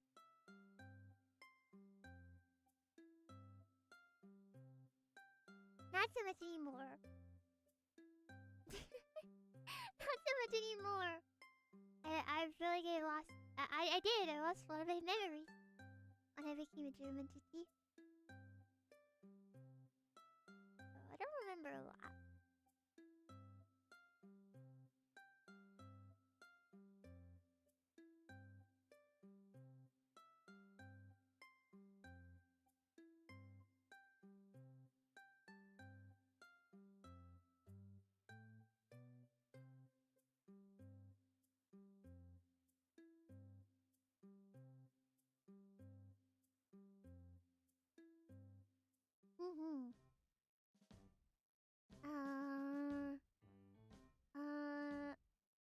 This is a wild guess of what kind it would look like.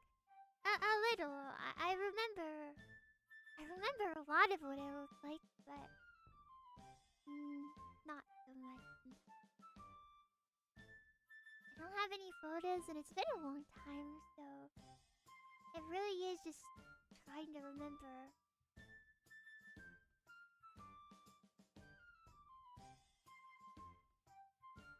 Hey, nothing to go off.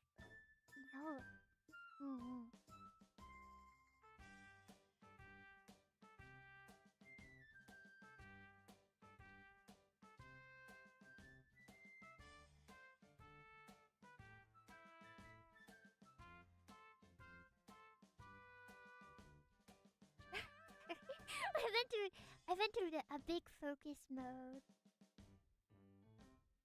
I've gone and started really focusing on the art.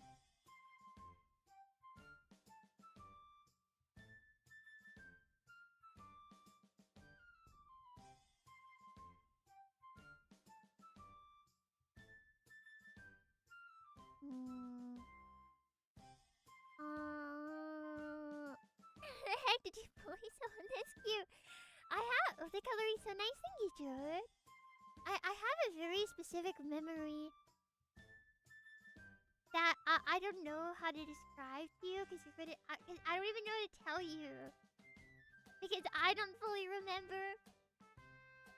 But it was when I was around like 2nd grade, and at the lunch table with the people that bullied me. And they're I don't know. Such a nothing story. They were making fun of something to do with baked beans. Maybe I said baked beans weird. And then I remember them saying it looked like a donkey. I said baked beans weird. I look like a donkey. And then I remember the lunch lady coming over to see why I was crying, because I cried every time I was bullied. And then I told her they were bullying me, and she just didn't believe me and walked away. Because they told her that they said, we're not bullying her. And she said, okay.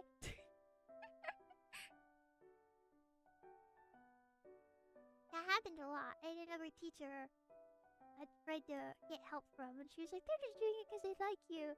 No one would ever help me. No matter who I asked, no one would help me. I don't know. No one wanted to. So I was a miserable girl. But if anyone ever bullied me, I would just start crying. And I think that's why they bullied me, because I just was an easy target. And everyone says, just don't show them your fear. I don't know, I couldn't. I cried all the time.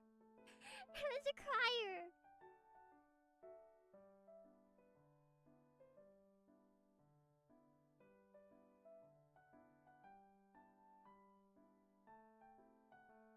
I felt the same pain as you did. Oh. Even if you had physical proof that they were bullied, you still like care. Oh, I know they would never do that. Basically, yeah. What a shame. What a shame. That helped me fight, like, especially when you're voting a fruit to be picked on. Yeah, I feel like that's. I mean, I feel like that's kind of why I ended up becoming such a weeaboo. I think a lot of people can relate to that, but like you kind of just become like you're weeaboo because it's like, oh, this is a space that I relate to, and people here get me, and it's nice. It was safe there. Oh, and as well as like I also learned there's a whole study about people with autism being able to more easily empathize and relate to cartoon characters in art. And so that's a big reason why a lot of people with like autism and stuff are drawn to it, because their brains physically make them more drawn to it. I swear! There's like a study on it or something, I don't know. And so, it's why a lot of times, in these spaces, a lot of people have this stuff because they were drawn to it. I probably sound crazy right now, though.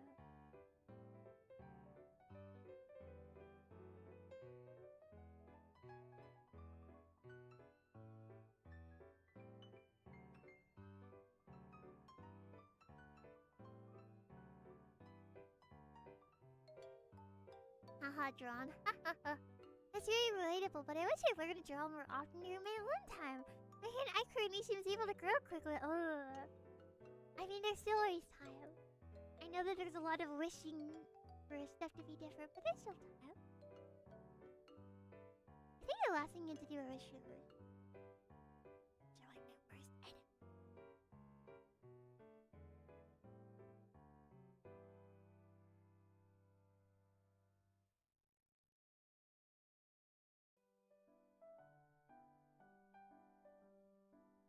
I'm just insane.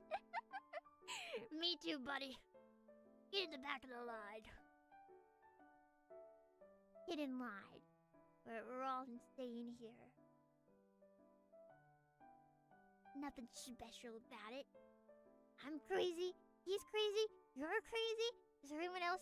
Is there anyone here who's not crazy? We're all crazy. Everyone here is crazy.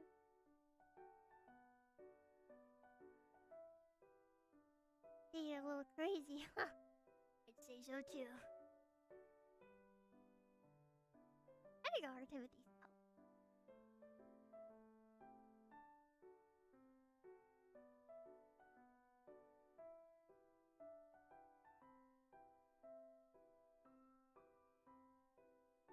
really am just trying to do whatever, even if it doesn't make sense. Hoping that it looks decent from afar.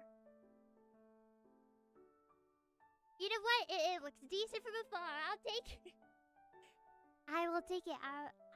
I'm going to take it out. Accept this.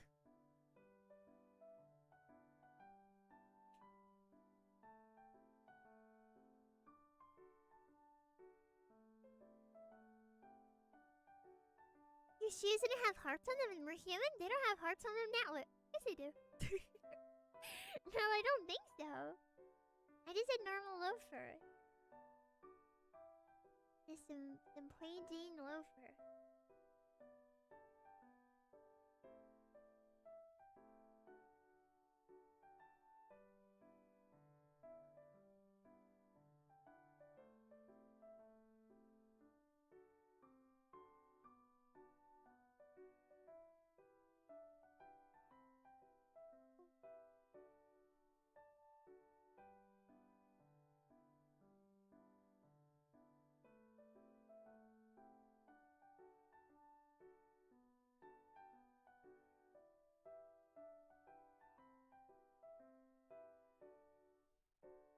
And this color is a bit too intense, so I'm gonna airbrush the heck out of it so it's far less visible.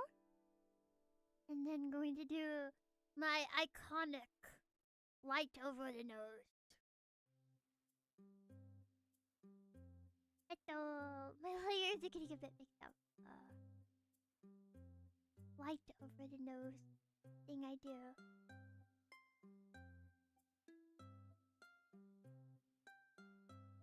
Then we are actually going to add some color. Orange is the best color to do blush with, in my opinion. I feel like I like pink, but I don't know. So this is with orange. But then if you go more to red, I feel like it creates a little bit more of like a dead feeling. I feel like having a color more orange has more of a fleshy tone to it. So I pretty much always avoid doing any sort of pinks or purples for blush, and it always do orange.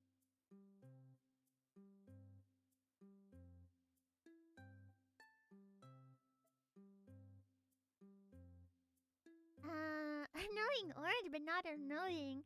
I never watch Annoying Orange. Depends on the lighting, I guess so. I don't know. I'm strictly orange blush.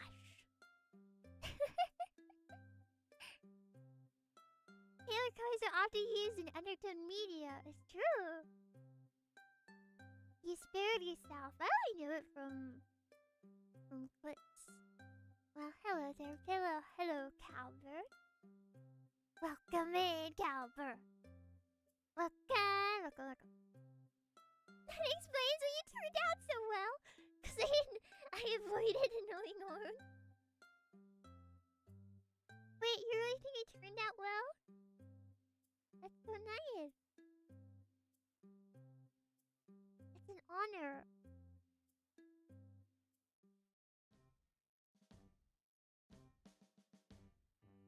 This might actually be the end of the drawing. I might have finished it. Oh wait, no, I didn't. I just remember.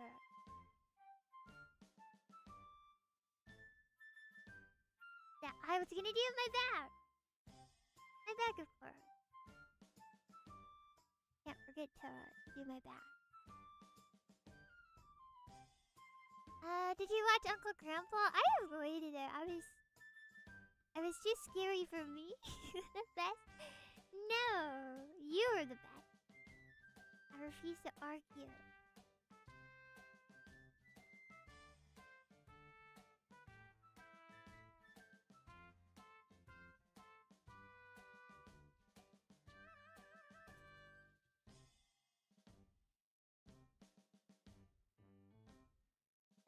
I'm actually not going to really detail the terms.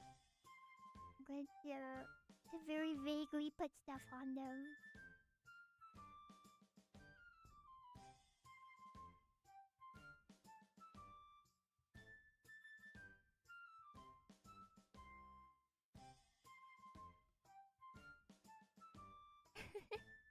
The Steven Universe crossover. That was kind of the most I saw of Uncle Grandpa. That was kind of crazy. I can't believe they did that.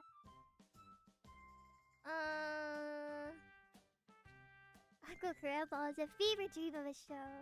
I never got cable. I never had cable either. I think it's crazy. Whenever we hear about cable, I'm always shocked. Because cable was like... I think cable was like $200 a month or something. Who can afford that? That's so much.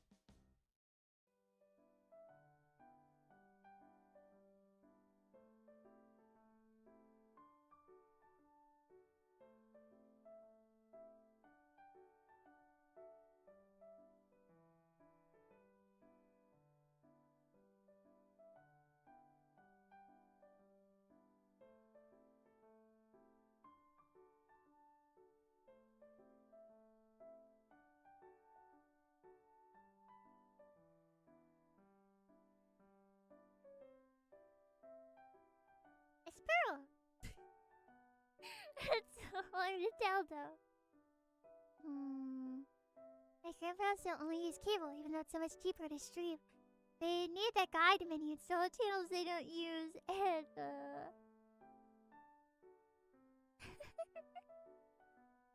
Did you watch Infinity Train? I love Infinity Train! I'm so sad they canceled it! CEO hate. I can't believe they canceled Infinity Train! Oh my gosh! And the last season was so good! Genuinely, I can't believe they did that. I can't believe they canceled Infinity Train.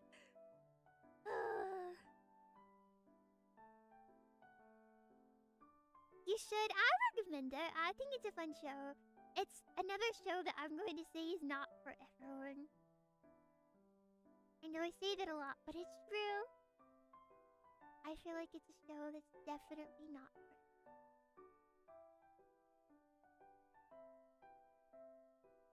Some shows are kind of just very specifically, I think, for a certain type of person.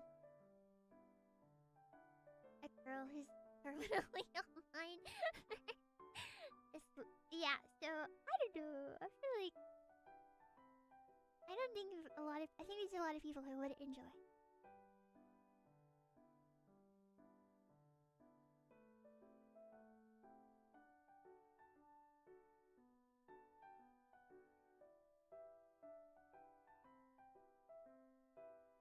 I wonder if it'd be more efficient to just block. Oh, ew. I have one's better.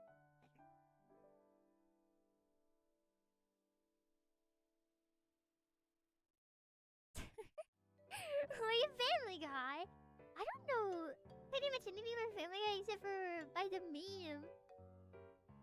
And people, people do the clips on the Twitterers.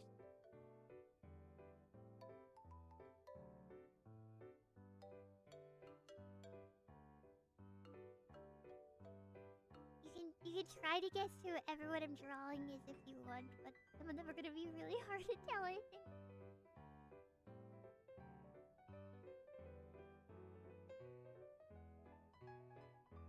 Maybe not if I do a good enough job.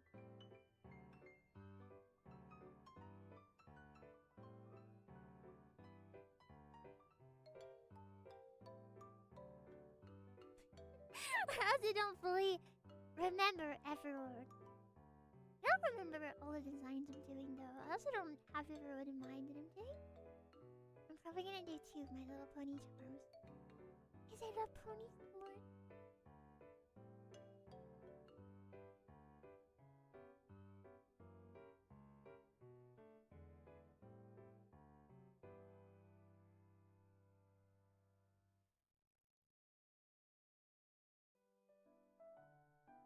You never watched Future Diary? It's not that good. It's not that good. I can't say I recommend it. Sorry if I just offended anyone. I love it. I love it. I think it's great. But I I can realistically say that it's not that good. I just think that I don't know. It's so specific. Actually, I don't remember how to draw Gloomy Bear.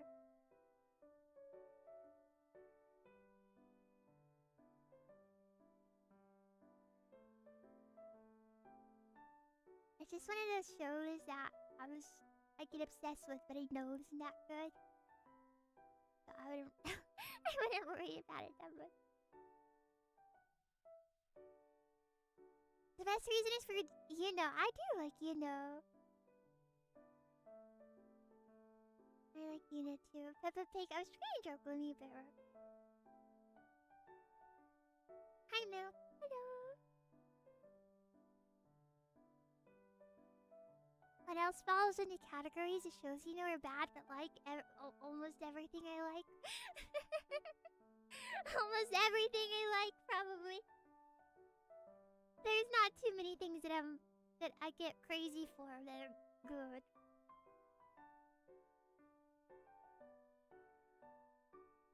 I would say Ava. Ava might be the only one that's good. Well, no, I mean, like anime-wise, I don't remember. I currently don't remember the other animes I've watched. Even though there's 200, I don't. It has to come to me. I can't remember a lot of things on the spot. I can't remember a lot of things on the spot, and then suddenly they appear in my head, and I'm like, oh yeah, I love that thing. That thing's awesome. Makes it kind of difficult for me to do things because I don't remember anything until I do.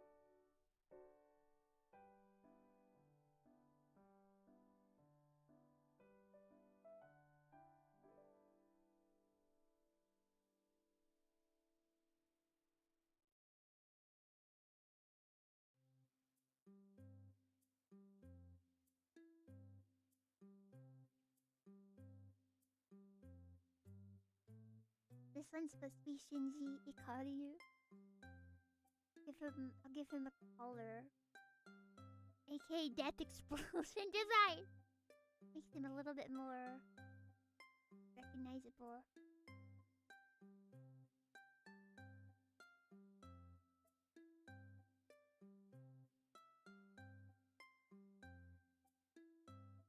On the heart pin is cute. I might just do a. You know what? Starlight Glimmer is my favorite, and I never show her off enough, so I will throw Starlight Glimmer into the mix. Throw her in. Life is so grand in our town, where we all look the same. No one is superior. And no one hides in shame. In our town, we do not.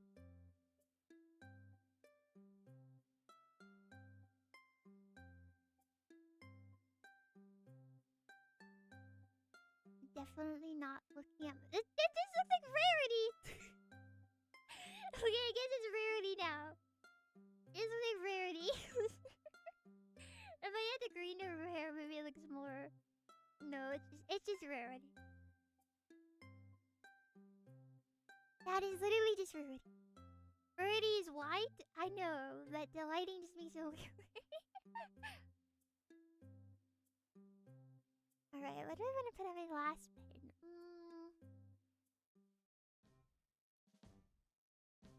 Oh, I watch Violet Evergarden. It's been so long though.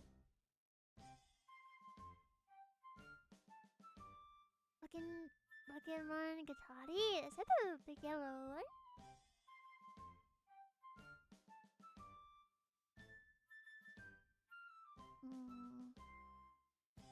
Have you watched another? I have! Moomin? No, Moomin is more of a newer obsession of mine. I'm thinking...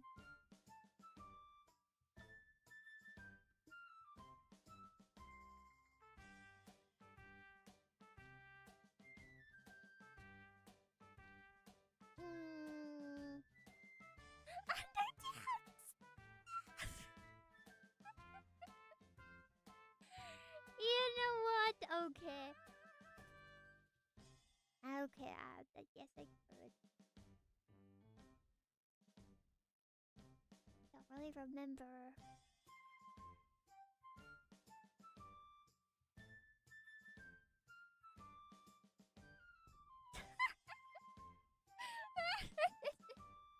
You can't tell this Flowey at all. You can't tell it all.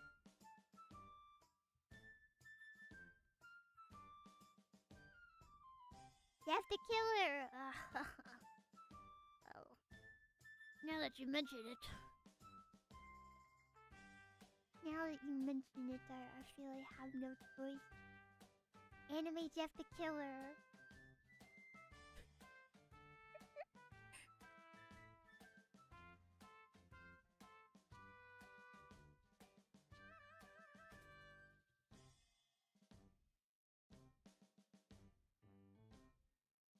And we're going to do a filter a little to make him blend in more. That should work. So now they don't look as jarring when I zoom out. But you can still tell they're there. I think I just add a shadow and see if I can find any more details I want to throw in. But then it should be done.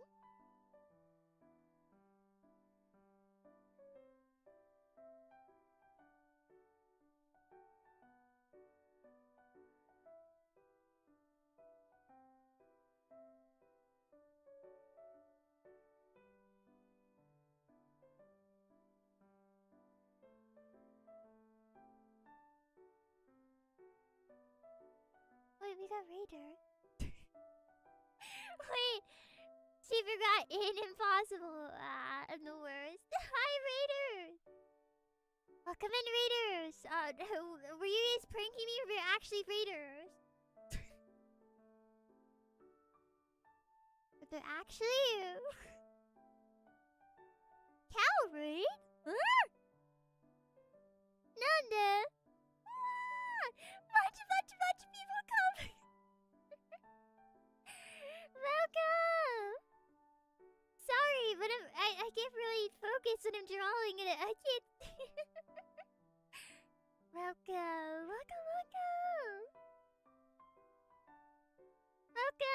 I actually just about finished drawing. I'm going into the last details, but you joined at the end, which means you didn't have to wait to see the final product. Oh. How fortunate for you! How fortunate for you!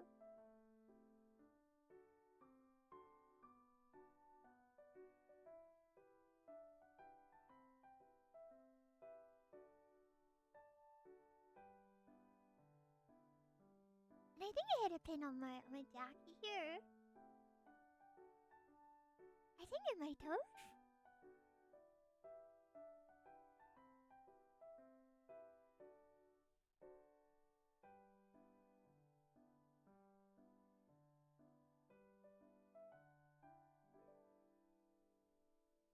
It looks a bit better if I do it on the other side, I think.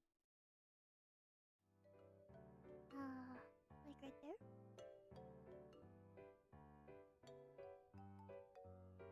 Yeah, I think so.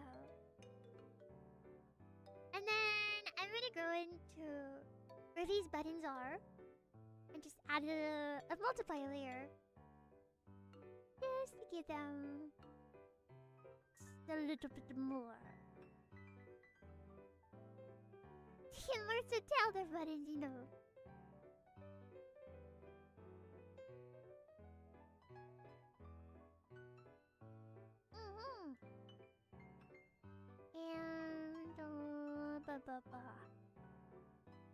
And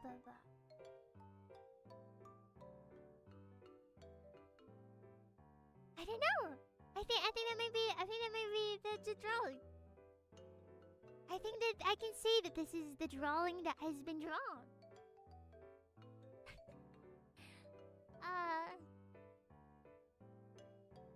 Wow. It's really me, huh?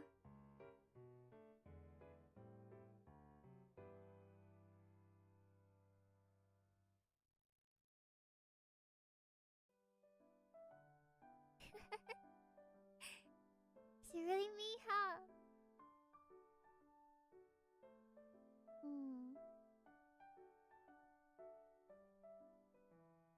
I may never know. Or get to see again what I looked like before I died, but I think it was fun to try and remember. And the funny thing about memories is, well, now that I've seen this, I'm going to permanently imagine it as me. Or I'm rather saying this is my memory now. I'll permanently remember it this way. I'll remember myself this way.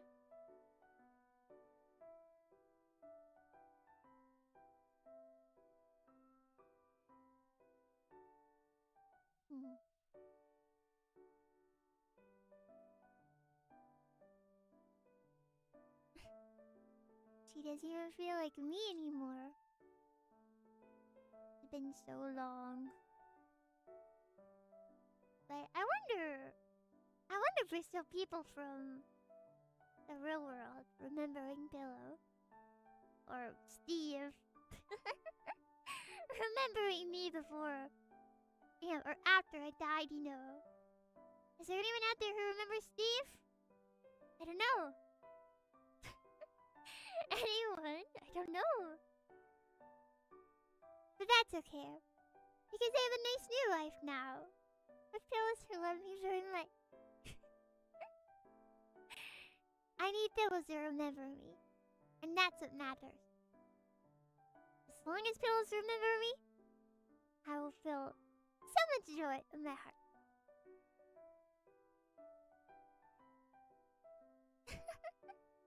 We're talking music. Remember that girl in our class who was always barking? The one who would chase her around and bark all the time, remember? Did they remember?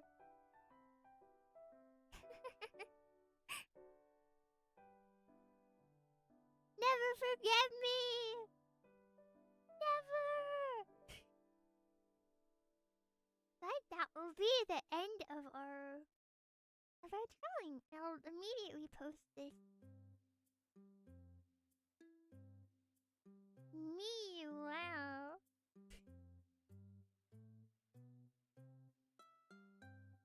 What do you think of me before I die? Can I go back to playing Minecraft?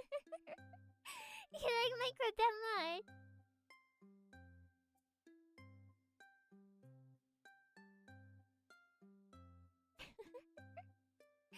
You were cute, so cute. Cute at all. I could be wrong though. I could be misremembering. I could be misremembering. It's going on your home screen. What? What?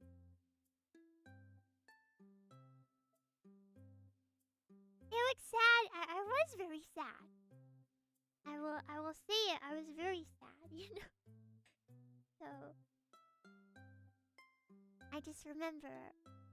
I remember myself being sad. You look homeless. Huh? I look homeless. What the? What? Why are you saying that? You're so mean. Kinda what? Do I still look homeless? I don't look homeless now, do I? Oh, come on. Yeah.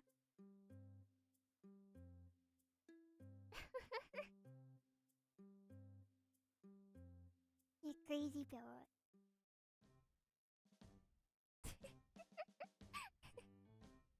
You crazy boy.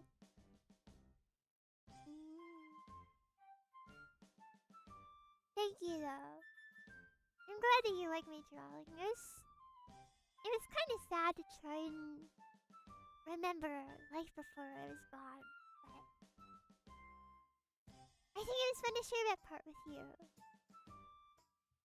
To share what I was before who I am.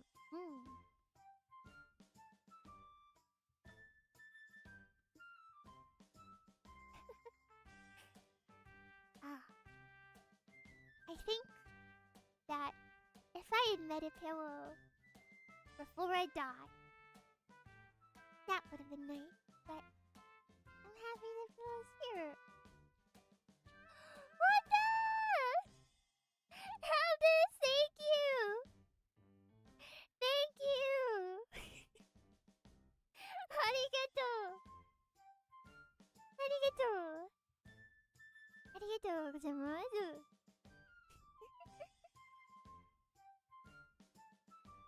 I kind of feel like it'd be silly to add a pillow on the ground. I don't know.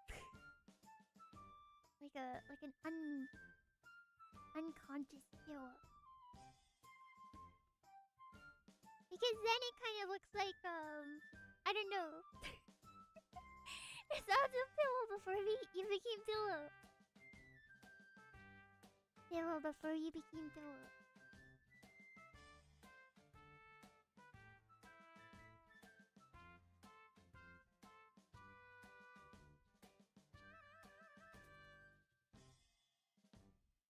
I think it's silly. Salad bowl, thank you. You were so salad. Thank you.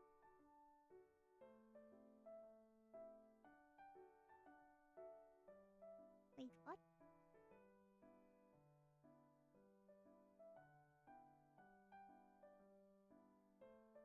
Oh, I'm on the eraser. I was like, what can I draw?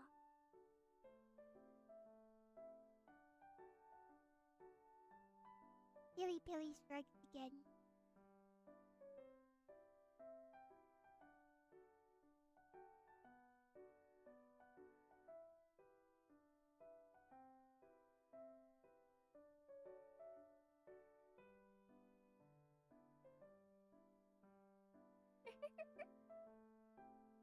What's that thing in the back? It's my silly pillow. Gotta add the shadow.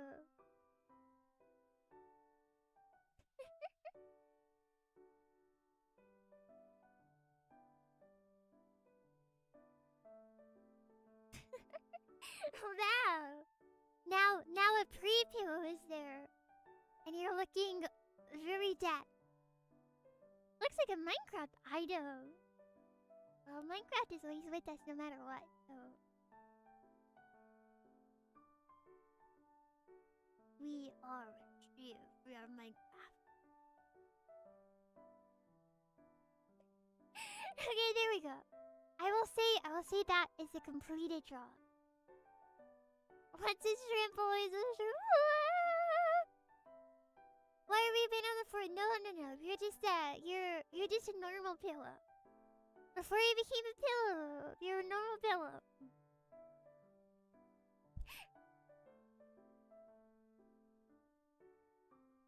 And now for one final small draw.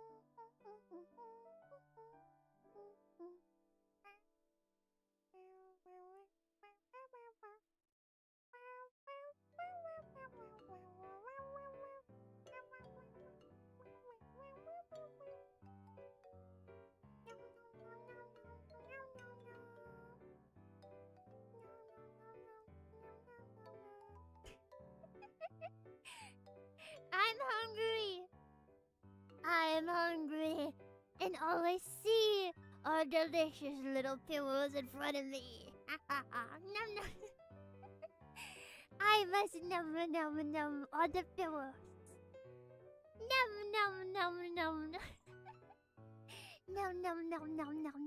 Nom. No, no, no, no.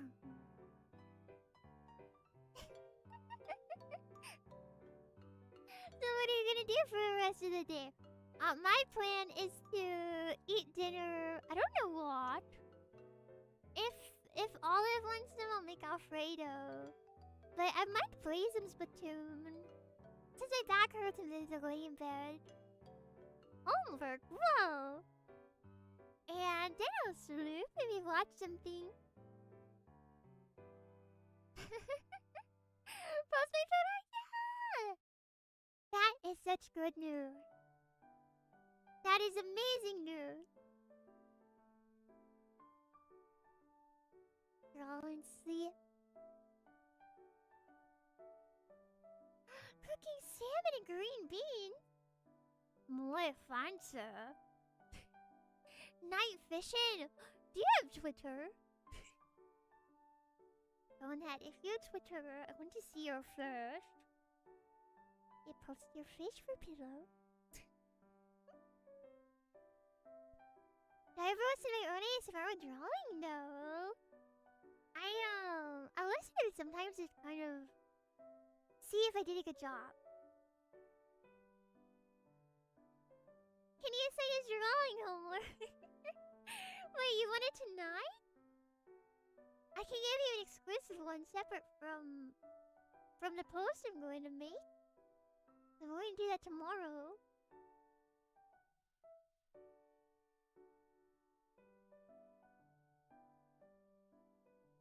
I guess he just posted under the pillows though. Okay.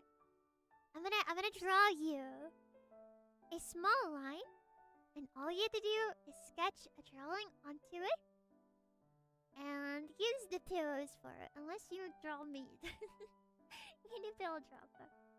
Okay. I'll give you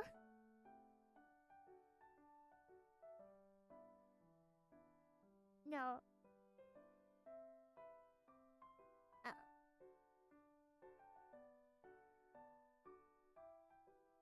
Okay, there you go. This is your...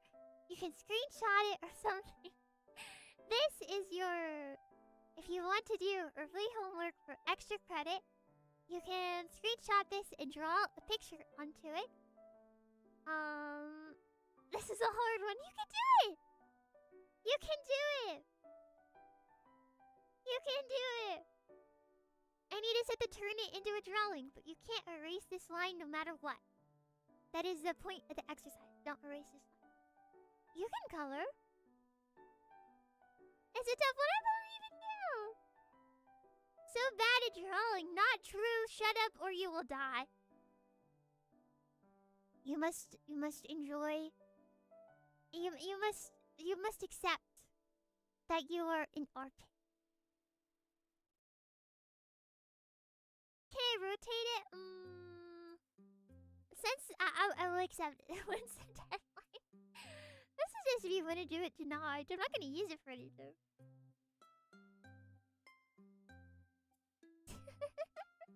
Okay, this one's Twitter. Yes, I would use...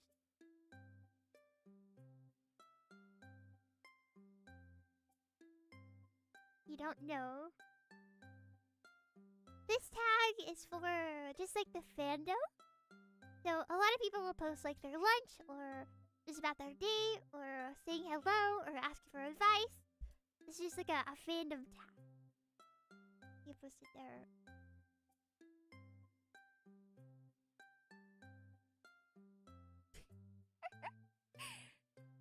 Need the higher res. It's just a practice one. You can draw all over it if you want to. Okay. I'm awful at drawing due to mental block and anxiety when I try. Oh. Well, is there anything you like to do? You have a creative outlet? I'd love to see you make something.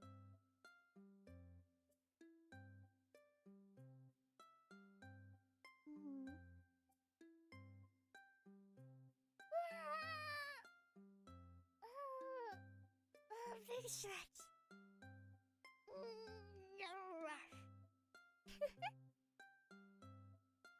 Is there an Evil Pillows variant maybe called Solwip? What does that mean? What is a Solwip?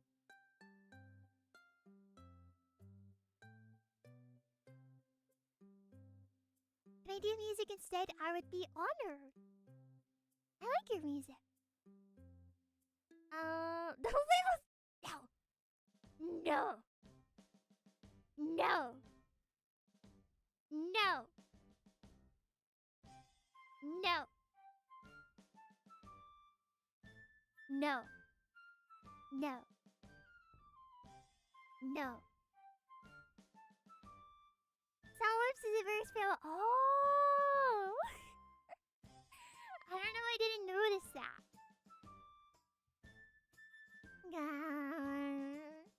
I don't know what we're doing for ASMR tomorrow. But on Saturday we're playing Pal World. Whoa! Pal World, whoa! Pal World, whoa! You would steal candy from a baby. We're back to the candy stealing. I love you, Pillow. I love you.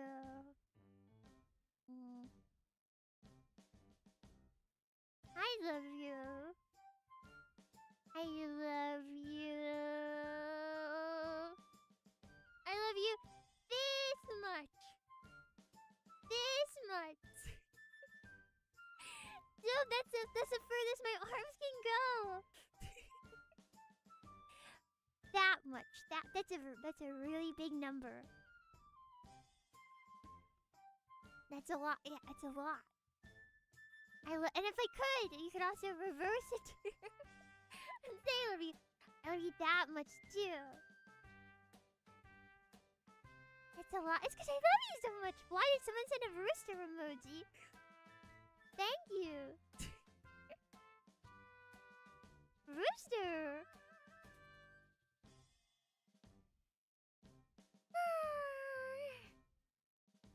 Okay, Pillow. I think it's time that I stop intensely staring at screen and shrimping. I think it's time I stop shrimping and start getting sleepy loopy. I hope you had a lot of fun with Pillow today, though. I was very happy to spend time with you. It was fun to draw my old pal. And I love you. This is you sleeping? And I'm there. I'm right there. Whether you like it or not. Yatta! It was fun to see you too. I appreciate you. Thank you. Smile. Good dream. I'm glad. I hope it was comfy. I was very comfy today, I hope. Get out of my head. No. No. No. No. Okay.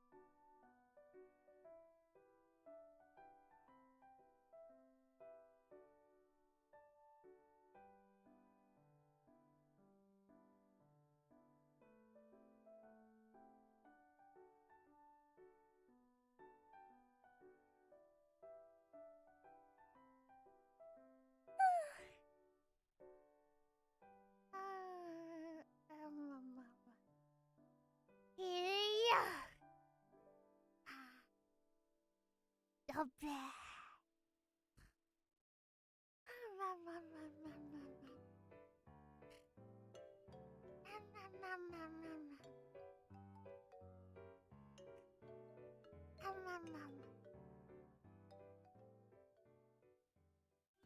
So I would hope you smile too.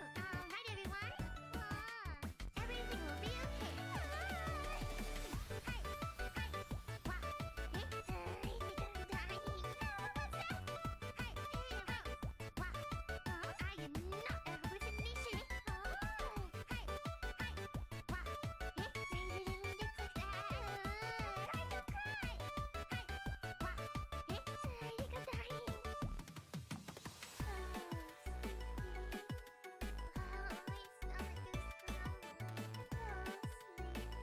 It's bedtime, isn't it? Let's go and enter the dream world. I don't know how to count. So hungry. Pillows will always stick together. Clap your hands now. They live inside your head, silly. At the end of the day, always try to be the best pillow you can be. Pillow's not real? Of course I'm real. I am not a hallucination. I didn't mean to click that.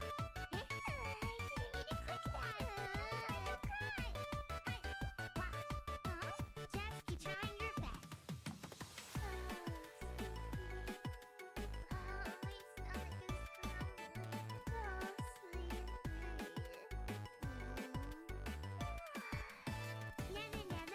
Pillow desu.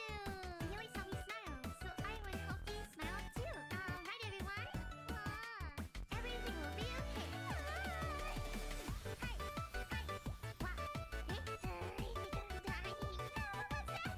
Hi, hey, wah, I am not a hallucination. Hi, hi, wah, it's a little that. I don't cry. Hi, wah, it's a little dying.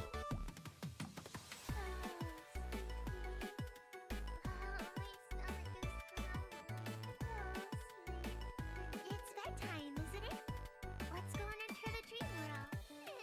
I don't know how to count. So hungry. Pillows will always stick together. Clap your hands now. They live inside.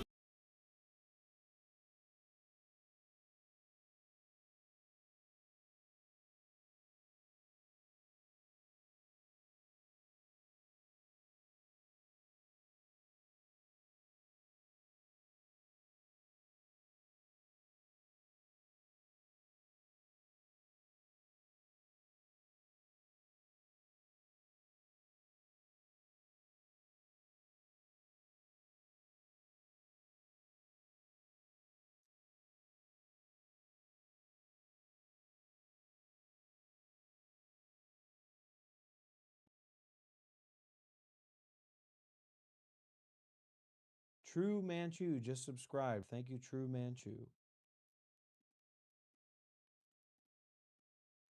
Okay, Jack Goldman What says a it was a superficial video answer, on by the his way. channel. He literally destroyed a Deva Goody from Isha. He wanted to get the Mercury core. And if you don't change your ways, Shiva, I'm gonna have to go and start recruiting.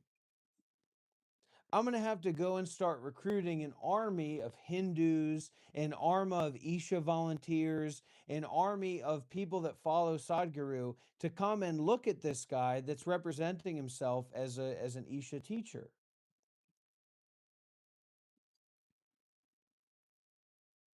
I am not an Isha teacher, but I am very influenced by Sadhguru. Positively, in a positive way. So I don't know why you can't afford headphones, but there's an echo on your end. That's okay, I The guess. echo is on your end. The echo is specifically on your end. And I'm not interested in your superficial and surface level explanations of there is nothing and just start where you are. The Don't echo pretend is like you're some sort of literally Zen on your master. end, you absolute buffoon. The echo is Do you literally hear on an echo your end. here? Go. I'm gonna mute both mics and you talk. Hello, 1, 2, 3. I'm talking and there's no echo. The echo is gone. Yeah, Oh, the rest in echo peace to your was brain. on the hardware side of my end. Because I'm hearing your voice over here, them hearing it over there.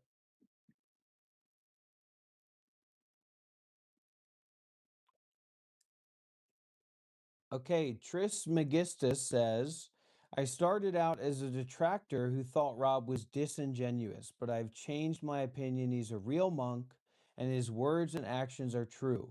He believes what he is saying. I apologize. There you go. There's the trailer park people that compliment you on believing what you're saying, as if that has any value. I believe what I say. Who gives a shit? That's who you read out loud, by the way. Just some nonsense trash comment.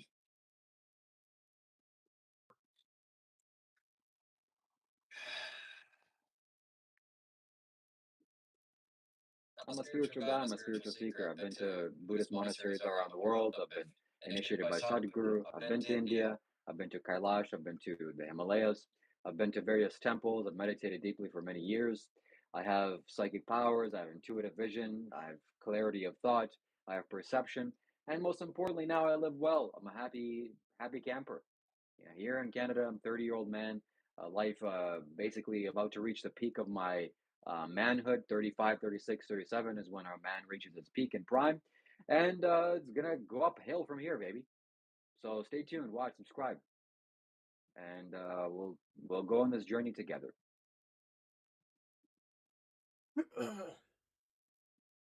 As for Dr. Rob, he's a lolcow by his own choosing. He's lolcowing himself. And it's not that I don't appreciate him. I appreciate him very much. But if he continues going down this road, we'll be forced to do a sit down, and I will expound and expose literally everything that I know about this man. How I feel, what my perception is, what he said, what he's done, how I met him, this, that, from my very moment of meeting him to now. And the last thing I'll say is that he was a monk that touched money. So can you really say he was a monk? Not really.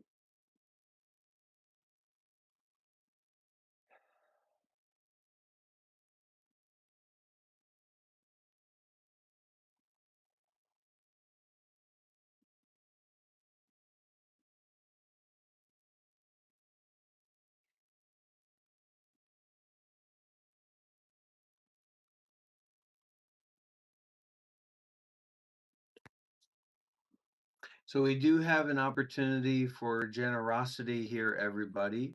My long charging cord, my long high quality charging cord, has begun to fail, and so if anyone would like to purchase a long high quality charging cord for the phone for the use, probably costs about $20. So you could send a $20 Streamlabs donation, and I use that directly for this charging cord that we will need to continue our work and our online activities.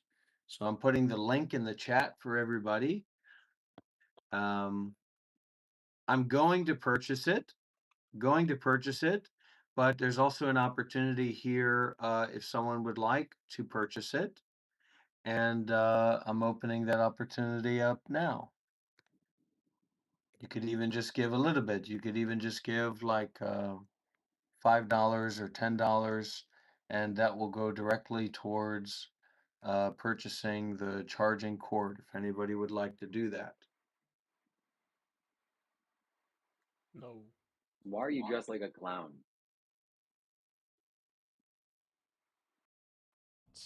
I'm gonna get naked.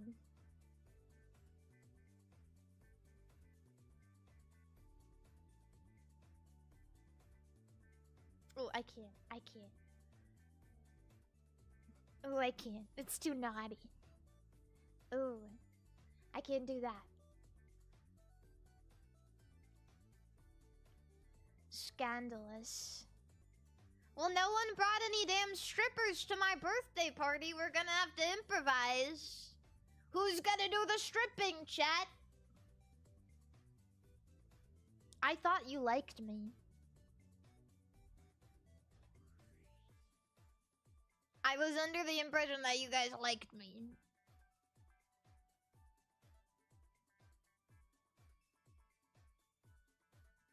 But yeah, maybe after I'm done with my cake, I'll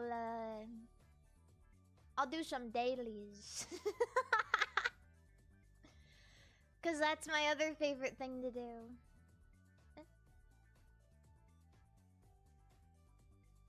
Freaking cake on my sleeve.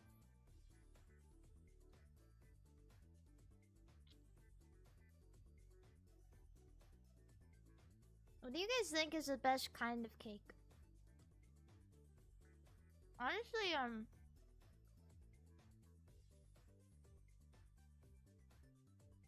Water, thank you so much for the $100 super chat. And John, thank you for the $50 super chat. Thank you.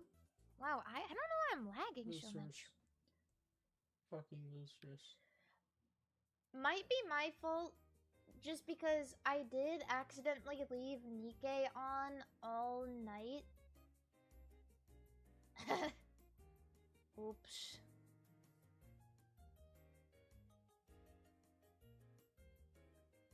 Oops. Yeah. Let me just delete some stuff really quickly.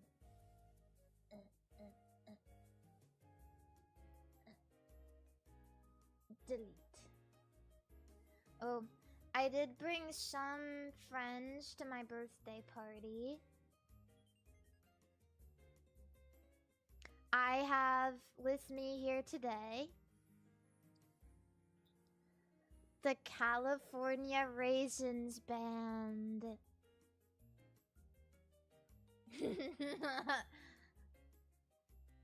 Look.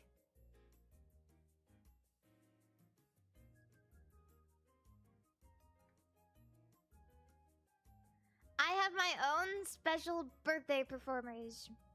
Do not call them poop from a butt. How did I book them, you might ask? Actually, the California Raisins Band and I go way back. So they did it for free.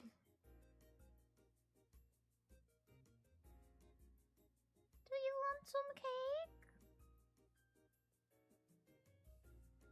Eat it!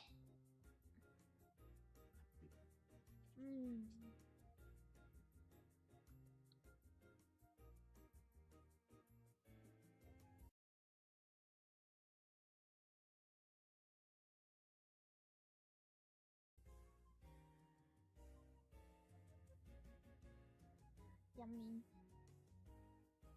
But yeah, this might want. I am really lagging. It's okay. I'm gonna eat this. Now, I don't know why they're just standing there and staring at me. I thought they were gonna play me a song, but I guess it is what it is.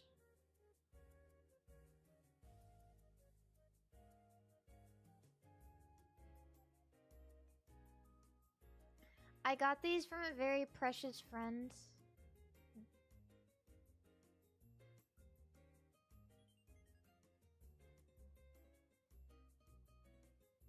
It's maybe one of the best gifts I've ever received.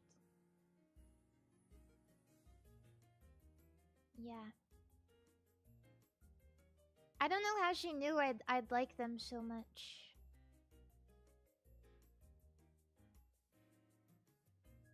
You have beautiful nails. Hey, thank you.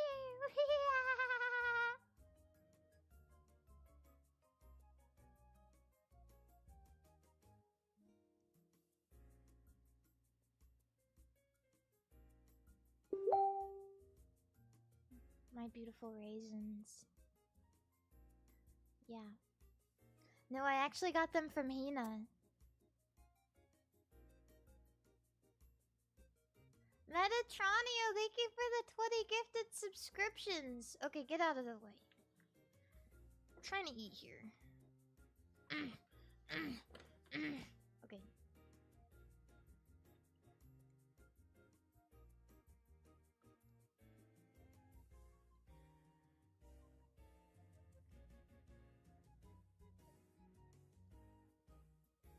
Yay. Yeah, it's a funfetti cake. I don't think it's actually like funfetti. I think funfetti is like, it's like the Pillsbury one, right? That's trademark funfetti, but it is a confetti cake.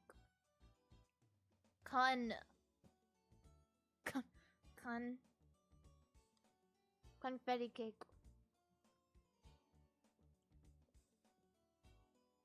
I feel like when I said confetti, it could have been heard the wrong way.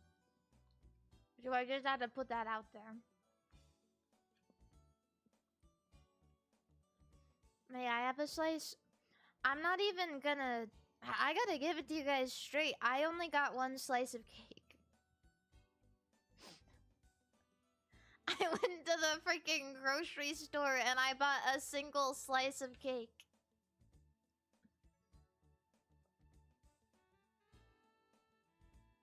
I could give you guys a PNG of a cake.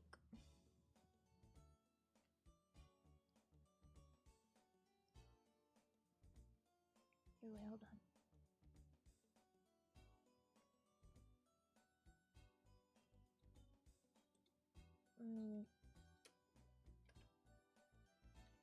Let me find you one.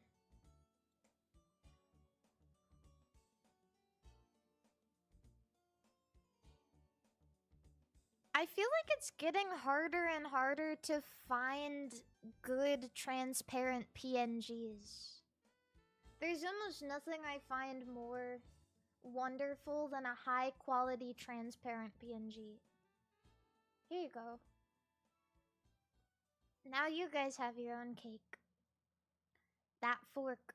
What about my fork? Why are you guys riffing on my fork? What's wrong with it? It's eco-friendly. You know what? Shut up. It doesn't look dumb. It is simply doing its job as a tool to facilitate the cake from my plate into my mouth.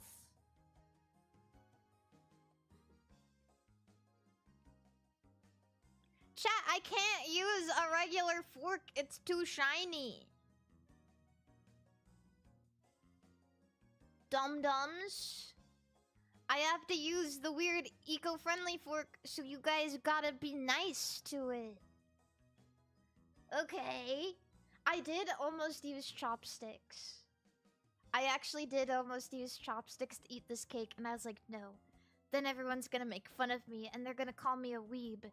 And so then I got this.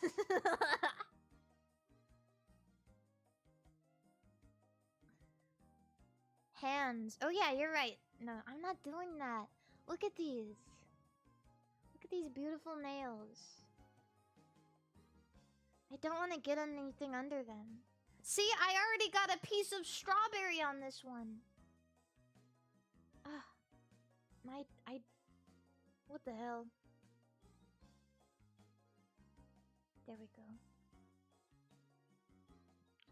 But yeah, speaking of strawberry.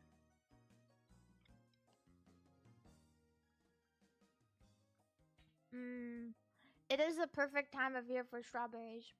Oh, my camera. Uh-oh, my camera died. Honestly, your guys' cake looks tastier than my cake. I'm a tad jealous. There we go. It's working now. Yeah, it's perfect time of year for strawberries.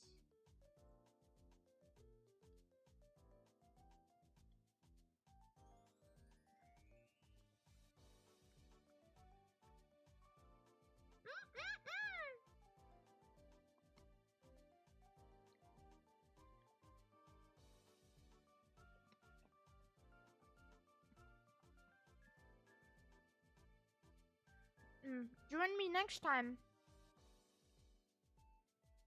Next time I do a hand game stream, I'm gonna do the Costco challenge.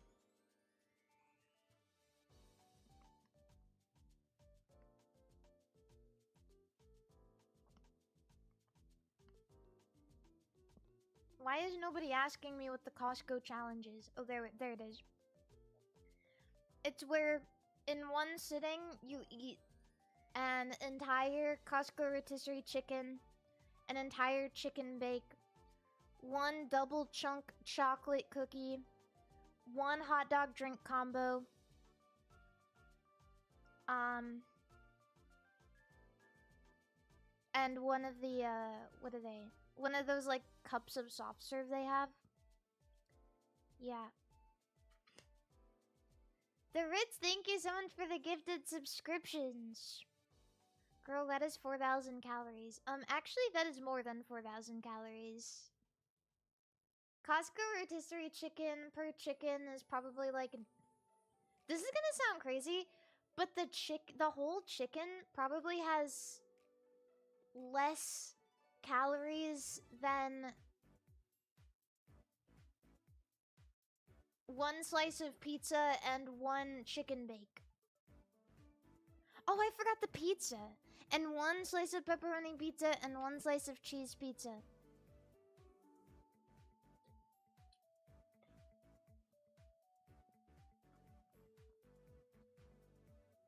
Yeah, so rotisserie chicken, maybe like 1,000 calories. I don't know. Chicken bake, I think is like 860. Slice of cheese pizza is like 700. Slice of pepperoni pizza is like 650. Costco hot dog is like 580. I can't do the math on all of this. The cookie is like 600.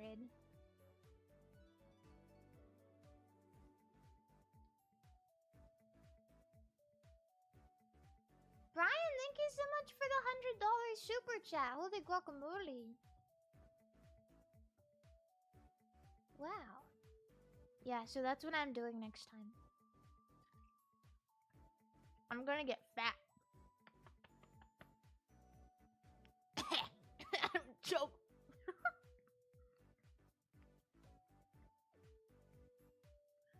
Choke on my strawberry. Ugh. I'm gonna be a fat little chud. Gonna be a fat little chud.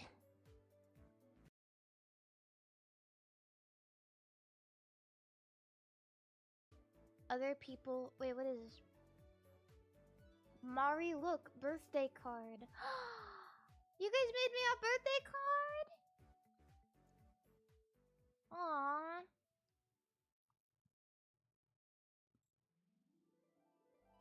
Oh my goodness.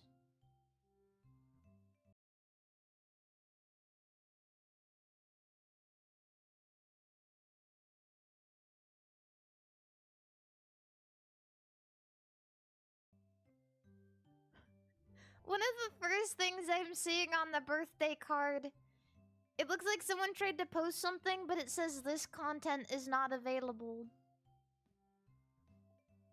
Good start. Aw, there's so many freaking messages. How will I even get through this all? Wait, let me show you all.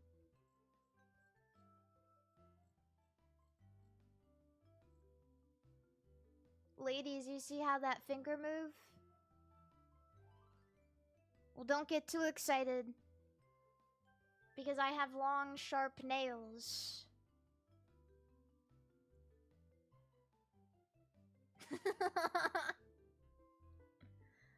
Oh, let's see. Let me turn the camera off for a moment. So that I can look. Where the frickety frack did my camera go? There it is. Okay. Let me get over here.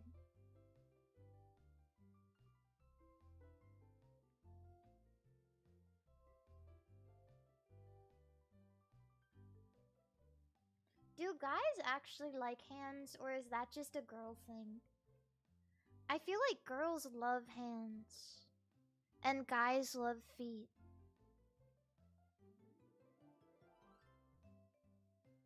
At least that's how I've always seen it.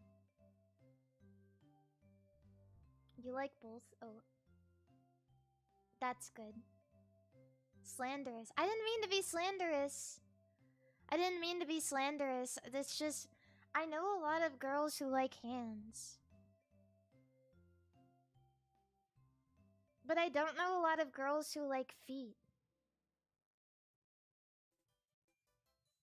Tofu, thank you so much for the $50 super chat. Thank you. Let's see. I'm gonna put this.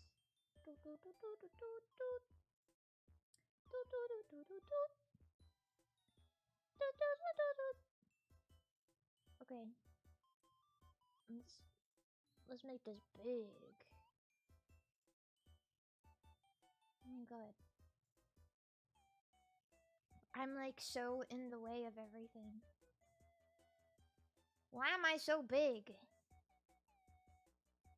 Oh look, I probably won't like read all of them at the current moment because that will probably take way longer than 52 minutes. But I just wanted to scroll a little bit. Look, it's Miss Claudie! Who gave her a Modelo? Don't let her drink, she's just a little chud.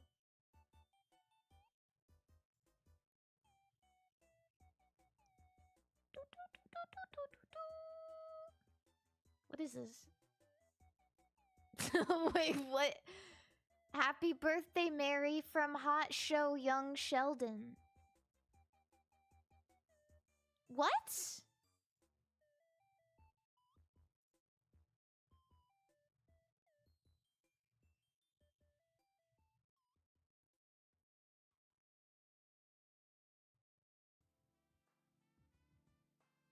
Are they saying happy birthday from her? Or like, are they referring to me as this lady? Mary from Young Sheldon. Hot Show Young Sheldon. I used to get Young Sheldon clips on my feed literally all the time. What is this? Harvey C. Wishing you happy birthday. Is this the Welsh flag? Gonna kiss that guy 501? We are kissing. We're in kissing distance to each other. Why are you guys having gay sex in my birthday card?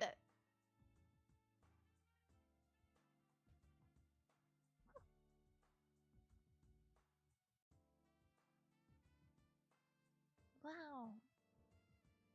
This is so cute. This is quite literally what I look like right now. Wait, they can see into the future?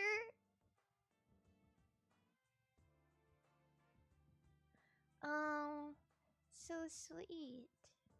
Corn dogs. Oh, so much art. I received so much art today, too. It's been a really good day. Happy birthday, Adrian. No, it refreshed. Where am I?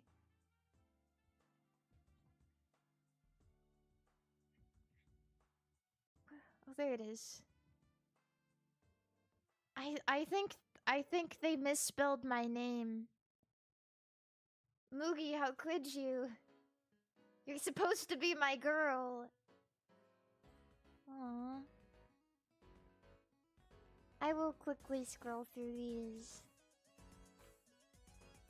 Oh damn, a banger is playing?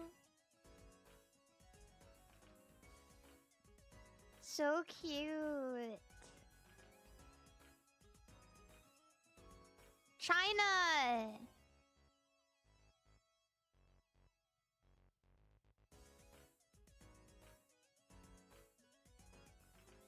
Yay! Yippee!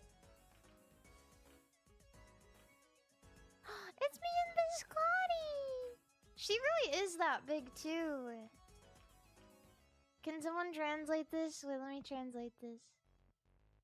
Oh. The ball ain't gonna bounce itself. Yuko, I don't know if that's a threat, but it's coming across as one. Oh yeah, this amazing art that Okiteru made is really wonderful. It's on Twitter and I retweeted it, so you guys should go see it. I've retweeted... So far, I've tried to retweet every art I've seen people make. And there's a lot. There's a lot, and it's all wonderful. This me. Wait, where is... How do I, Let's see. Chinese to English.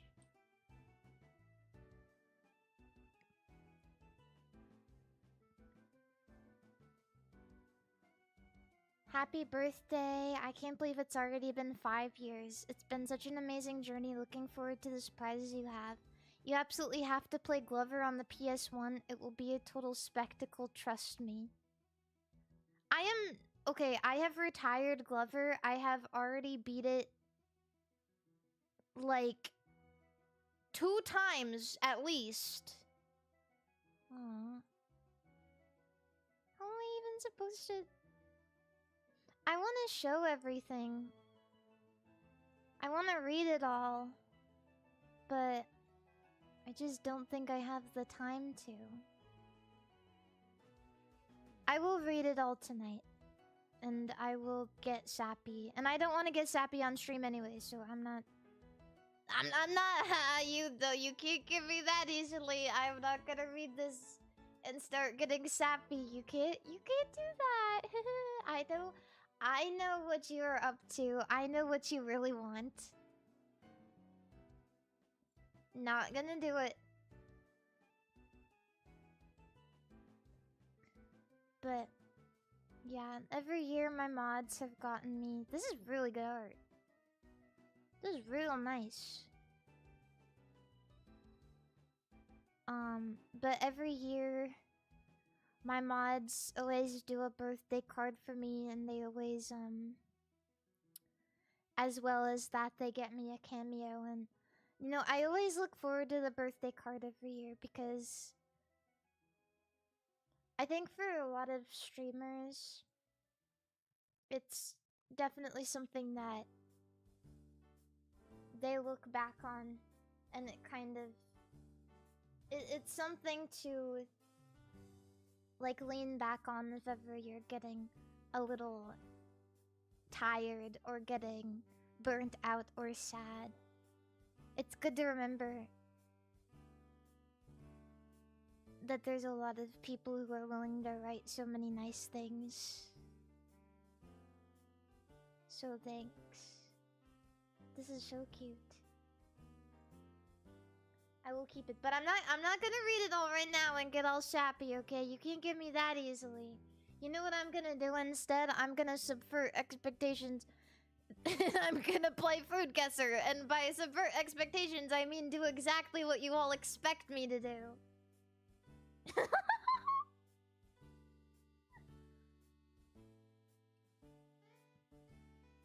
I can't even eat any more of this cake. I am getting full.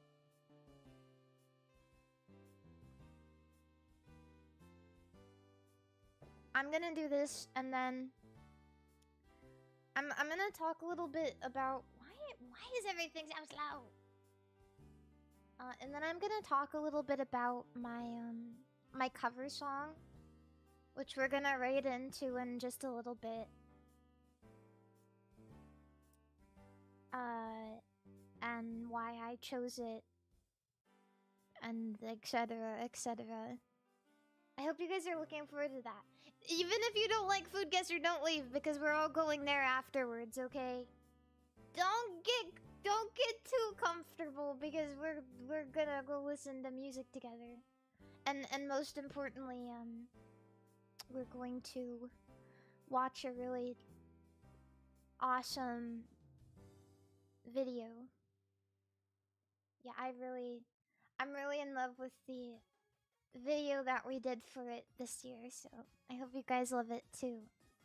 Yeah. I don't know what this is. Probably from Iran. Iraq. Yeah, you know that it's true. Pooh. I don't know. Wow, Food Guesser looks different, doesn't it? Yeah. I'm just gonna do Food Guesser really quick so that I can come down from the feeling of potentially getting sappy over the birthday card. I can't even do Food Guesser right now. I'm a failure. What even is over there? Turkey? Georgia? Azerbaijan? Who even knows? Who even knows that? Ugh. Salted cod, mayonnaise, olive oil, milk, hard-boiled eggs.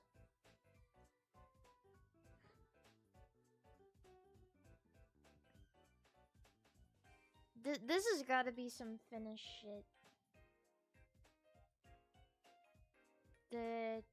France. Spain. Bacalhau azedo people. Portugal? That sounds Portuguese to me. Ooh, that's a black and white cookie. Oh wait, no it's not. Orange flavored jelly?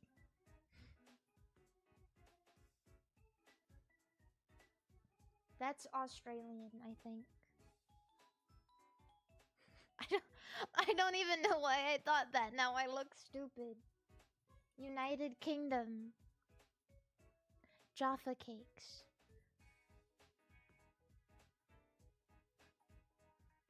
That was not very good. I did worse than average this time.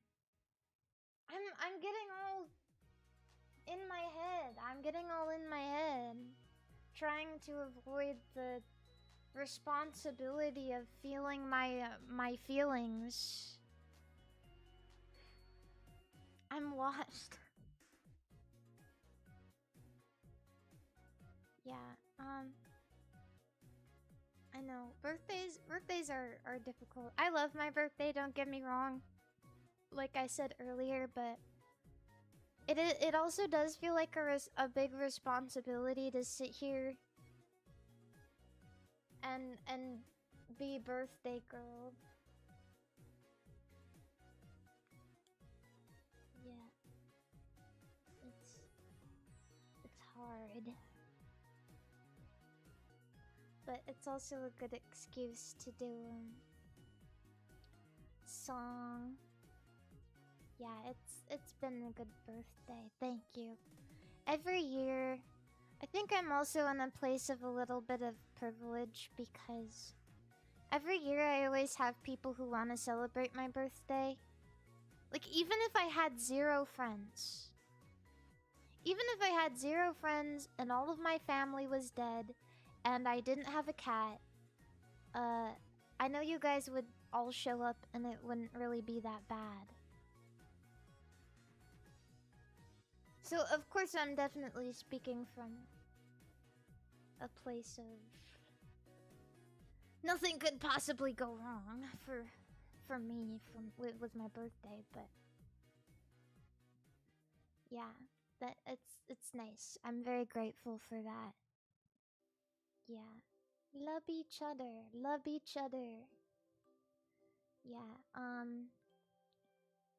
so I guess maybe moments like this you're meant to get sappy. I don't know. Maybe it's always this and like cons like FaZe Con and Off Kai seeing Vincels get together and become friends, and when people come to meet and greets, and even when people show up at your streams day to day. It's pretty amazing, right? Especially knowing, because I don't know if you guys ever do this, but sometimes I go on Twitch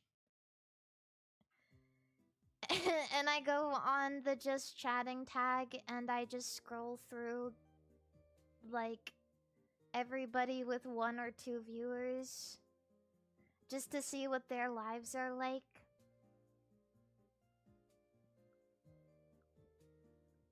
And you always underestimate just how many people there are out there streaming to 1 or 2 people. Potentially forever. So I got really lucky. Does it make you feel nostalgic? Not even, because sometimes I will watch a smaller VTuber and I will feel a little nostalgic. But, watching people with 1 or 2 viewers, I got so lucky that I was never even in that position before.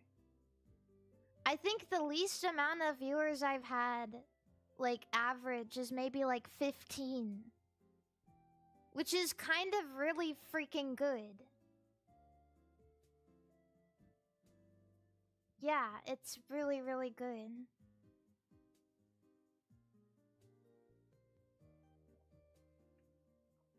So, how do you start with that many? You know how it was? It was...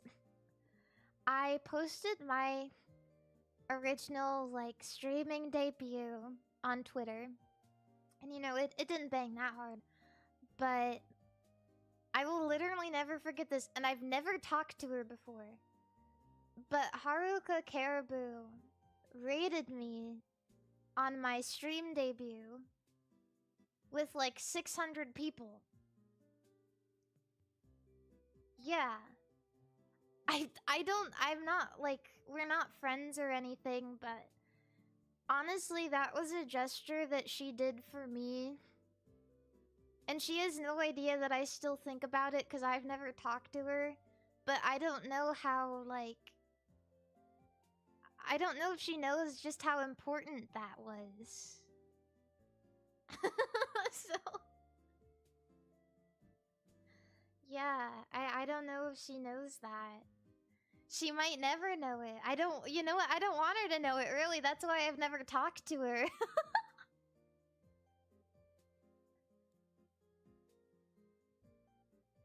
Yeah, isn't that so crazy?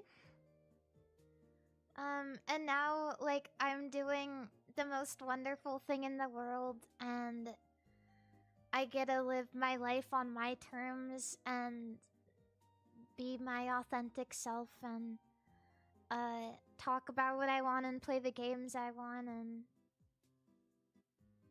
yeah, so thank you to her. Very much, really. Thank you to her so much. Yeah, I think she's a really wonderful person for that. And of course, it definitely wouldn't have been the same if people didn't stick around. So, most importantly, thank you to people who stayed and was curious and watched me. It's a little bittersweet thinking about it, right? Knowing that people's lives change, like viewers' lives change, and they come and they go, and it makes me feel a little melancholic to think, like, I remember these people who used to watch me every day, and now they have something bigger in their lives. But I hope they know that I'll always be here.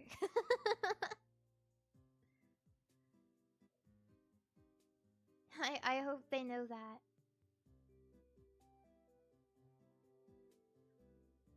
Yeah, I'll always be here because they stayed and watched me for a little bit. Every person who's stayed and watched me, every person who's come in, and they've just like randomly gifted subs, every person who has cheered me on, and you know, all of you guys who have written nice birthday messages for me and are here now, and every person who's rated me, like regardless of how big or small.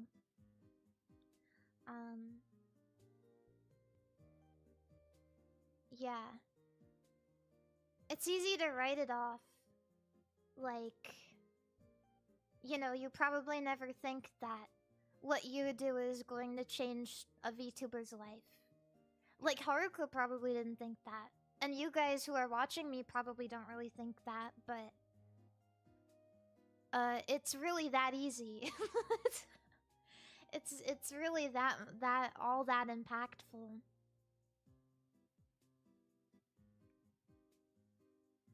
Yeah. So, I don't know. Birthday is a time for reflection and gratefulness, and I also feel like it's a time for moving forward. And honestly, this all kind of comes back to the reason I chose Last Dinosaur for my cover. Because you guys probably know this, but I've talked about how when I was a kid and I watched Fooly Cooly for the first time, I was scared of it. Because it seemed really intense. It seemed like really scary. Like a lot of it seemed scary for a young girl. Just like all of the, cause it's a very like, it's a very feely sort of anime and series in a lot of different ways, right? Like, why is this girl coming off so strong? And like, who is this little boy? And like, why is this making me feel sad?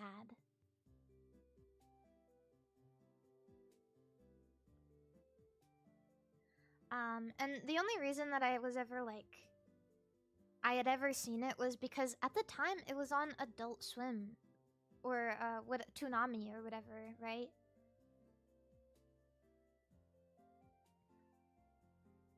Yeah. And so, you know, I kind of gave it another shot.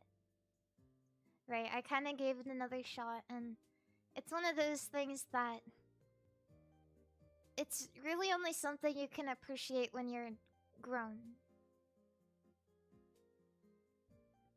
And I don't know, I feel like, you know, I got older this year. I just got older. I grew, and it's kind of like a multitude of reasons. It's that like, it's kind of like a growth thing for me, and it's also because my best friend, I'm gonna name drop right now, my best friend Hina, she really likes The Pillows. And so I have a lot of really fond memories of listening to The Pillows in her car with her. And like, we don't live together anymore. And I'm kind of like on my lonesome, and Last Dinosaur is, it's kind of a song about being alone, but I feel like it's a lot more positive than people know, or people like think. It's kind of like, here's all the stuff that happens, and like, life goes on, and you can enjoy it alone or with people, really. Yeah, Hina likes The Pillows. Yeah. So it's kind of both a, like, thank you to Hina, thank you for... I didn't tell her this, by the way. I didn't tell her this, but it's kind of like a, you know, it makes me think about her, and it's like a thank you, here's a pillow song that I covered, and it's also, it's become kind of a really important song to me because I feel like I'm a pretty independent person, and I'm happy about it. So that's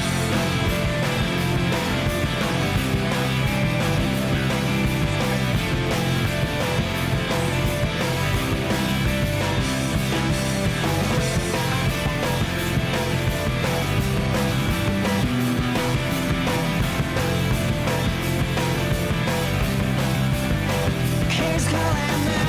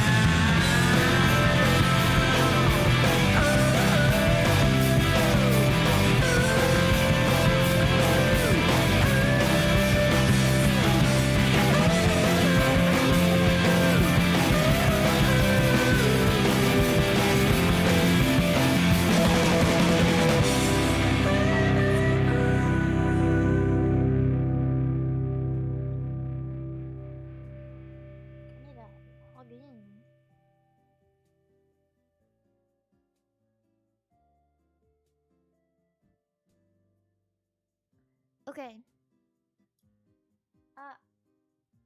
Bob the Zombie, thank you so much for the $100 super chat. I should also I want to read these. You know, it gets to a point when I do birthday streams, like it feels like one of these, you know how HoloLive streamers, they do like super chat reading streams sometimes?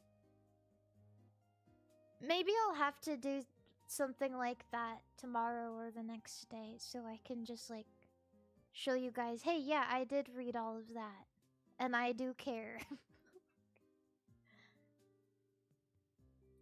Yeah, let me get out of the way. Yeah, I'll go through and read them tomorrow or the next day, whenever works.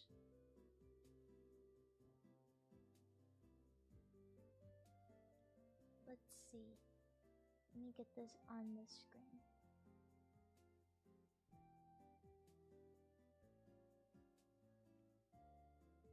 Yay!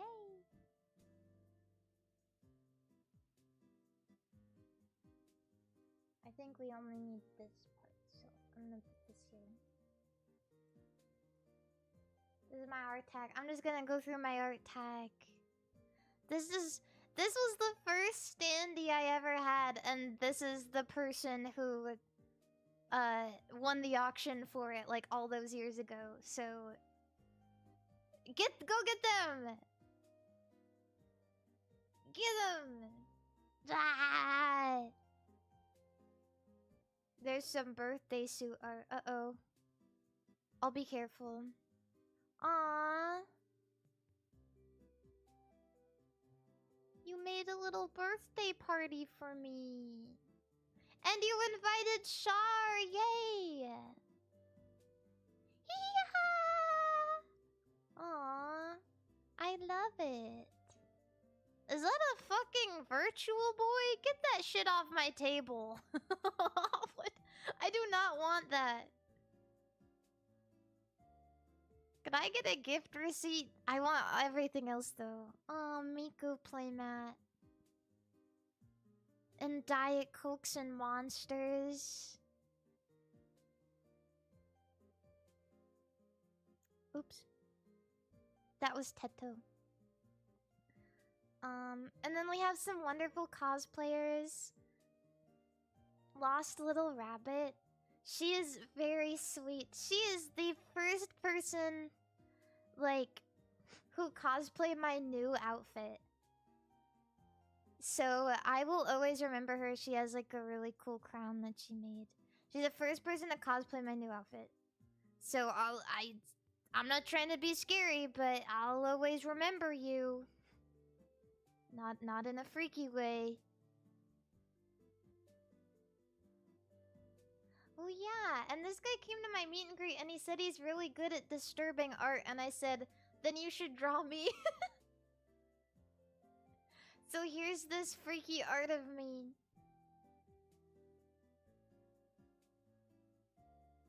I love it, thank you.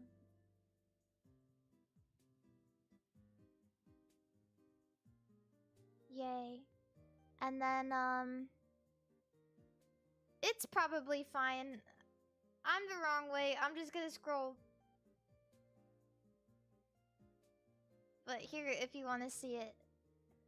And then this is Toby. She has this really beautiful cosplay of me. Full drip. Amazing work. Yeah, full drip. It's so good. Yeah, that's Toby Fox. He loves me. Are you jealous yet? Chorchi. It's me! Hello! Welcome to my birthday party! And I love this super cute, like, almost Rhythm Heaven style artwork. So cute! I love it. Triceratops and me and Fincel. Yay. And Jeannie, I love Jeannie. She usually vends at conventions. And I remember her because when I first debuted with FaZe, she was like one of the first people to draw my outfit. So, W Genie, she is very sweet and makes very cute art. She's on top of things. She draws fast. I don't know how she does it.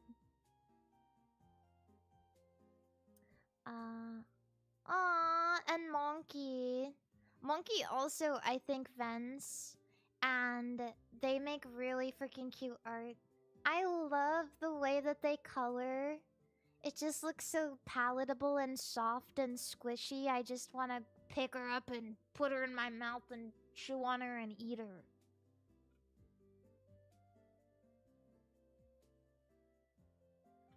So cute. Aw, so cute.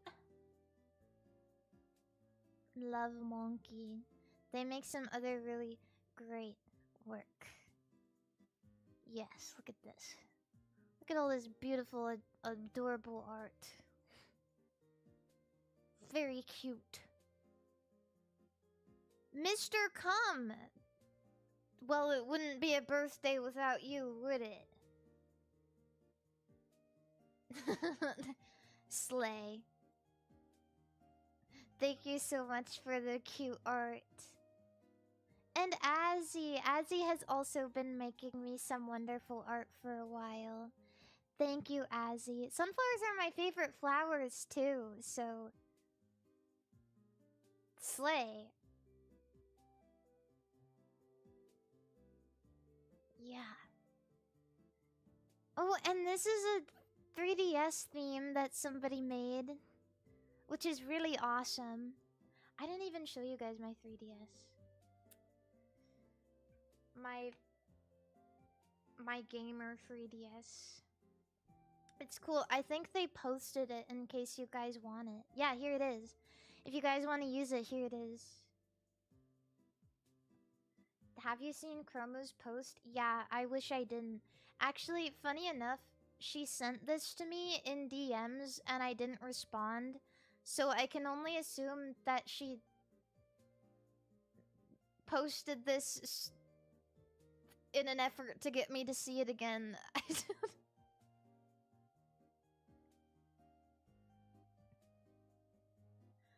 She cracked me.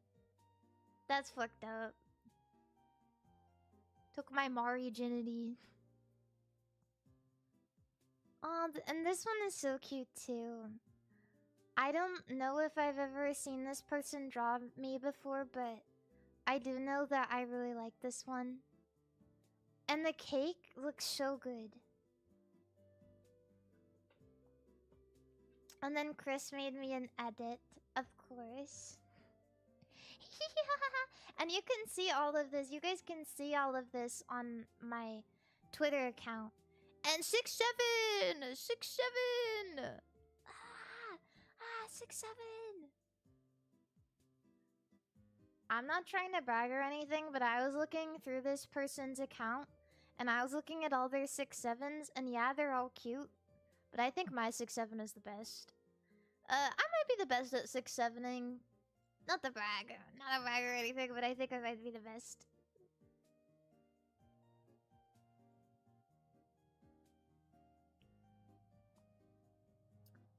And then there's this one by Okiteru, who has been making me art for a very long time, and they make beautiful art. And if you guys don't know, this back here is what I used to look like. So it's very sweet. It's a very, like, thoughtful piece. Yeah.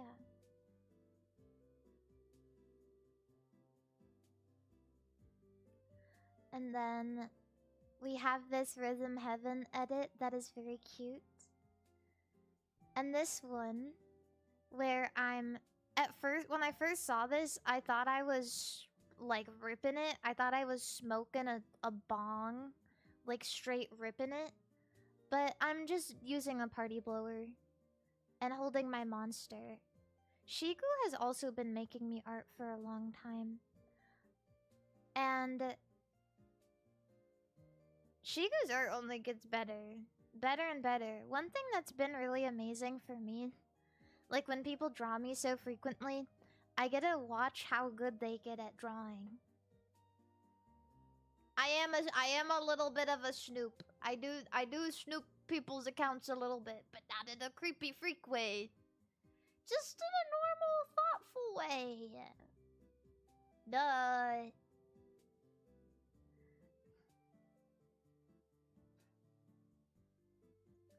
Yeah.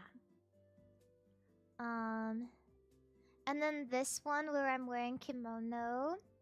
I'm wearing like, it's really cool. I'm wearing like a dark Lugia, like a Shadow Lugia themed kimono and headpiece, which is really cool. And very thoughtful. And this is one where I'm excited to eat cake, or already eating cake. I just noticed that you snuck some grippers in there. Now, what did you do that for?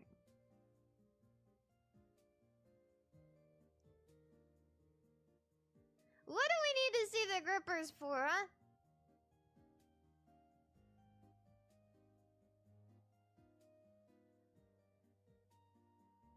And then this is Sayori's new animation, which people seem to really people seem to really like this one. It looks so good. It looks so good. It's very, how do I say it?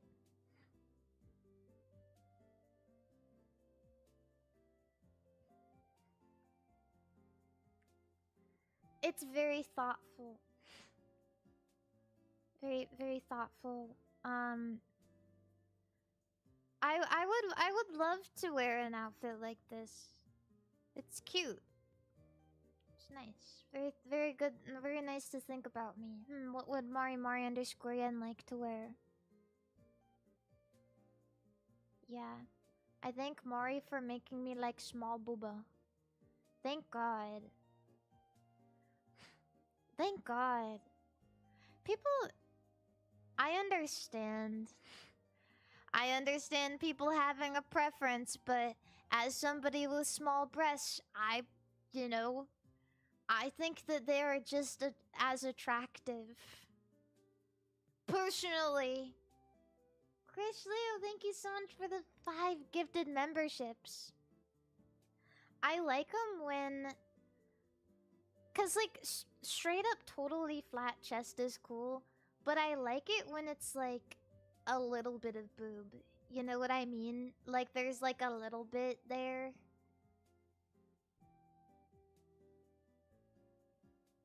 I like that. Like kind of like how it is here, right? Like you look and you're like, oh, she's flat, but then she pulls on the string, and there's a little bit of jiggle. Hero Idolmaster. Oh my god. Hero is my... I don't know if any of you guys are into Idolmaster, but I'm a Hero P. I absolutely love Hero. She is my favorite girl. I am so bad though. I like so many ecchi images of her on Twitter that I am scared to refresh my page. That's why I wasn't logged in when I first was using Twitter earlier. It's because I didn't want there to be any mishap.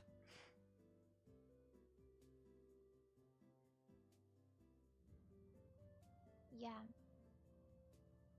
It's like almost my entire feed. Hannah, thank you so much for the raid. Welcome in, everyone. We are leaving soon, though, to raid into my brand new cover. Sayori, I love it. It's wonderful. I'm not the only one who loves it. Everyone loves it. They all love it. Everyone is excited. Sayori is a good artist because he is someone who draws small boobs and big boobs, and they're drawn equally as good. Many people have been saying this. Many people are liking this tweet.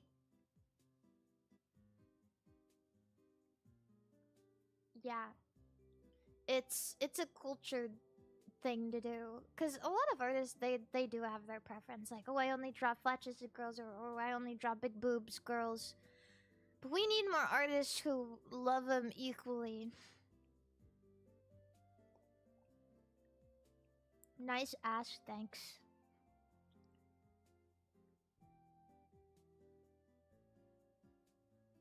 Thank you. You know, streaming is weird because having someone in the chat say nice ass to me is like, that's cool. But if someone said that to me in real life, I would maybe be upset.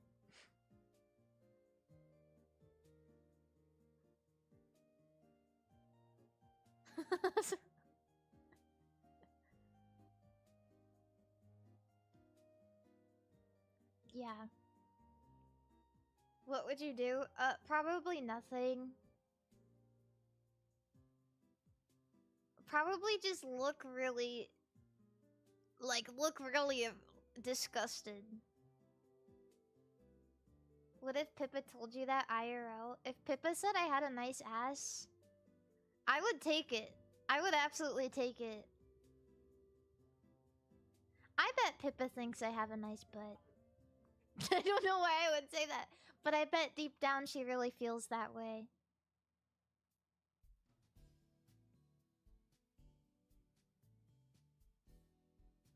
Yeah. I like Pippa.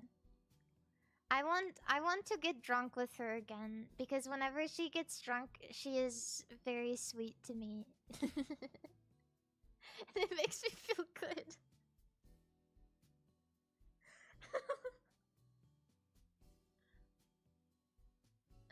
I gotta go get her. Yeah. But,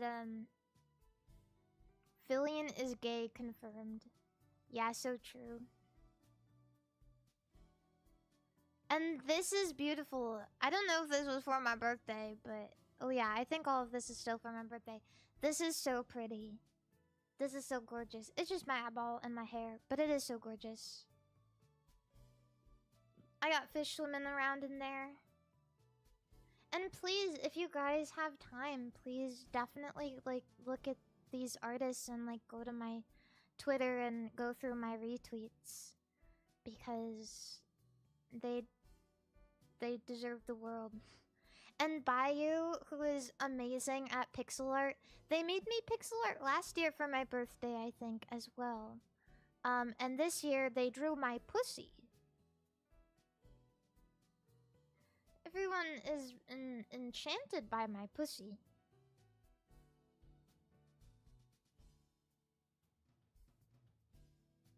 Yeah. It's some video. I didn't see this one yet. I'm gonna watch this soon.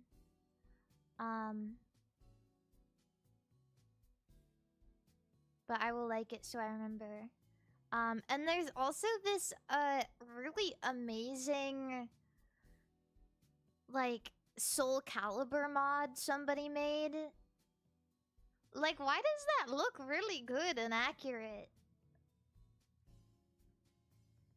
That looks really good. I was surprised. Of course, this was 1 year ago, but then they posted it again and I was like, wow, that really does look good. Yeah, and then there's some more here. There's me with, you know, this is me, you know. William, thank you for the $10 super chat.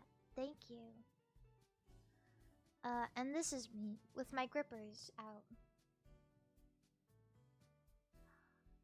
Kaczynski, thank you so much for the super chat. I don't know how much that is, but it looks like a lot of money.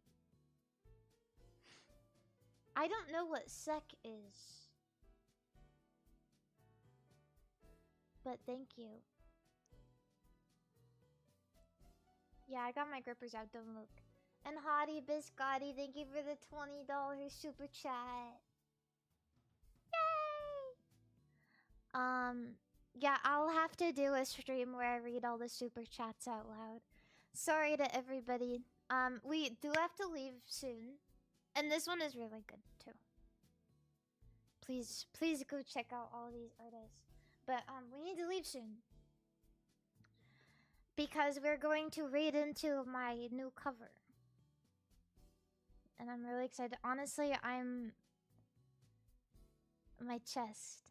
Of course, like, I'm definitely not, like, I'm definitely not the best singer in FaZe. Maybe not even in the top half. But it's, like, it's the message, really. It's just because I like it, and I want to give you guys something too, and I want to be better. So I sang this cool rock song. You may have heard of it. It's called Last Dinosaur by The Pillows, and if you've heard it, you've probably heard it in Fooly Cooly, and it's a very meaningful song. I talked about it earlier, but yeah, I really hope you like it. I really hope especially you like the video. It's very cute.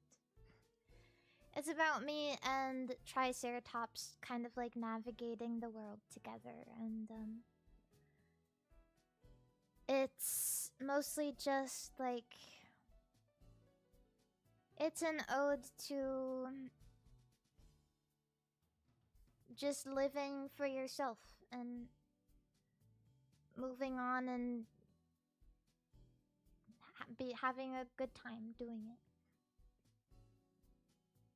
And also thank you to Hina for making me listen to so much Pillows in your car.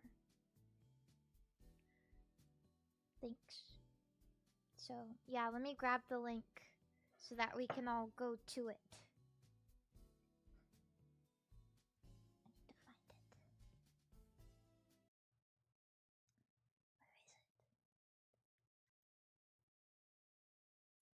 Where is it? This is the cover. And please take a look at my merch too if you haven't already. And thank you, M9, for the $100 super chat. You guys have really absolutely spoiled me today. I don't even know what to do. I will do a stream thanking everybody, I promise. Way better than I did today. But yeah, please go to this link. If you're on Twitch, please go to it. If you're on YouTube, I will raid you into it. Yeah. It says premieres in 60 seconds. So maybe I should raid right now.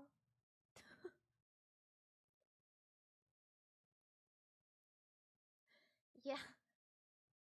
Okay, I'm gonna do it. I'm lagging, so it's a good time. Thank you everybody so much. I need to go now so we can raid, but thank you everybody. I'm not gonna get sappy, but I will read all of your wonderful birthday messages. Please enjoy my cover. Please, thank you guys.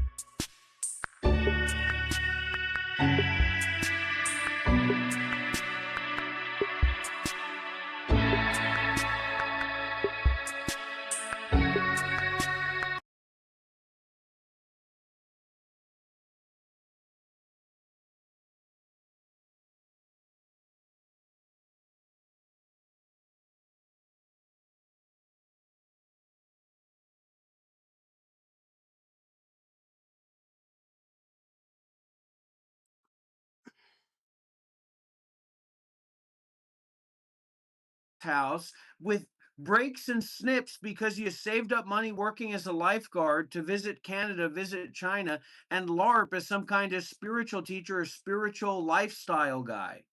All the while, you were just going out from your mom's house and coming back and going out and coming back. And that's what you've been doing for your entire life, from high school to I can go to China now because I don't have to go to school anymore. Mom, is it okay if I go to China? Mom, is it okay if I go to Australia? Why did you even go to Australia? What were you doing in Australia? And be honest. Don't fucking say, I was there on a journey to find the way of life and truth. No, you weren't. Why did you go to Australia? Can you give a straight answer for that? Yes, I was in Australia because I got the intuition to go to find Sadhguru, my teacher, my master, and I did, and I found him, even though it wasn't announced anywhere, and he showed up there, and I saw him. This is just like literally schizophrenic psychosis. But that just proved my point, right? That just proved my point about him going to China and everything that he's done, his travels, his world travel, all the countries he's traveled to. So why did you go to China? He says, I went there to find Sadhguru. I didn't know if he would be there, but I saw him there. Nothing, literal nothing, right? No reason. He was just going around. He wasn't even going to like get a job and make some money and develop himself or explore something. Just bullshit. No, I didn't. Go and get a degree. Go to college and get a degree. Work in a trade, man. Become an apprentice. Get an apprenticeship as a plumber, as a carpenter, as a mechanic, as anything, and build your own livelihood. Because I'm telling you that your way of grifting and begging for money online is poisoning you. These swamp people are poisoning you. At Weston Campbell, $1,268 donated $2. Schizophrenic psychosis is what I pay for. Dance.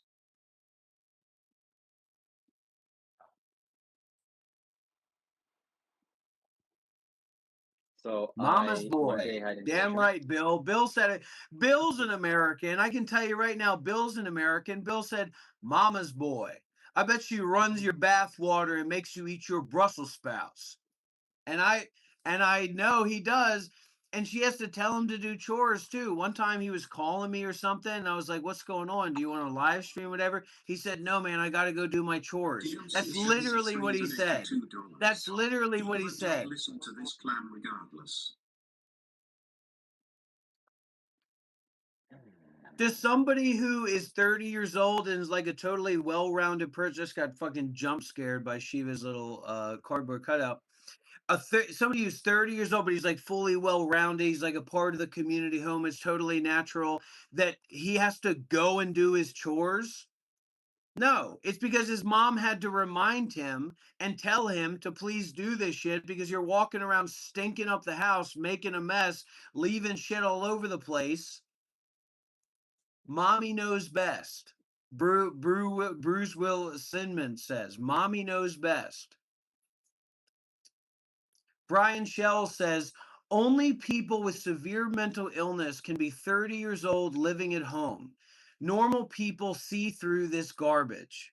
You got to start listening. You either are going to have to take their advice and listen to what they're actually saying, Shiva, or you're going to have to change up your whole persona and find a way for you to work hard and make money in a different way. And I completely agree with you, Brian. And that's exactly what this guy's situation is. No matter where you live, if you're living at a home or in a jail cell or in a penthouse, you're somewhere in the universe. DMC 73 donated $2. Where do you live, Rob?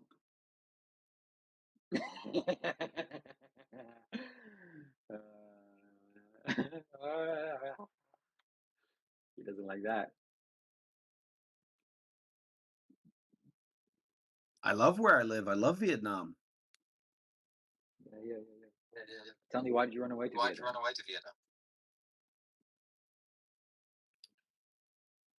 Well, we came here because Hong is Vietnamese.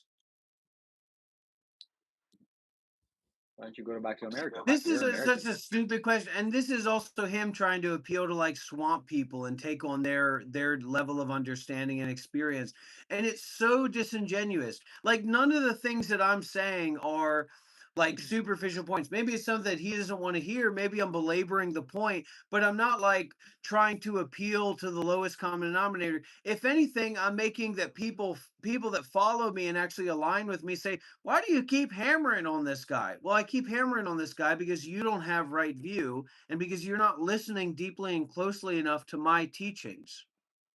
Right? So why did I run away to Vietnam? From where? I haven't lived at my fucking mommy's house in her spare bedroom for 30 fucking years, Shiva. I've traveled and lived all over the world for all of my adult life. From where did I run to Vietnam? Was it from South Korea, where I was a monk, lived as a monk with Master Puaha Sunim? Was it from Myanmar, where I trained and studied at Tabarwa Center? Was it from fucking Italy, where I ran a monastery in southern Italy? Was it the Mahakum? Was it the Mahakum where I experienced Naroda Samapati at the river Ganges? Where was it that I ran from, Shiva? We don't all live at home as our mom's house as home base. Mom, can I come home? Maybe you can help me with a ticket? All the while, he's got money in the bank. This is what that guy does. Just like he raised all that money for the fucking iPhone that he begged for. He said, I need a new phone. I want a new phone. I want somebody to send me $1,000 right now on PayPal so I can walk down the street and get a brand new phone. Okay? So he got the money.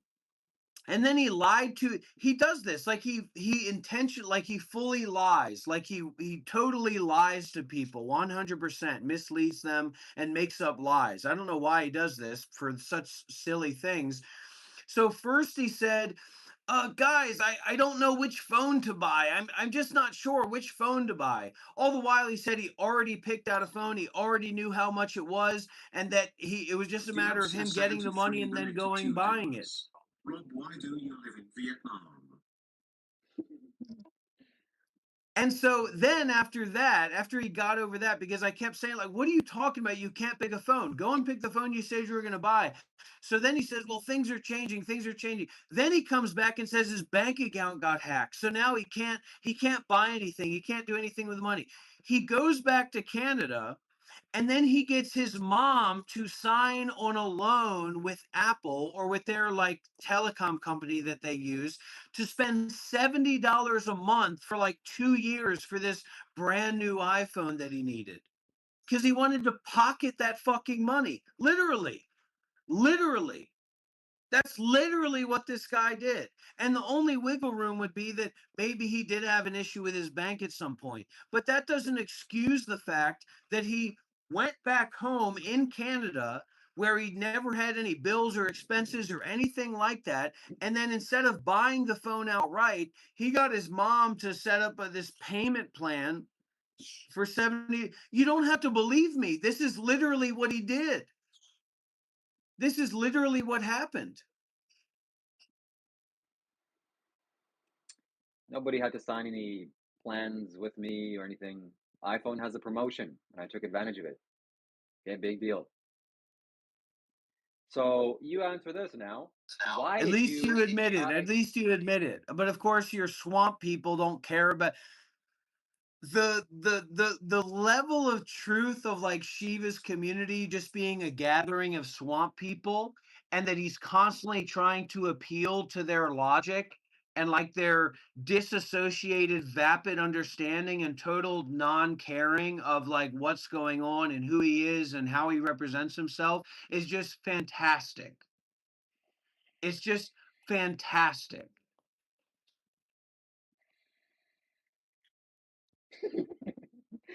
Western Camel, do not donate on the iPhone YouTube app. Apple and YouTube take 50% of that. Please. Android, laptop, computer, Safari, anything's fine. So is it true that Vietnam is literally one of the cheapest countries to live on planet Earth? And is it also true that you have an American passport? Why didn't you choose to go to America? Oh, is it too hard? You couldn't handle it? Yeah, and so the funniest thing is that all right, so this guy, like I said, for the past 30 years he's been living at home with his mother. He's a virgin, he's never had a real relationship, total failure to launch situation. So what he's been doing is like working odd jobs. Like one of his main jobs was a lifeguard before COVID. And apparently he also has gotten an allowance for a lot of his life. So he saves up this money and he does these little random trips to like Australia and China. He makes a video. He says, "Hey guys, I'm in China." He went to India. He says, "Hey guys, I'm in India. I'm visiting this mountain and it's really spiritual." So this time, when I met him, he went to Bali, Indonesia, because there's this scam artist, like multi-level marketing scheme, spiritual salesman guy that teaches other spiritual people to be spiritual influencers. So he goes over there, he blows up the whole situation because he just couldn't contain himself, right? He totally missed out on the opportunity. And then he follows me to Vietnam. So he comes and stays with me and my wife here in Vietnam. And then he says, "I've got to go by the ocean. I've got to go to the resort town. I've got to be by the ocean to do my sadhana and do my practice. I'm going to live stream every day by the ocean." He goes there. He stays in the cheapest possible Airbnb he can find. And the Airbnb was just because like his friend was there, so he was splitting the rent. But it's just like this cheap one-room place. So he goes there. His friend absolutely ditches him. Like after a week or 2 weeks, his friend's totally gone. And he starts not going to the beach anymore and literally just staying in his room at like this. It's to call it an Airbnb is too much. It's like a Vietnam capsule room hotel that he was staying in, right? And he couldn't afford it, or they didn't want to keep selling it to him, maybe because he stunk and he was weird, but probably because the other guy left. So then he left early.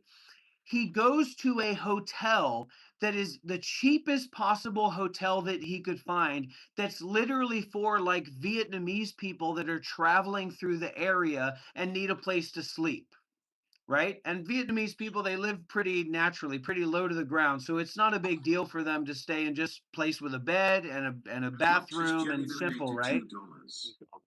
It's so annoying. But that's your bread and butter, Shiva. So he's staying at in this little Vietnamese apartment hotel, right?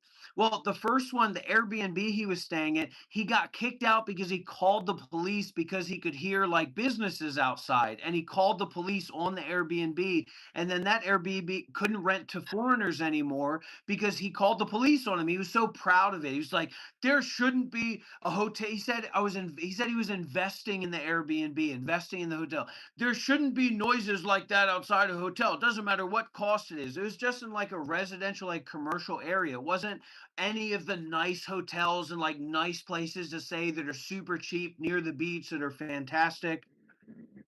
So he calls police, gets kicked out of there. He goes to this literal like the lowest level, like people travel through and their families stay in these rooms, like it's just two beds in a concrete room with like gates on the window in a cul-de-sac with like random chickens outside and just businesses. Can't see the ocean, can't see any view, it's not even near the ocean.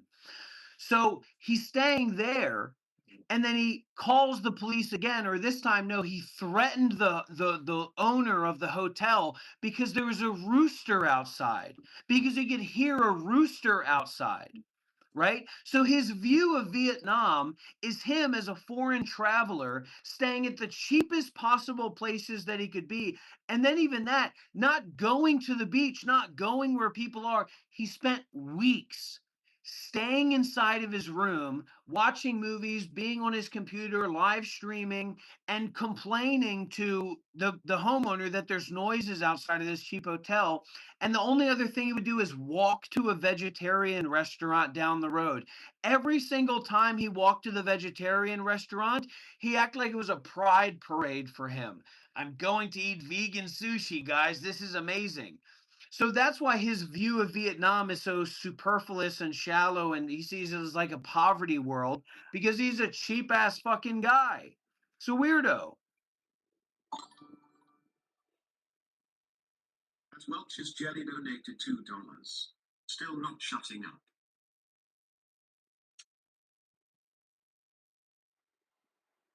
So Vietnam is you a can spin beautiful anything. country. It's a fantastic country for investment. You can build a home here, a beautiful home for $100,000, $200,000. There's tons of homes. There's tons of apartments. There's a great quality of life, great quality of food, beautiful people. Some of the most beautiful people in the world you'll find in Vietnam. Absolutely safe, calm, and Buddhist environment. Vietnam's like 60% Buddhist. So it's actually the last stronghold of Mahayana Buddhism. And Shiva had no experiences of any of that. He, like I said, he was in the beach town, stayed at a Vietnamese hotel for people who are traveling through the area, and he says, this place sucks. Didn't even go to the beach, spent all that time in a room with a rooster outside that drove him crazy enough to then threaten the person who ran the hotel. That's this guy's disposition. And Welch's Jelly donated $2. PLS shut up, Rob. So Dr. Rob could be a great at CNN. He can spin any story in a way that favors him. Yeah, Vietnam smells. They burn garbage, plastic, right in the air, right in the open, like literally on the street. You know, yeah, forget about taking your garbage out, man. Vietnam has some of the freshest and cleanest air that I've ever had in my life. And going through Lam Dong up to Dalat, Bao Lap, all of these regions, all these mountainous regions that I was inviting Shiva to come and visit, but he's literally living in a hyper-populated tourist town in a commercial alley that at the cheapest hotel that he could possibly find because of how stingy he is and cheap he is. Oh, are you, Dr. Rob, are you sure he's stingy and cheap? I don't know. Maybe the story of the fucking iPhone will tell you why. When he raised over $1,000 to buy a new iPhone, just a phone, and then he said, "I got to have the latest iPhone." And then he goes back to Canada, has no expenses, has nothing, just doesn't pay rent, doesn't pay for anything in his house, in his mom's house, and he's literally getting a payment plan for $70 a month to just keep that money with him, because who knows what's going to happen. Colin, who actually met Shiva, and this is a whole other story about how I invited Shiva to come to this retreat and meet my teacher. Colin says, scared to go outside, just like at the retreat. Colin says, just like right now in Canada. Colin is Shiva's worst nightmare, because Colin's kind of an old style American guy. He knows how to live. He knows how to walk. He knows how to go out. He's not Cher. He's not Sky. It doesn't mean we want to fucking live in the fucking cities with a bunch of meth addicts in America or whatever, but you know, the psychosocial dynamics are horrible over there. Just like, I guess they're horrible in Canada. That's why you don't go outside your house. But man, oh man, when Colin showed up to the retreat, she was like a bird that just had his wings soaked in oil or something. He was like, what's going on? Who's this guy? Aren't you with me, Dr. Rupp? And then he literally, the entire time Colin was there, he wouldn't come out of his room. And guess what? This is also what the people said when he went to Bali. Now we're getting a little bit too deep.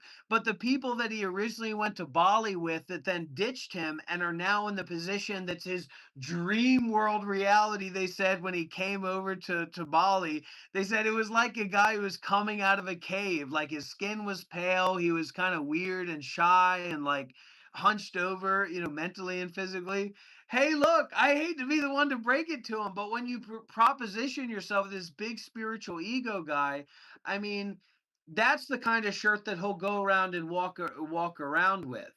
But he doesn't even know what that is. Like, he doesn't even know who he is. It's connected to his PUA stuff. Like, that's peacocking for him. Like, that's respectable and kind of reserved peacocking, him wearing a flowered shirt. But I still don't think he'd go out with it buttoned. He would never go outside with like that shirt buttoned with a nice tie. He would never do that in a million years. He'd be freaking phasing out of his body. He'd be flipping out. Well, why am I wearing a tie? What's going on? Why am I wearing a tie? Why is the shirt so flamboyant? He's a failed pickup artist. And this is one of the main things. If you ask AI, if you ask any AI model about this guy, the first thing that it'll say about his controversies is that he's a fake pickup artist. He's a failed previous pickup artist. Man. Absolutely diabolical, man. I told you, you're always, Rob, are you going to stream with me again? And then the next time he's going to call me, he said, but my swamp will be ready. He says, the swamp gets tired, but when it is strong, you will never deal with it. And no, I'm not going to deal with it because it's ignoble and it's not something I want to be a part of. My swamp is ready.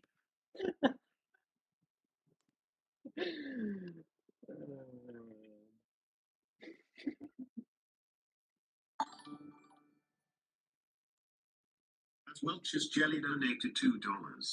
Rob just ranting his behind off. Got no mouth.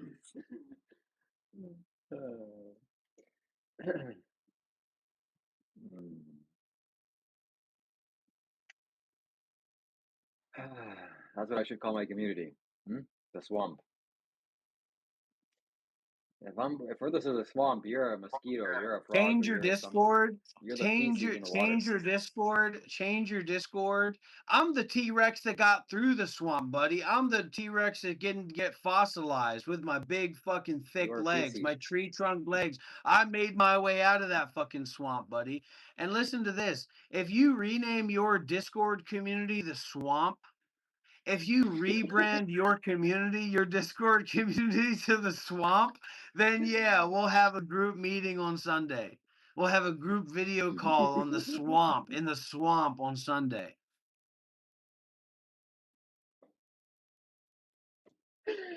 I will do it. I will do it. Looks like we're having that meeting on Sunday. Yo, join the swamp, guys. The swamp layer is going to be active.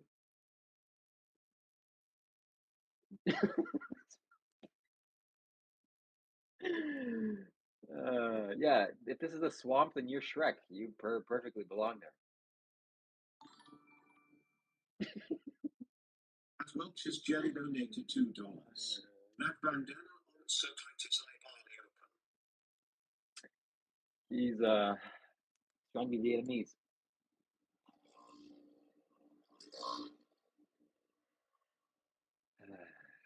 Thank you very much for that donation, Welch's Jelly. Thank you.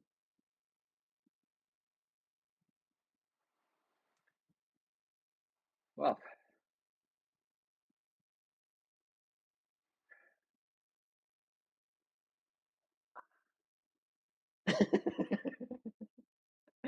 we're gonna have a meeting on Sunday in the swamp for sure, and we're gonna record it, and I'm gonna put it on my YouTube. And we're gonna get Reese back. We're gonna get Leo back. We're gonna get Miriam back.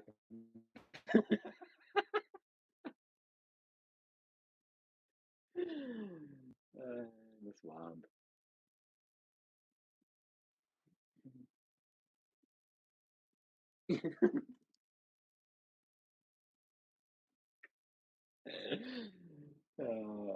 Swamp.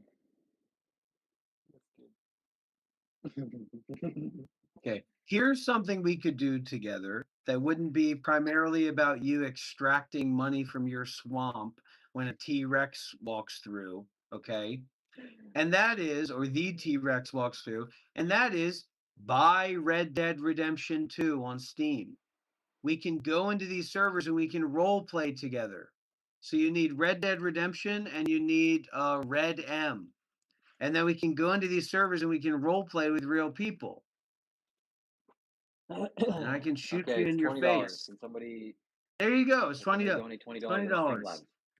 This fucking freak, dude, this total loser freak, parasocial basement dwelling, jankum huffing, piss bottle king, Welch's Jelly has already donated $20 and $2 super chat. Blessings. There's your 20 right there, man. There's your 20.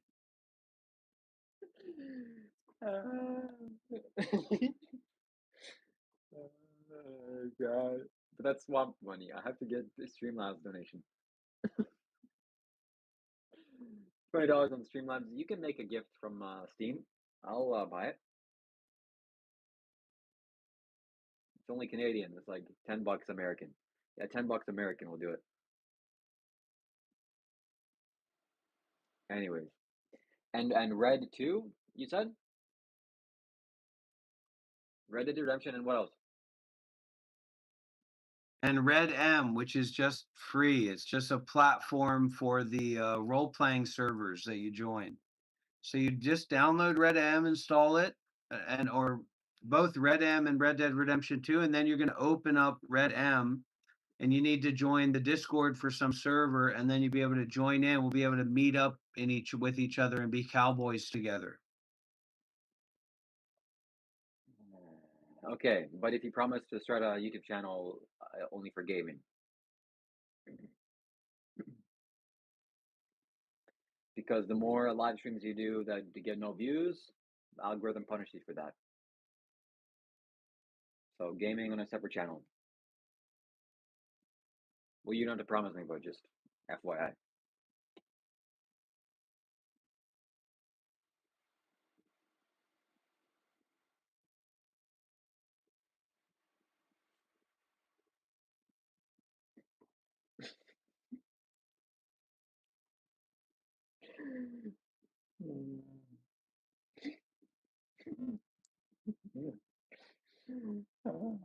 Yeah, I'm gonna make so many clips out of this video. It's unbelievable. You stay tuned. You stay subscribed. And Welch's Jelly donated $5. Swamp money.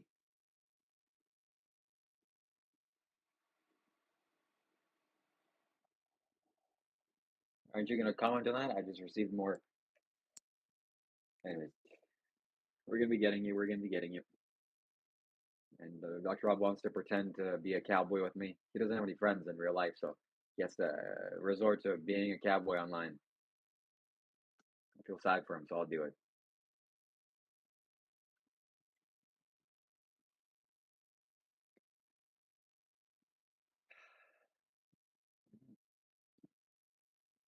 Can't hear you.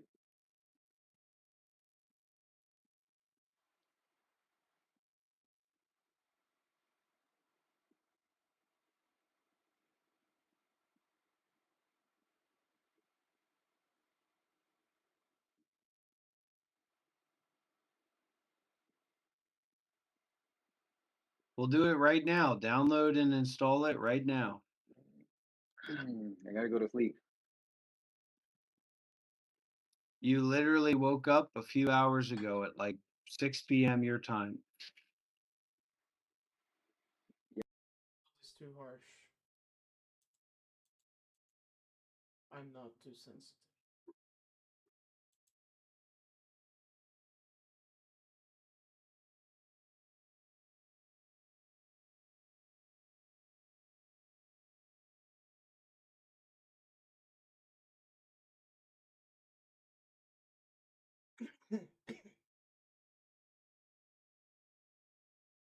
I'm taking it.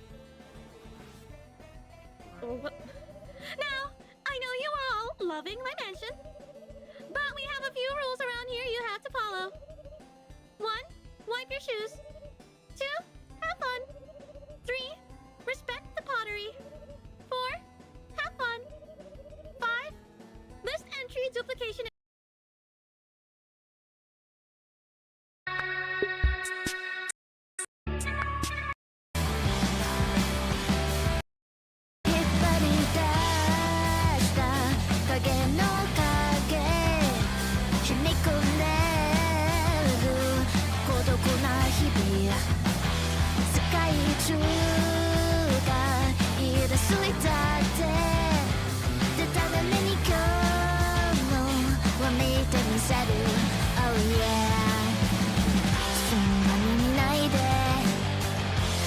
Close your eyes to cry.